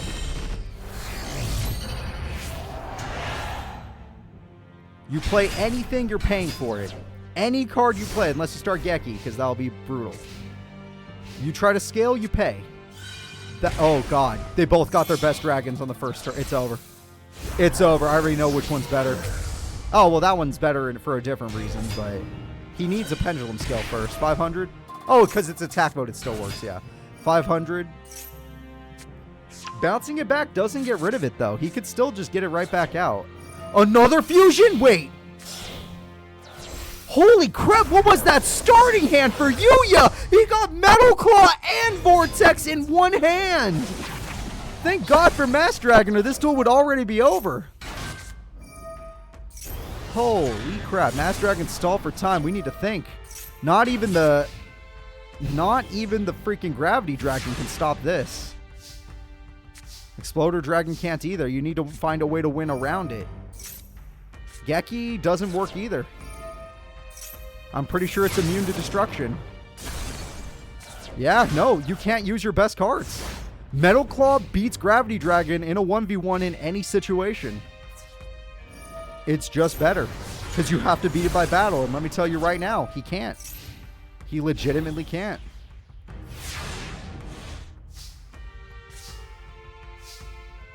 Manju gets you anything, but it wouldn't really matter. You can only do this just for the tax part and try to do some burn. I don't blame you for trying to do some burn at least. It just is a shame. Gravity Dragon comes out with like no... Well, 25 is not bad defense. It's just there's not much you can do with it. It's only there to do burn. 500 for that. 500 because you activate that effect. You got 1,000 burn for it. That's something. I mean, you need a lot more than 1,000, but it's something. Sonic Bird, yeah, get yourself a ritual spell. You might as well try to do a little more burn. You have a pendulum this time, as the people stated. Or you could just use the grave and not even use the one in your hand. I actually like that a lot more. It's very smart. Another 25 just to do burn later on. And you know what? The AI would just play the face down again. You're right. 500 more. 500 more. That one has an activated effect, just like the Wolfclaw guy. 500. That's 1,500 burn. He's doing something. Andrew Coolage is literally doing the best he possibly can. He knows he can't beat it by battle, so he's doing everything else that he can. And I gotta give him credit for that. It just might not be enough. You might as well. You're already running out of stuff, so... Yeah, it doesn't matter. It does not matter. Holy crap. Yuya is going so hard. Andrew is a good duelist. Yuya just might be better. We're going to see some rank changes for sure. Polly again. Dear Lord. Dear Lord. What do you want this time? It's Ruin Eyes. He got all of them. He summoned all of them in this one duel. In this one duel, he used all 3 of his monsters. Like, even if you drew Advanced Ritual Art, let's say you get your Gravity Dragon. It's the worst of all the odd eyes. You could probably beat Vortex. Oh, you drew a second one. Doesn't matter. You could probably beat Vortex. You can't beat these 2. It's so over. G freaking G. Victory goes to Yuya Sakaki. Yuya Sakaki is in top 4. Andrew did very well today, but he caps out against certain opponents. Opponents that can go over 2800 attack and aren't slow can beat him up. So guys, it is time. The last semifinal slot will be filled. We have one from the Yusho Duel School, one from Duel Academy, one from Leo Duel School. Oh no, wait, one from Goha. Leo Duel School lost. The only characters left are from Heartland and Leo. So guaranteed we'll have 4 different schools in the semifinals. Who would you rather see? Riley Akaba with their new plays and their new tactics that are actually working now, or Yuma Sukumo with his overpowering deck? This is it. Both characters are going to be on your screen quite soon. I'm just looking for their decks really quick. Okay, there they are. I found both of them. We're good to go. We are good to go. This is it. Last of the top 8 battles. Semifinals is all we'll have left. Let's see these characters. Yuma Sukumo is ready. Riley Akaba is ready. Both characters standing strong. Geki Harpies is a brutal start. That is a brutal starting hand. In Master Era, I feel like it's about to be like 3 or 4. It's insanely... Like, if they duel again right now, it's insanely a lot. It's happened a lot. Guaranteed 2 minimum. It's happened twice minimum.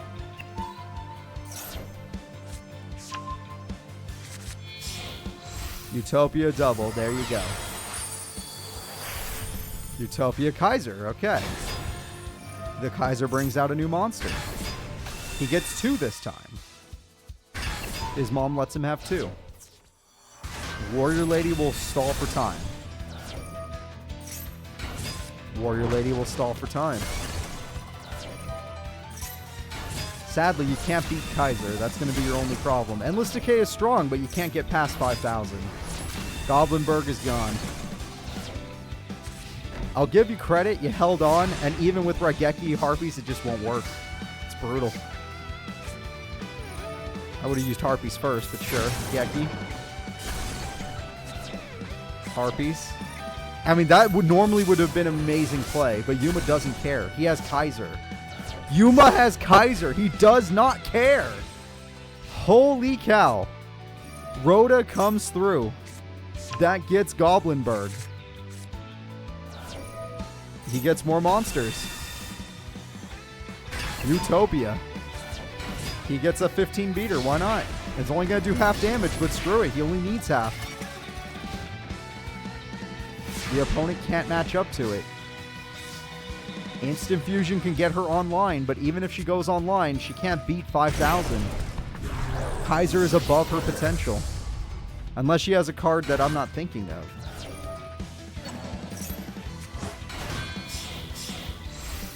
Riley Akaba, let's go. That might work. Kaiser has a weakness. Kaiser has a weakness. Riley has a brain. Riley Akaba is decently smart. That is awesome. That is absolutely awesome. I already played Mario and Luigi Brothers Ship. I only did 1 episode for the channel. I played the rest on my free time. And Donkey Kong, I play for my free time. That's why I've been playing on my new Switch. Is Donkey Kong every single day. I love that game. I'm going everywhere in that game. It's so addicting. Like, it's one of the best games I've played. It might be one of the best games I've played all year. It might be the best game I've played all year. I'm not even trying to, like, oversell it. That is, Donkey Kong's insanely good. It's insanely good.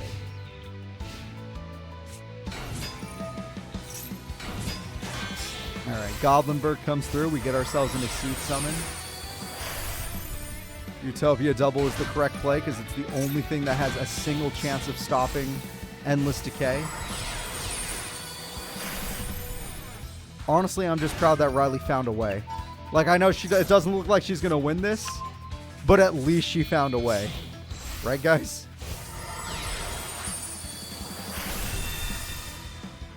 5,000 attack. Go for the pyramid turtle. That's it. The winner is Yuma Sukumo. Riley had a chance. She found a way to defeat Kaiser, but he just summoned too many monsters, and she ran out of potential. So, Riley, try again. You made it to top 8. You fought your ass to get here. Let's see if you could take at least one game on Yuma. And then if you do, just win. If you could take one, then you could take 2. If you could take 1, then you can take 2. You know you can do it. I'm running out of water.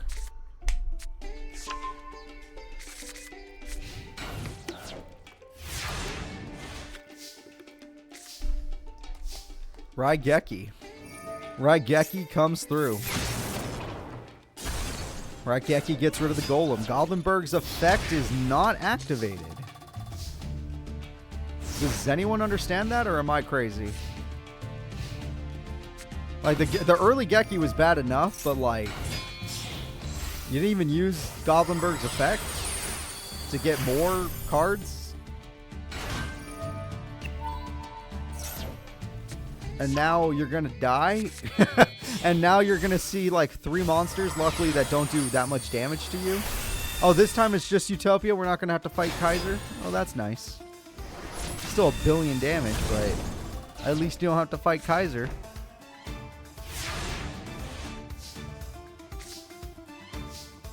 Okay, there's... Yeah. I was gonna say you could just exceed and go straight for Sky Blaster, but this works too.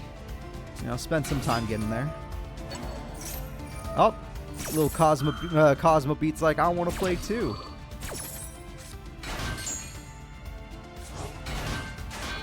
Exceed comes through, very nice. Go Goliath, okay. And he's doing it again. Natural summon of it. Naturally summoning Kaiser just to bring out a billion cards. This man is unstoppable. This man is going to be a problem. Cosmo Beat is dead. Luckily, Warrior Lady can stall for time and maybe let you end on something where you can exceed summon. But even then, there's too many cards to kill now. Unless you can buff yourself on top of that. You also have to buff yourself. Got to be something in that deck you haven't shown the class. You already used Geki, so don't get excited about that. No, I've seen all these cards. 800 points, Exceed Summon. Exceed Summon, I don't care when it happens. Sucks that you used it on that and not the guy who's level 4 that's stuck in attack mode because you... Why? Why'd you choose the one that was stuck in attack mode? Okay, well, it's over. It's like literally over.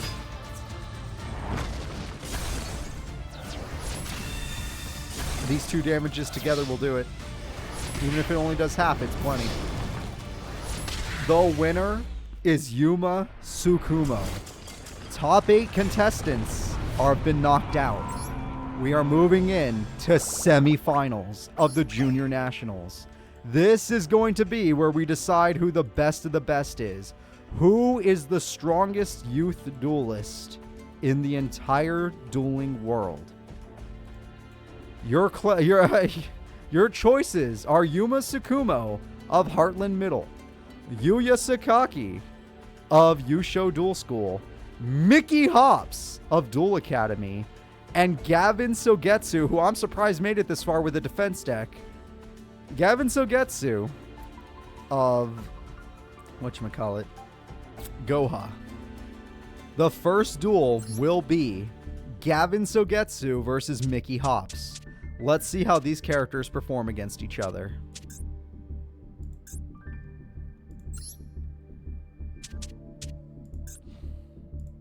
Okay. Mickey, getting this far in this large of a tournament is incredible. Gavin, it's your first tournament, so everyone's already shocked you're still here. But if Mickey can go even further than this, then he's getting a major rank up.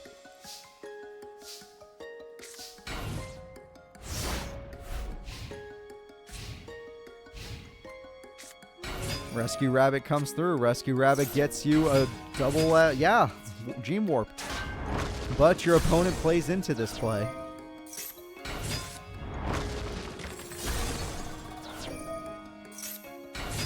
Warrior Lady yet again. And all your monsters are gone, but you know what? It's kind of what you have to do. Shield and Sword, which has come in handy. Harpies is a little brutal. Let's see if it hits Magic Cylinder. Damn it! It was Magic Cylinder! No! And because it was, your odds of winning have dropped drastically. You just lost... Oh, it could have been a lot more life points, but sure. That is completely fine. Mad Doggo Darkness is stronger than everything on... Or as strong as everything on the field. For now. But there's that magical spell card in his hand that has gotten him this far.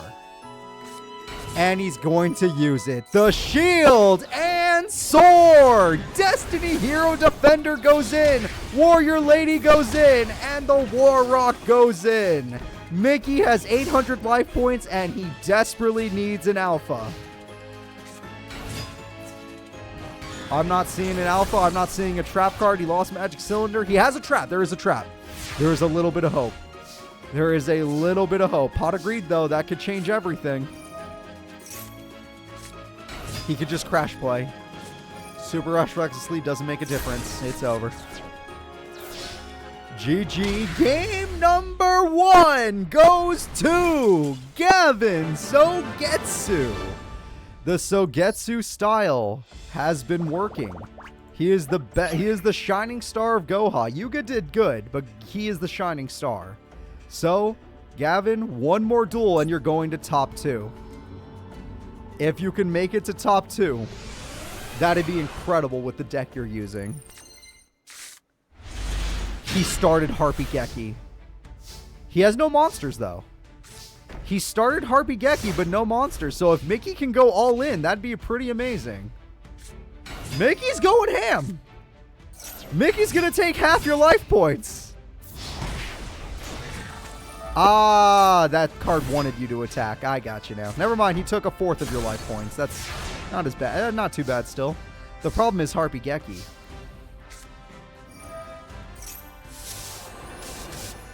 With this, no! Those were his best traps! Are you kidding me? Those were literally the best traps he owns! Alpha! Thank God! Alpha is here! I know, we all see the Geki, but no. No, yeah, shrink. God damn it. Alpha Part 2 doesn't matter! You used it too early! You should have saved it because the Geki is coming. It's so over, Mickey. You're not even going to see another round at this rate. Oh my God, you lost all your alpha. You only have 1 alpha left in your deck. That's like a 1 out of 36, or sorry, 1 out of 32 draw power chance. Or a revival card. That's your only hope. Tasmanian Devil can only do damage, and they just get a monster back, and they gain an extra monster. The Sogetsu style is busted. Gavin Sogetsu style is actually good. The motherfucker is using Throwstone Unit. I watched him win duels with Throwstone Unit today. Alright, what are you going to do? You could just to be funny. He's doing it for the lulz. He's doing it for the lulz. Throwstone Unit goes in for destruction. The Millennium Shield. The shield bump. It's over! Gavin Sogetsu of Goha is in Grand Finals. Gavin Sogetsu has done it. I wish the shield had an animation, right? It would have been so funny. We just saw a Shield and Sword Millennium Shield deck get to Grand Finals of a top 32 national tournament. I am not even joking. That just happened. We just saw Throwstone Unit's effect unironically get used for fun. Alright. The last semifinal fight. Winner advances to Grand Finals. Loser gets the bronze place breather match. Will it be Yuya Sakaki, a character that has never won a tournament, or Yuma Sukumo, who has won 1 recent tournament? Both characters have proven to be quite powerful, but only one will get to advance.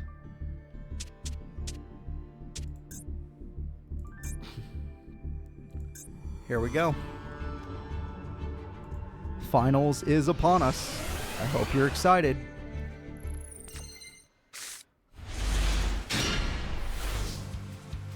Yusaku is ready. That hand looks terrible. Yusaku's hand looked terrible. Maybe Yuma also had a bad hand. Not only did he not get any skills, he didn't get a single monster card.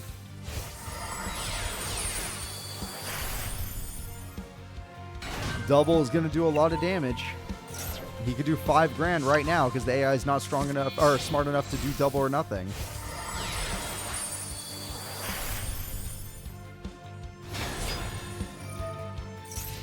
Okay, we have ourselves a set. Again, it's a cool looking monster, but there's not much you can do with it. Utopia Beyond is dead. You can, oh, you're going to use it for searching capabilities. You know what? Maybe, just maybe, if you top deck the scales. He has to top deck the scales. It's the only way. Yep. Yuya had a terrible hand in the first duel. And with an Exceed, or are we going to double up again, or are we just going to go straight to Utopia? Magician! Oh, because you can get Beyond back. Or not. Okay. Weird duel. Weird duel. It feels like they're both holding back. They're not showing off their real strength. Oh, shit. That was not worth it. That is not worth it. Oh, crap. Oh, no, not like this. Not like this. How did you get the worst hand possible? How did this happen? Literally, this is the worst hand he's had all day. He's never had a hand this bad until semifinals. Why are you choking, Yuya? You're supposed to be an entertainer. Or are you trying to make it suspenseful? Are you going to win game 2 somehow? Are you going to do the two-peat comeback where you win 2 in a row? Let's find out, because it's about to start. Game 2, baby. Game freaking 2. Do not have that same hand, I swear to God. You're probably confused with this hand. I see this as a better hand.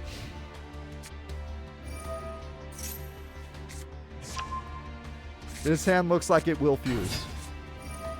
Kage Tokage combos. That card gets you another one. Jesus Christ, you can go for 2 Exceeds.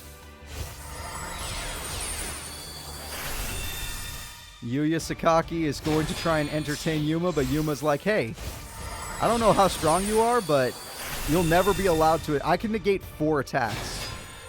This man can negate 4. This child can negate 4 attacks. Poly immediately. He's not even going to think about it. He's just like, this. Metal Claw. That is his best fusion. At least it's his most consistent. Ruin Eyes. It's Utopia versus Odd Eyes Pendulum Dragon. It's literally their most iconic cards looking at each other. That would fuse.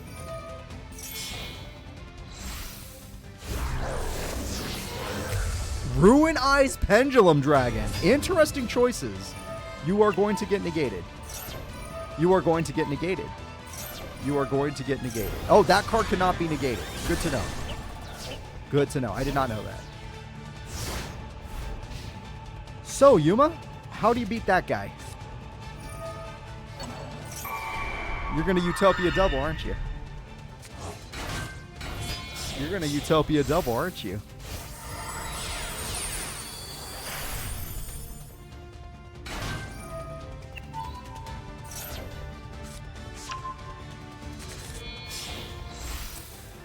Yep. I don't think Metal Claw matters anymore. You want to beat Metal Claw, you got to go beyond. The only way to beat Metal Claw is by battle.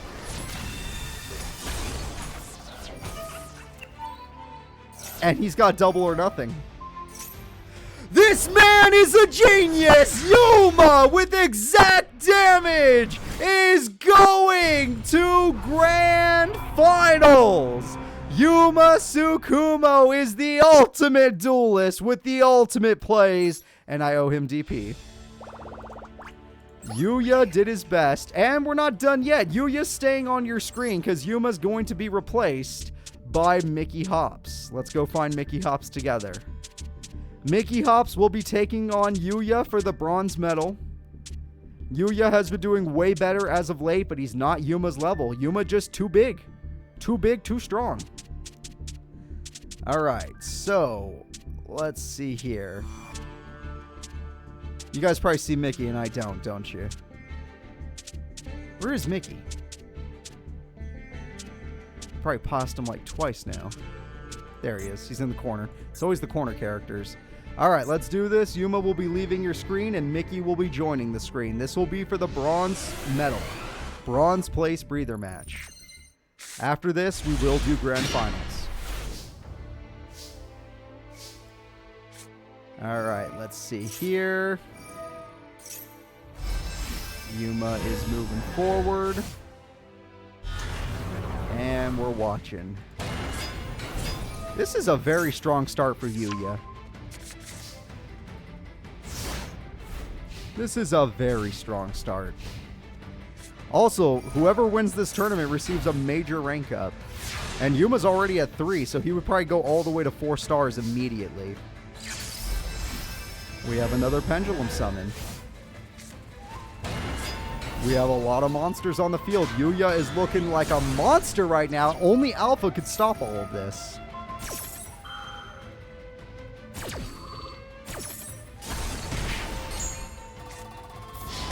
$13.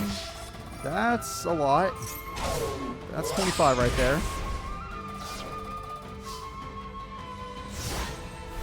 Is Yuya getting a rank up? He already did. Do you not remember Yuya from like 2 months ago compared to Yuya the past 2 tournaments? He already did.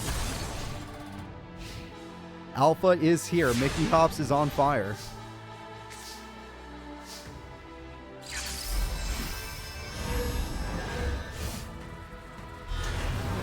Pendulum Dragon is here. 100 damage is all you can do. Pendulum Dragon is scared in defense mode. Alpha is too strong. Mickey has gone so far in the tournament with just the fact that Alpha is too strong. So many characters fall to it. Oh, Geki. Even with the scales, Geki is going to give him a lot of direct damage per game. That's rough. That's rough. Oh my god. Mickey Hops actually takes down Yuya Sakaki. I'm surprised. I thought Yuya was going to take Mickey down into 2-0. I didn't think we were going to see him win, or Mickey win any duels, but Mickey won the first. Yeah, no, Mickey literally just ran him over. Once he gets Alpha, Mickey's a monster. But then he has duels where he doesn't, because obviously you can't get your boss every single duel. All right, we're going to go ahead and get that. We're going to go ahead and get that. He did need more. Yeah, he didn't get any alphas in the beginning against Gavin. He had to get it later, and even later it was too late. Supply squad comes through. Desmond, he got alpha already. Mickey has alpha already, but this does work. That's a lot of burn. How do you beat that? You have to fuse. Other than fusion or a field spell, you don't beat this. There's nothing to Monster Reborn. You don't even beat that. Alpha's not even needed anymore. That card's bigger than you. That card will always be bigger than you.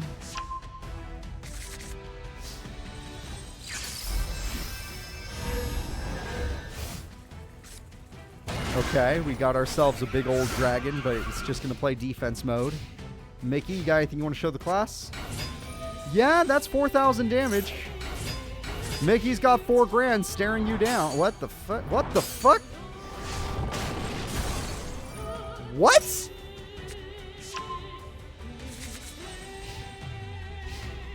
What? What? Okay. What the what? What is that? What was that?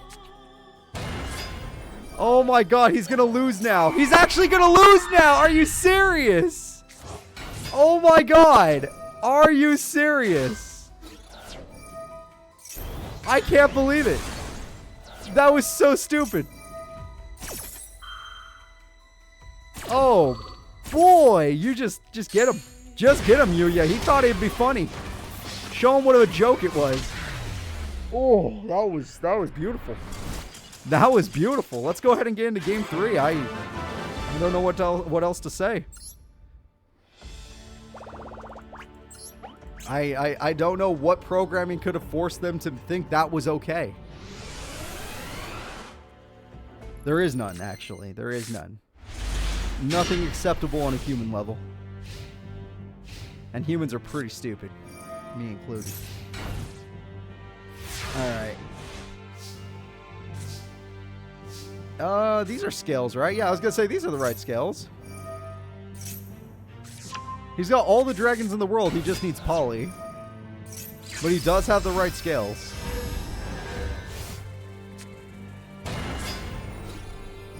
Attack goes through. Fencing Fire Ferret likes this. I'd pop one of the scales, but I understand that they're going to go for the monster. Oh, wait. No, that card doesn't pop spells and traps. Sorry. The scales look like monsters. They're not monsters. Yada, yada. I got it. They're only spells and traps. They don't occupy both. Okay, you got different scales, so you can just do that later. I think it goes to 2 now. Mickey, you need your... Yeah, that works. That'll get rid of the wolf. Warwolf beats the Silver Claw, that's for sure. And you did some decent damage, but... You know, you have 2 traps, as long as there's no Harpies. And Rescue Rabbit activates Supply Squad, so there was value there. There was definite... Oh. No. That's a powerful top deck. That's, he's not even going to use it. That's a magic cylinder. All right. That's a lot. Mickey, you got him pretty low. He's at 26. The question is, how do you do any more damage to him when he has that many cards and a Poly waiting? Your Monster Reborn. Gene Warped is the best you got, which is a little desperate, but I'm holding out hope. Desmanian Alpha! There you are! Beast Rising! Yeah! You can kill both of the monsters like this. Hell yeah! Holy crap. Mickey Hops is 1 turn away from a bronze medal, and Yuya might get knocked down to 4th, but that top deck was something that fuses, and now I don't know about the odds of this, and you get bounced back to the hand. Yup. Pendulum Summon. And with its buff, Alpha lost to it. Wow! Silver Claw beat Alpha! 1,300 life points remaining. Can you do that much damage? If you get a special summon with Beast Uprising, it's doable. That's a special... It's so... Wait! He can negate it. I'm an idiot. He can negate it. That could have ended the duel. That could have ended the duel. Vortex Dragon says no. Damn it. Gene Warped. Yeah, it could have ended the duel. He had everything he needed. Oh, that's a shame. Wait a minute. Yuya wants that bronze medal more than you do. He gets the pot. With the power of pot, he gets the popping card. He gets everything you could ever want.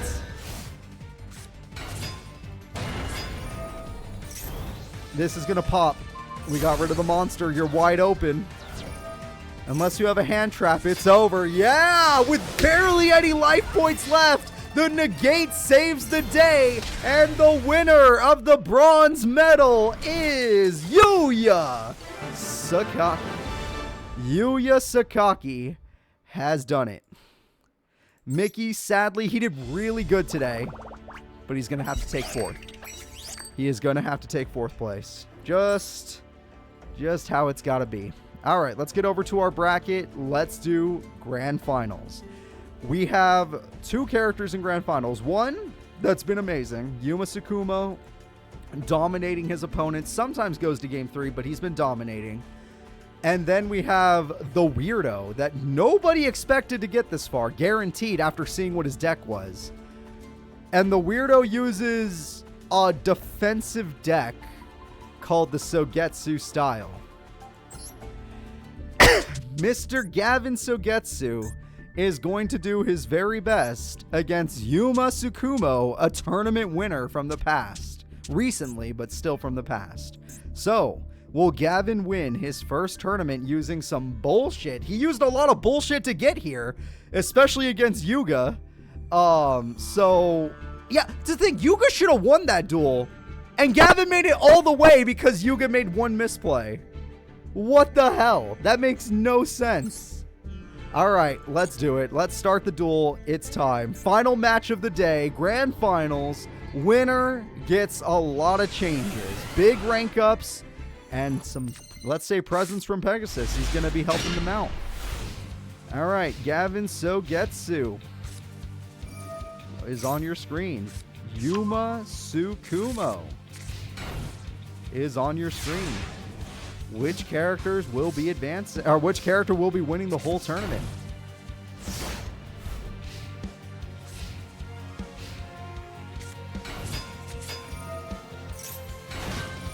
Okay. We're going to start with an Exceed.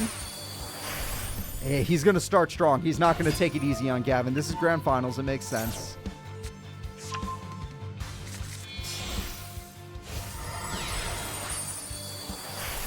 Utopia Kaiser is here, the god of all gods. It will special summon some monsters. Hello, Beyond. Hello, Utopia. Warrior Lady holds field. Luckily, he has multiples, and the opponent shouldn't be able to get to him. And they do half damage. 950, let's see it. Throwstone unit. I don't know if we're going to see the Throwstone unit actually use its effect. I don't think it'd be that useful at this point in time. The rat could exist in attack mode. What? That was not what I was expecting. You tried to attack him with your rat. I guess it doesn't matter. He's about to fill up his field. He's gonna have, there's nothing left. That is 6 monsters. Shrink. You know what? Good job, rat. You know what, rat? Good job. You actually beat Kaiser in a battle. I'll give you that. You beat the Kaiser in a battle. Ah, that's it. Yeah. It's still half damage, though. It's still half damage. Gavin has time. All right, Gavin. I don't know if Geki works, but it's about the only thing you can draw.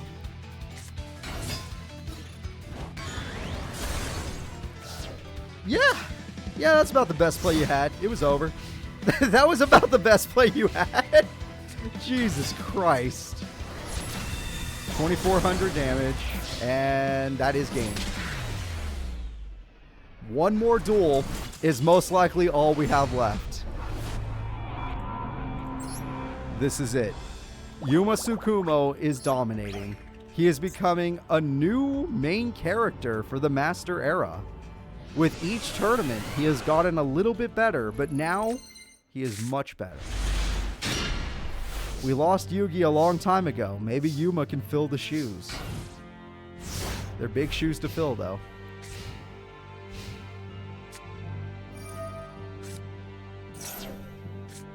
Here we go. Here we go. Onomatopoeia. More. Exceed. Are you going to play for real, or are you going to be a little easier on the guy this time? You're going to play for real. Good. Good. Treat him like dirt. Double or Nothing, which basically I've only seen it get used on Magic Cylinder because the AI rarely uses it using Utopia's effect. We did see it today. It's just a rare occurrence. This time he chose Beyond out of all the cards he could have chosen, which means your defensive strategy doesn't matter because there's no defensive card in this game that will beat that card. Okay, War Rock goes into defense mode. It's just over. You don't have a chance. I don't know how Gavin made it this way. Who the hell did Gavin beat? How did Gavin get here? How did... Yuga was because he's an idiot, but he had to beat Yuga twice, so that could have happened twice. How? How did he do it? But there were other people. Because nobody got a pass today. There were 32 characters. Julia, Mickey. Mickey should have been tougher, I guess, but Julia I could see because she messes up with her fusions. But who was his earliest opponents? I don't even remember.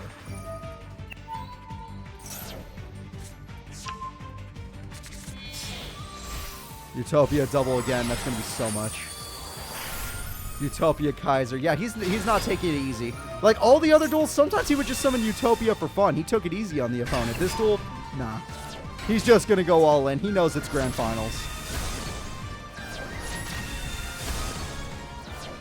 That would do nothing. I guess you get one more turn, Gavin. You've been able to hold on for dear life. I'll give you that. But it's over, buddy. You can give up now. You can press the give up button. We see what's happening. That was a worse top to... Why would you pick that? You're going to lose either way, but why would you pick that, like, from a logical point of view? Okay, someone get me the coffin. Gavin's going to be buried here. We're burying Gavin underneath Industrial Illusions. There we go. That's not real. That one wasn't real. Come on, rat. Come on, rat. Hold on. Come on, Throwstone unit. Hold on. That one's real. Everybody, Yuma Sukumo is officially, at this point in the Master Era, the strongest youth. The strongest young duelist out of every single character, even if they weren't here today, is officially Yuma Sukumo. A character that was laughed at for at least 30 episodes. No less than 30. Now, we do have a major trailer coming up, but before we get to that, we are simply going to check everyone, what ranks they get, and everything else. So, Yuma Sukumo, this is your second championship in like two recent tournaments, maybe 3. Not doing food today now. I can't do that anymore, Jason. I'm on a diet. I might come over to hang out sometimes, but I'm not going to today. We're going to end the tournament officially. Yuma Sukumo, first place. An incredible duelist. Gavin Sogetsu. Nobody thought he would make it here, but he did. Yuya Sakaki. He's been also really good lately, but he's not Yuma. Mickey Hops. Honestly, just one of the most solid duelists we've ever seen. This kid is just always good. Dipper Orion. He did really good today. Julia Crystal. She made a lot of misplays, but overall she did really good today. Riley Akaba, way better. Riley Akaba did so much better today.